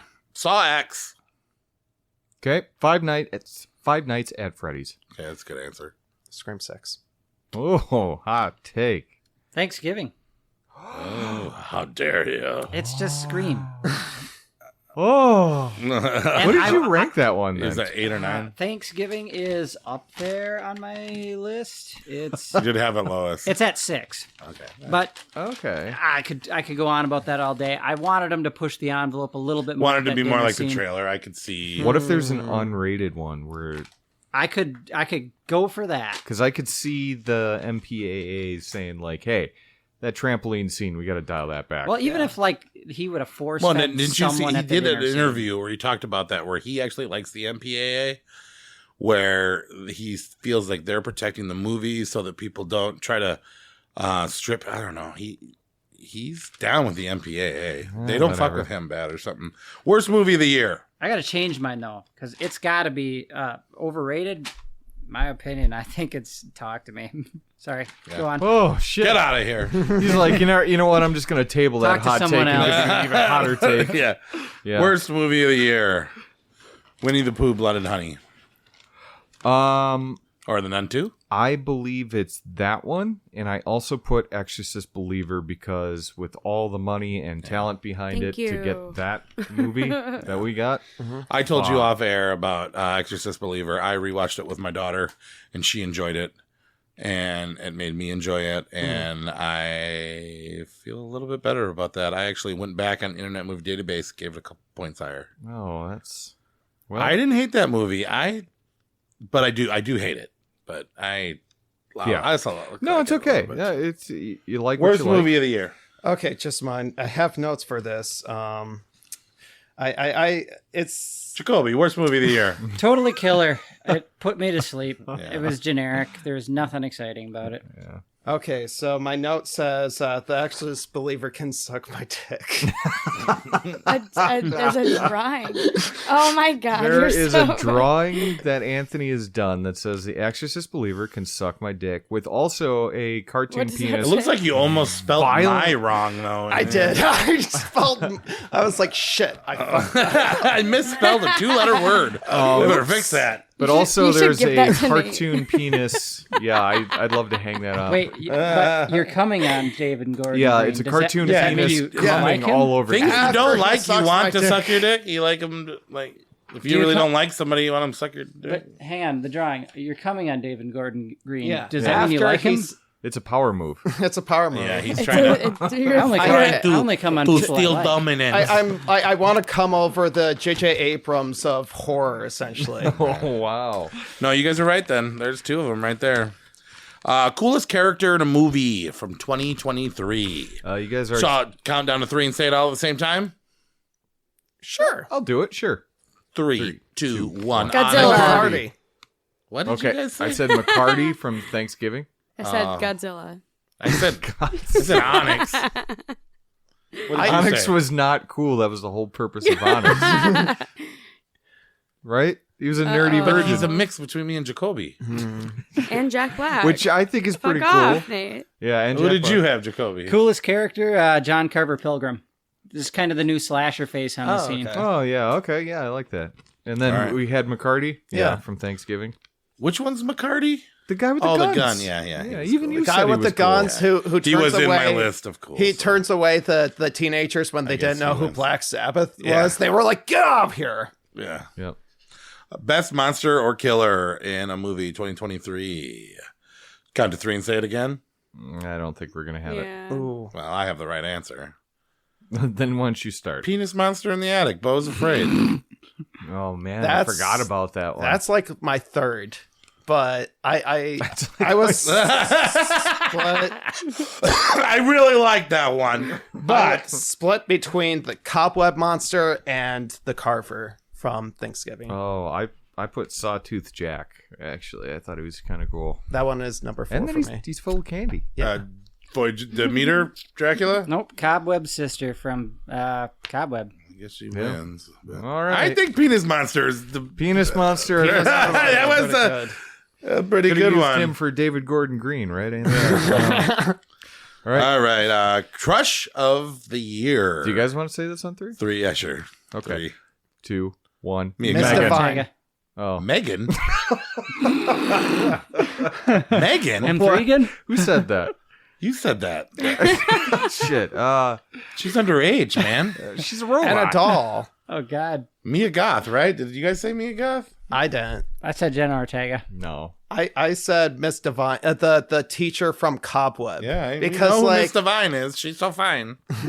Cleopatra Coleman? yeah, Okay, sure. yeah, and plus All right. yo, what, Who's your real deal? Heather Graham from Suitable Flesh. oh Really? yeah, Yeah. She Oh, did yeah. not get me in that one. she Anyways. was my number 2. Best final girl. I had Caitlin Devers from No One Will Save You. I mean, she basically she did do great. she- And she did it without talking. Right. That's why I gave it to her. I did And Beth. she survived. I did Beth from Evil Dead Rise because I can't wait to see her do it again. Ditto, and plus wood chipper. You know, you freaking Yeah, I thought about that, and I was like, well, She was a I know you guys powerful are going to do it. character. Oh, yeah. Oh, yeah. But who'd you get? I'm switching up the rules a little bit for Final Girl. I'm going to Ooh. say the Megan? family and Knock at the Cabin because they suffered and persevered the most. I can see the two survivors as that. Yeah, Yeah, the sure. girl and the dad. Yeah, it's a good answer. Yeah. yeah. I Beth like that wins one. though because me and Anthony both Well, said it. whatever. Democracy. But yours is a good answer as well. Heather. Oh, Caitlin Devers? Yeah, Ooh, I'm sorry. I'm still thinking about Megan. I feel like the next one is going to be universal. Best though. kill. So 3, 2, 1, and say it. Ooh, I don't know if it's going to be Universal. I don't know. We didn't talk about this movie. Just hardly say at the all. movie. Don't say the kill because Ooh, otherwise it won't interesting. work. Okay. Okay, so you want me to say the movie right now? No, okay. Well, just tell me what your kill is. Just fuck this. It's the sawing off the leg and the decapitation scene from Saw X, Oh yeah, and that was sucking out brutal. the bone marrow, and yeah, that was. Ugh. I did it when the girl stabbed herself in the face with the axe and when Evil Lurks. Yeah, that. Yep. The dog one could have been that one too, though. That was my third, but my number 1 was Yulia's buzzsaw. Yeah, that was good Death. in Thanksgiving. Yeah. Mm. The runner-up was the Lizzie's 50% death too. Yeah. Yes. That was great. Mine is when they made a woman into a turkey and served her for a meal. I will say, Fuck, that was awful. Eli Ross Good. could have made that even more fucked up if That he was put awful. stuffing in her or something. So bad. What do you got, Jacoby? I second that. That was the Thanksgiving kill. But yeah, I agree. He should have pushed the envelope. Which one? The turkey woman? Yep. Turkey woman. I'm never gonna forget that. Character that you were glad that died. Franklin. I have the priest from Exorcist Believer. Oh, she didn't die. She didn't die, though. No, the Catholic priest you're talking Yeah, about? the guy one that was like afraid to go do it. And he was like, I'm going to fucking do it. And then they were like, and I was like, yes. Yeah. That was the best part of that entire movie. That was that death. And then I smirked at that It's part. okay if it Exorcist didn't die. Believer. Who's your least favorite Hashtag character? they killed the wrong girl. Anyway. I think that about that movie, too. That's another thing that bothers me about Exorcist What Believer. character did you hate the most? He doesn't want to fucking go back to it. I put Mia Goth from Infinity Pool because the James thing, once you hear baby. There's Once you different hear versions that- of her that did die, so we'll comment. That's true. Okay. Yeah. I mean, great performance, but you it hated makes her. me hate her. Yeah. Yeah. Makes me hate her. 'cause I mean, she was mean. she was so manipulative. She was mean. Yeah. She was mean. So this character was a piece of shit. Not like not annoying, but just a piece of shit. I said Evan from Thanksgiving because he is responsible for everything that he's the shitty jock. Mm-hmm. He's the one that instigated everything. Douche, recorded everything, got a bunch of people killed. It's all his fault. Yeah. And also I said the teenage douchey. daughter from Beau's Afraid, the one who kills herself with paint. Yeah. She was is annoying. a piece of shit. What you got, Jacoby? Okay, so least favorite person, a.k.a. The Franklin. The Franklin Award. I can't give it to her because she didn't die. In Boogeyman, there was... And credit to the actress for, like, making you hate her. But that friend of the friend that was always scoffing. Yeah. Why do we get him? Yeah, they got She was annoying. She would have been my number the one. dress. Yeah, she needed to die and they didn't kill her. So Boogeyman lose points for that. All right. Anyway, can't give that to her because she didn't die, right? Okay. So I guess I'm going to give it to the main girl in Talk to Me. Jesus Christ, man. You hated the What fuck the out of that movie, He hated man. Talk to Me. I am on an island Jesus because even my Christ. girlfriend loved that movie. Yeah, you are on an island. Yeah, that's Go- okay. I like this. Go I back like this to hot it. take. Go back to it. And I didn't like her though either. Like I sympathize with her, but I didn't like I her. liked the ending. I thought that was well I done. was okay with her dying, but Yeah. Me best too. opening movie this year. Thanksgiving. Love that shopping scene.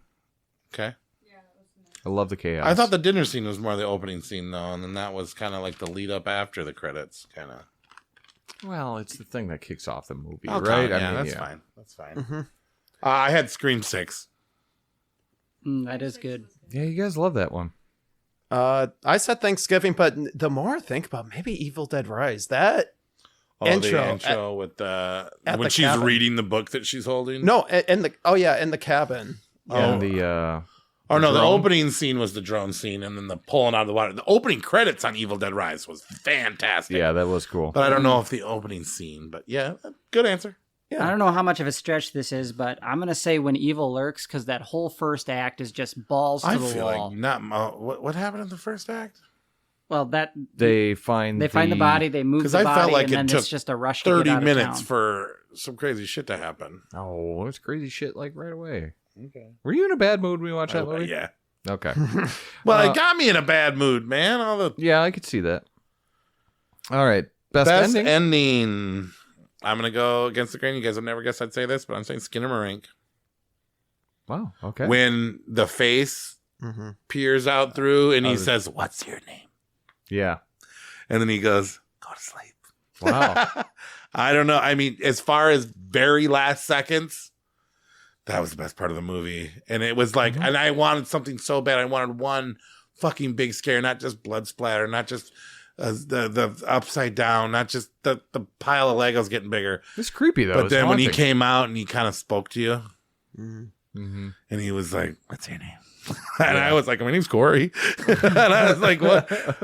Are you gonna be here now?" Yeah. I was so annoyed because my laptop started to buffer at that scene at the very end. shit. So I was like trying to reverse. I was like, what did 99 minutes to get to that final minute and it starts fucking buffering. Yeah, it annoyed me. What do you got for best ending? Evil Dead Rise. Yeah, Okay, yeah. with the scalping and the rain and give me raining blood and shit like that. Yeah, I'm good with it. I'll split this in happy and bad ending. You have one ending to pick. Okay. Just We'll pick one. You're giving us two every time, Anthony. You're cheating. I will say, actually, I'll just stick with one. No, you I can say two. really like When Evil Lurks because it's so it reminds me a lot of The Wailing in terms of like just absolute bleakness. See, I wasn't a big fan of The Wailing either. I think I have a hard time with. And you want to buy the Not rights English. back for Godzilla from the Japanese? You just don't. No, want I want foreign. you to buy the rights back. Okay, I don't want that burden. I don't want to make another bad American Godzilla movie. If I'm getting, but you have to buy it, and you have to make a Japanese movie in America. I could do that. Yeah, I could do that. Everybody thought I'll they bring could. him back. Yeah, Best ending. I, as a big Dracula fan, going to say Last Voyage of the Demeter. Okay. I just love the setup with the knocking. Oh yeah. And then just that is great. that, yeah. You know, sends shivers down your spine. I mean, you kind of knew it was going to sort of end that way, but like the setup was just awesome. Yeah. Awesome. I do like that knocking bit in that movie. All right. Movie we should remake from this year. We shouldn't even be talking about that, but I said Renfield. I'd like him to give it another try. I kind of did the same thing with Cocaine Bear. Oh, you think you like it? They give it another shot? It's a great premise that like that first half was great. Yeah, it and was then like just sucked after the ambulance. It scene. was like, oh, we're out of money, or yeah, it was just all maybe over we should the make place. this more funny. Just became unfocused. The end part felt like a SNL skit or something. Movie you think you should remake? I said I was gonna say It's a Wonderful Knife, but actually now I think about it, and because they'll do it anyway, When Evil Lurks, and we'll do it. We'll do a good job For with Japanese actors? For When Evil Lurks. Possess Godzilla? What you got? Thanksgiving. I want them to go a little harder. Yeah. Man. And if we can't remake that one, we'll remake Talk to Me, right? Yeah. Nah, I'm going to my island. Might as well. I'm gonna go to my movie. This is what you wanted. You wanted a movie that we should have a sequel to. This is what I wanted. You messaged in the thing and you said we should that add was a- me. Oh, that was him. Okay. Well, it's for him. Then I thought it was your idea. All right. Well, yeah. If I knew it was Anthony's I idea, I didn't would do that never one, did but it. Anthony, kick us off then. What movie do you think should have a sequel? I would Nun? say When 3? When Evil Lurks, just because I want to be more in that world. There's like so much more that's like, So you want it remade and a sequel? yeah. Well, you probably get it. I get both of them. I had Onyx the Fortuitous and the Talisman of Souls. I can't wait to see the rest of that story. Yeah, that'd be good. When he goes battle with his bride. When I find my beautiful bride, do I choose my friends or my morbid bride? I belong with my friends, you know? And she's like, you're a fucking idiot. I don't know. I can't wait to see that pan out. Anybody else you got a sequel? Thanksgiving. Do it better. Jacoby wants second helpings. Jesus Christ. That's what they should call it. Thanksgiving, second helpings. Yes. Yeah. The most savage horror. You guys fucked it up for me. That's why I look so sad. I was gonna say the Thanksgiving cook lady with her own recipe. That was the most savage. Because they cooked them and then they fed her to her husband, which is a part that we ignored. And then he vomited everywhere. It's true. And that is fucked up. That's pretty fucking savage. Yeah. That's a good answer. I did the scene from When Evil Lurks when the mom is just walking down the road holding the kid. That's what I got. Just eating the brains of her kid. I put in as a roadside snack. Yeah. It's so hardcore. Because you don't know what is going on. Comes out of nowhere. No. Yeah. You're like, oh, she's got the kid. Oh, fuck. And she's just doing it like just Yeah, relentlessly. just digging into his skull and eating his Aggressive. brains. So yeah, those are awards. Upcoming movies of 2024 that I first could think of that I'm excited for is Nosferatu. Yeah. I just found out Robert that Pennywise is going to be Nosferatu, though, and I was hoping for somebody else. How do you give him Nosferatu and Pennywise? I don't know, the guy's he's very moldable. His mouth moves a lot, and his eyes are weird. He's just a weird looking. He's got a weird looking structure, like that Doug Jones guy. Yeah. You know, the one that's always in makeup all the time. I'm a huge fan of the director. I loved The Lighthouse. I loved The Witch, obviously. I'm a little worried how long they've been talking about this movie and how many things that have changed. I think it's going to be good. I really do. But, actually. I mean, how do you... And then what's... Johnny Depp's daughter's in it? Yoga Hosers. Was not a good movie. It was terrible. No, yeah, that was Counterpoint. William Dafoe is in it as a vampire hunter, and he looks fucking sick as hell. Yeah, I think that's gonna be awesome. I'd rather see William Dafoe Shadow the Vampire again, because he was actually really good. Great and that was very respectful of the first one. Yeah, but now he's hunting him. All right. So the consensus is we think it's going to be good. I'm a little worried. Number 2, Maxine. 3 X's in the middle. The finale best of one the of the X trilogy. I'm calling it now. It's going to be the best one? Yep. I think it's going to be the be best Pearl? of the trilogy. Do you think Pearl is better than X or X is better than Pearl? I think they're pretty close. They are pretty close. I'm going to go with Pearl. I think it's a Pearl better movie. Yeah. Yeah. And it's a lot more distinctive. Like, there's not enough there's a lot of films that ape off of Texas Chainsaw Massacre. There's not that many films that are like emulating 20 sim. You're claiming right now Maxine's going to be the best of the trilogy. Yep. Oh, of the trilogy, not of next year. No, not of next year. After I name these 10 and he adds his other ones, I'll say which one we think is going to be the best too. Okay. What do you think? Maxine's going to be great. Are you an X guy? I saw X. I have not seen Pearl yet. I'm excited to see Maxine and Pearl. X messed me up a little bit, but yeah. Hit too close to home with all that old person porn and some of the other stuff. Terrifier 3. Yeah.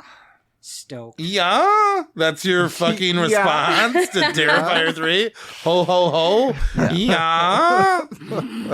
Was that a mild orgasm? What was that? Is that Terrifier 3 is gonna be fucking amazing. Just infinity pooled all over myself.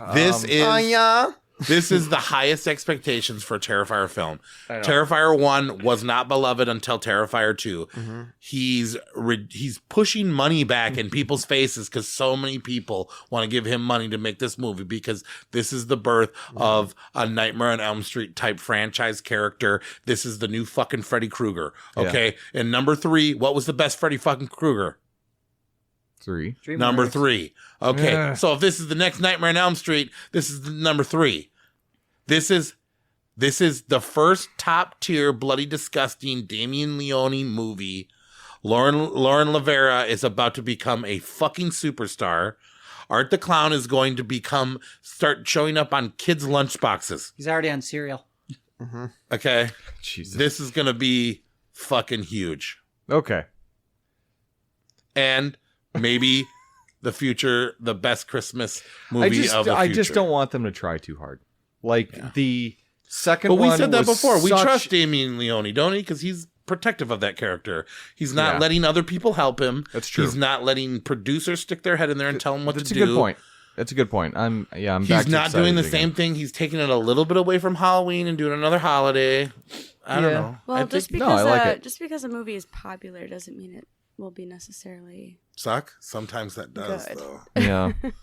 I want to know if they can up the kill of the movie. The first one had a really good one. I'm pretty sure we saw the trailer.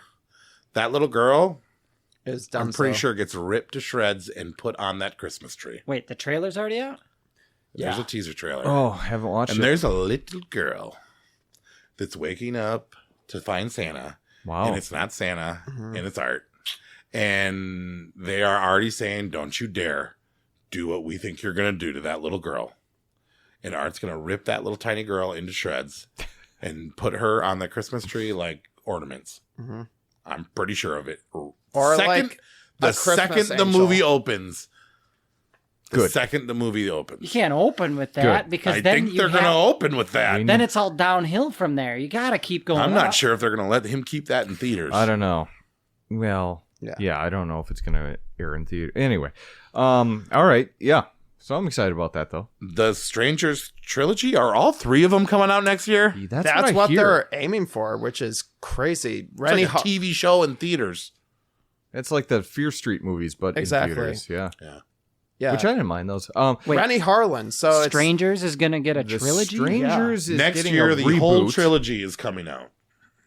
A reboot, a sequel, and a third. No.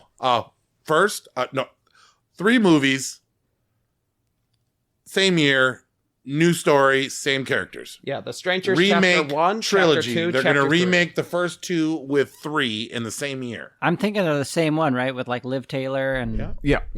Liv Tyler, Scott Speedman. That first one is a great standalone. I didn't see the second one. 100%. The second one's actually dope too, man. It's a little different. Second one's very different, but still good. More of a but how slasher. it ends, it's kind of hard to carry on with that. Total franchise. Eclipse of the Heart. What was that? They just song? wiped it away, and they're going to drop 3 movies in 1 year, which I'm actually excited to see how That's that kind of pans cool. out. That's like a. It's a new. That's thing. an event. Yeah, Yeah. exactly. Yeah, like Rennie Harlan is talking about how this is like the who's been in the industry since Nightmare on Elm Street 4, and he's like, this is like the most ambitious work that I'm doing. You know? Awesome. Yeah, so could be interesting. Rennie Harlan also did Deep Blue Sea. Deep Blue Sea, Cliff Hanger, all the greats. Cliffhanger. Die Hard 2. Cliffhanger. I'm just kidding. I'm sorry. I love it. Cliffhanger. Yeah. Who is that? I think The he's fuck movie is I that? think he's delivering my mail right now. I'm Cliff Hanger. You got a package here. Imaginary. Jesus Imaginary. Christ. What is You think that? it's gonna Who suck? said that? Me, I did. I think Take it it looks back. dumb. Victoria's really excited about that movie. What I think it is has this potential, but it's hard to. It's a Blumhouse, isn't it? It's Blumhouse about an evil teddy bear. Fuck it. And they're gonna make that Ryan Reynolds imaginary friend movie at the same time, My brain which is gonna conflating those two right now. which is gonna fuck up that a little bit. But the trailer does look good. It does look scary.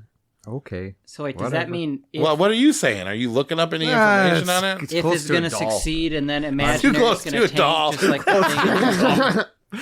This is the next year's Megan. So I'm gonna want to fuck that Well, teddy bear. luckily there's another movie coming out nearby that's pretty good called The First Omen, which everyone's clamoring Hey, for. I was gonna say that next. You read on my paper? I also have it on The my... First Omen, that's going to really kind of get the chronology messed up of the Omen series. Yeah. Which one are we watching? The first one. Oh yeah. Watching the first Omen. Oh yeah, from Unless it back takes in place the from back in the 80s? 70s, yeah. But that gets a double thumbs down for First me. Omen? Yeah, The First Omen. I am hyper. Like the not one from the interested. 70s? This Omen. Oh. That Omen. Can you imagine if they just call it The First Omen? Oh my god, are they really calling That's it The really what First it's Omen? called. That is what it's called.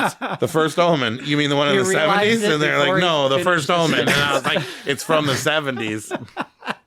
Jesus Christ, that's It might exactly get what they're weird. called. There might be a lot of dad jokes in there. That is stupid.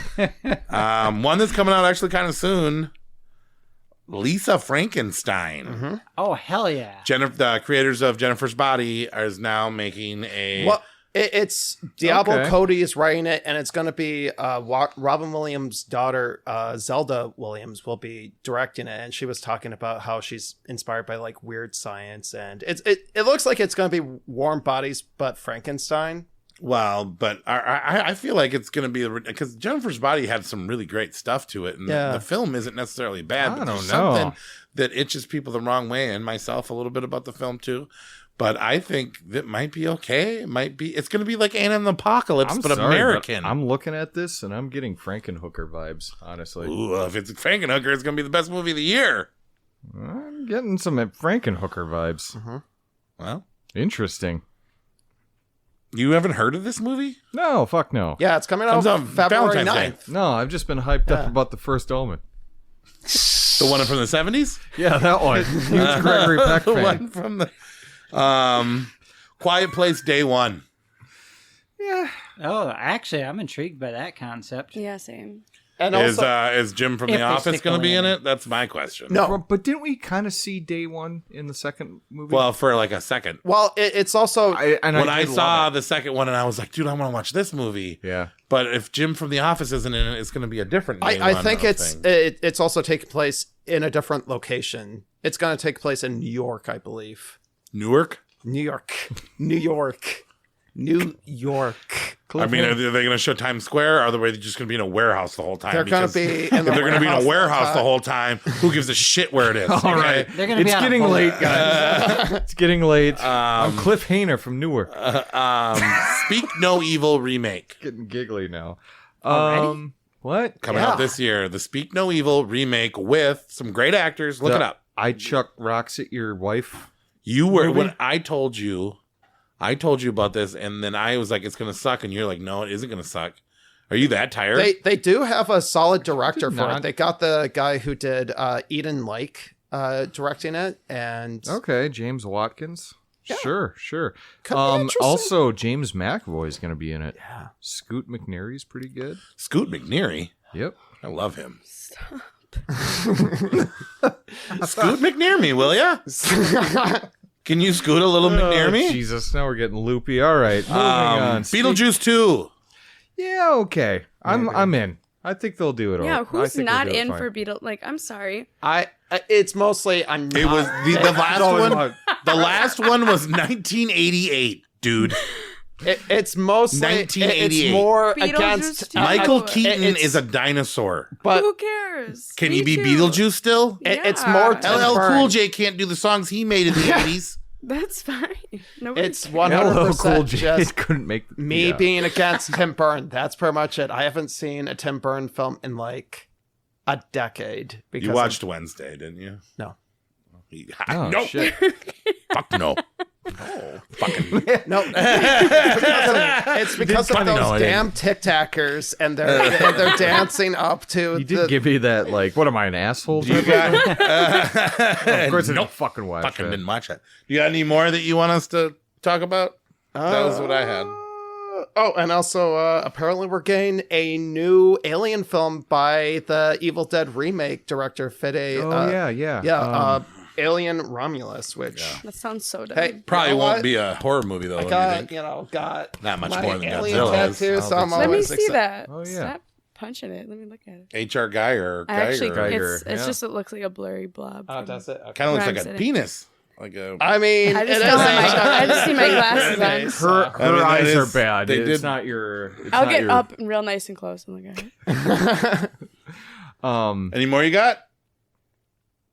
Give us one more movie you're excited about next year. And Well, okay, there's a couple that did the festival circuit that will come out this year, but have so like The Toxic Avenger Yes. and Late Night with the Devil. Yes. That And one I'm super that's excited gonna for. make next year interesting because what if you love the new Toxic Avenger? Will you be Well, able we to didn't put- we didn't put it in this one, so we can put it in next year's. That's true. That's I didn't fuck true. it up this year. You didn't, Good you didn't job. secretly watch a shitty version of it and then You give did it I see didn't number like three. someone Every that version did of Skinnamarink is a shitty version. Yeah, that is true. It only made it better to watch the Yeah. version that you saw of Skinnamarink. I saw a super lo-fi version. So yeah, it's New Year's. We kind of didn't talk about that. A lot of people here. It was a long episode, but last year in horror, the things that I learned. Will you play that weird music again, like you did last time? The Oh, sure. it was You, so beautiful when you did that last time. I want it again. uh-huh. Okay, Yep. I'm asking for that. All right. That the church is trying to guilt us into fake horror movies. Nefarious was a propaganda trick, and it was not a horror movie. Oh. But Hollywood is very overgod and is attempting to switch the concept of religion into community. In 2023, the killer is always the cop. A-Cab. TikTok, you got me saying tic-tac and shit. TikTok is the new film school, hence Addison Rae being in Thanksgiving, Onyx the Fortuitous moving into real film, and the Talk to Me directors. Yeah. Our current real world is scarier than the movies that came out in it this year. Beau's afraid. Legos are pretty scary. Pumpkin farmers hate Halloween. Main characters don't die in new Scream movies. Stumacher is alive. Sloths are not the animals I thought they were. Solving murders with dreams is a thing. Yeah. Tubi may have a future in horror films, and Black Mirror is horror now. I'm not sure if I'm the real me or if I fought myself and survived and am now a new version of me, and now I want to suck on a bloody titty. Drinking paint kills you really fast. I don't want to die naked. Don't ever kill a demon with a gun. Killing yourself with an axe in the face takes at least 3 swings. And if I do get killed by anybody, I hope it's Dave Bautista. Yeah. 2023. There we go. What a great year. Happy New Year, everybody. Happy New Year. Happy New Year. Happy New Year. Fuck, did the ball drop already?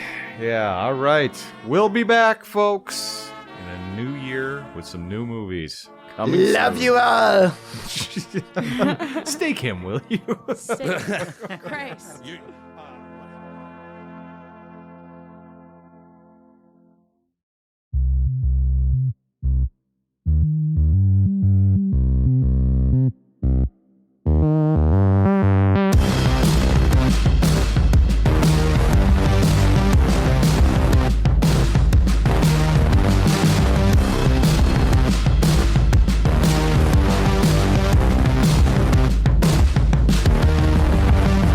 Actually, if we want to, we could like take a, especially We since could all get naked at the end and take like a nude picture and then take, like, blur out our private Just have parts. us piled for up. I think we our blur out OnlyFans everything but our account. private parts. Just our faces. Whoops, blurred the wrong parts there. Just the penis. It's just Just, penises and just like boobs. an arm. blurred out.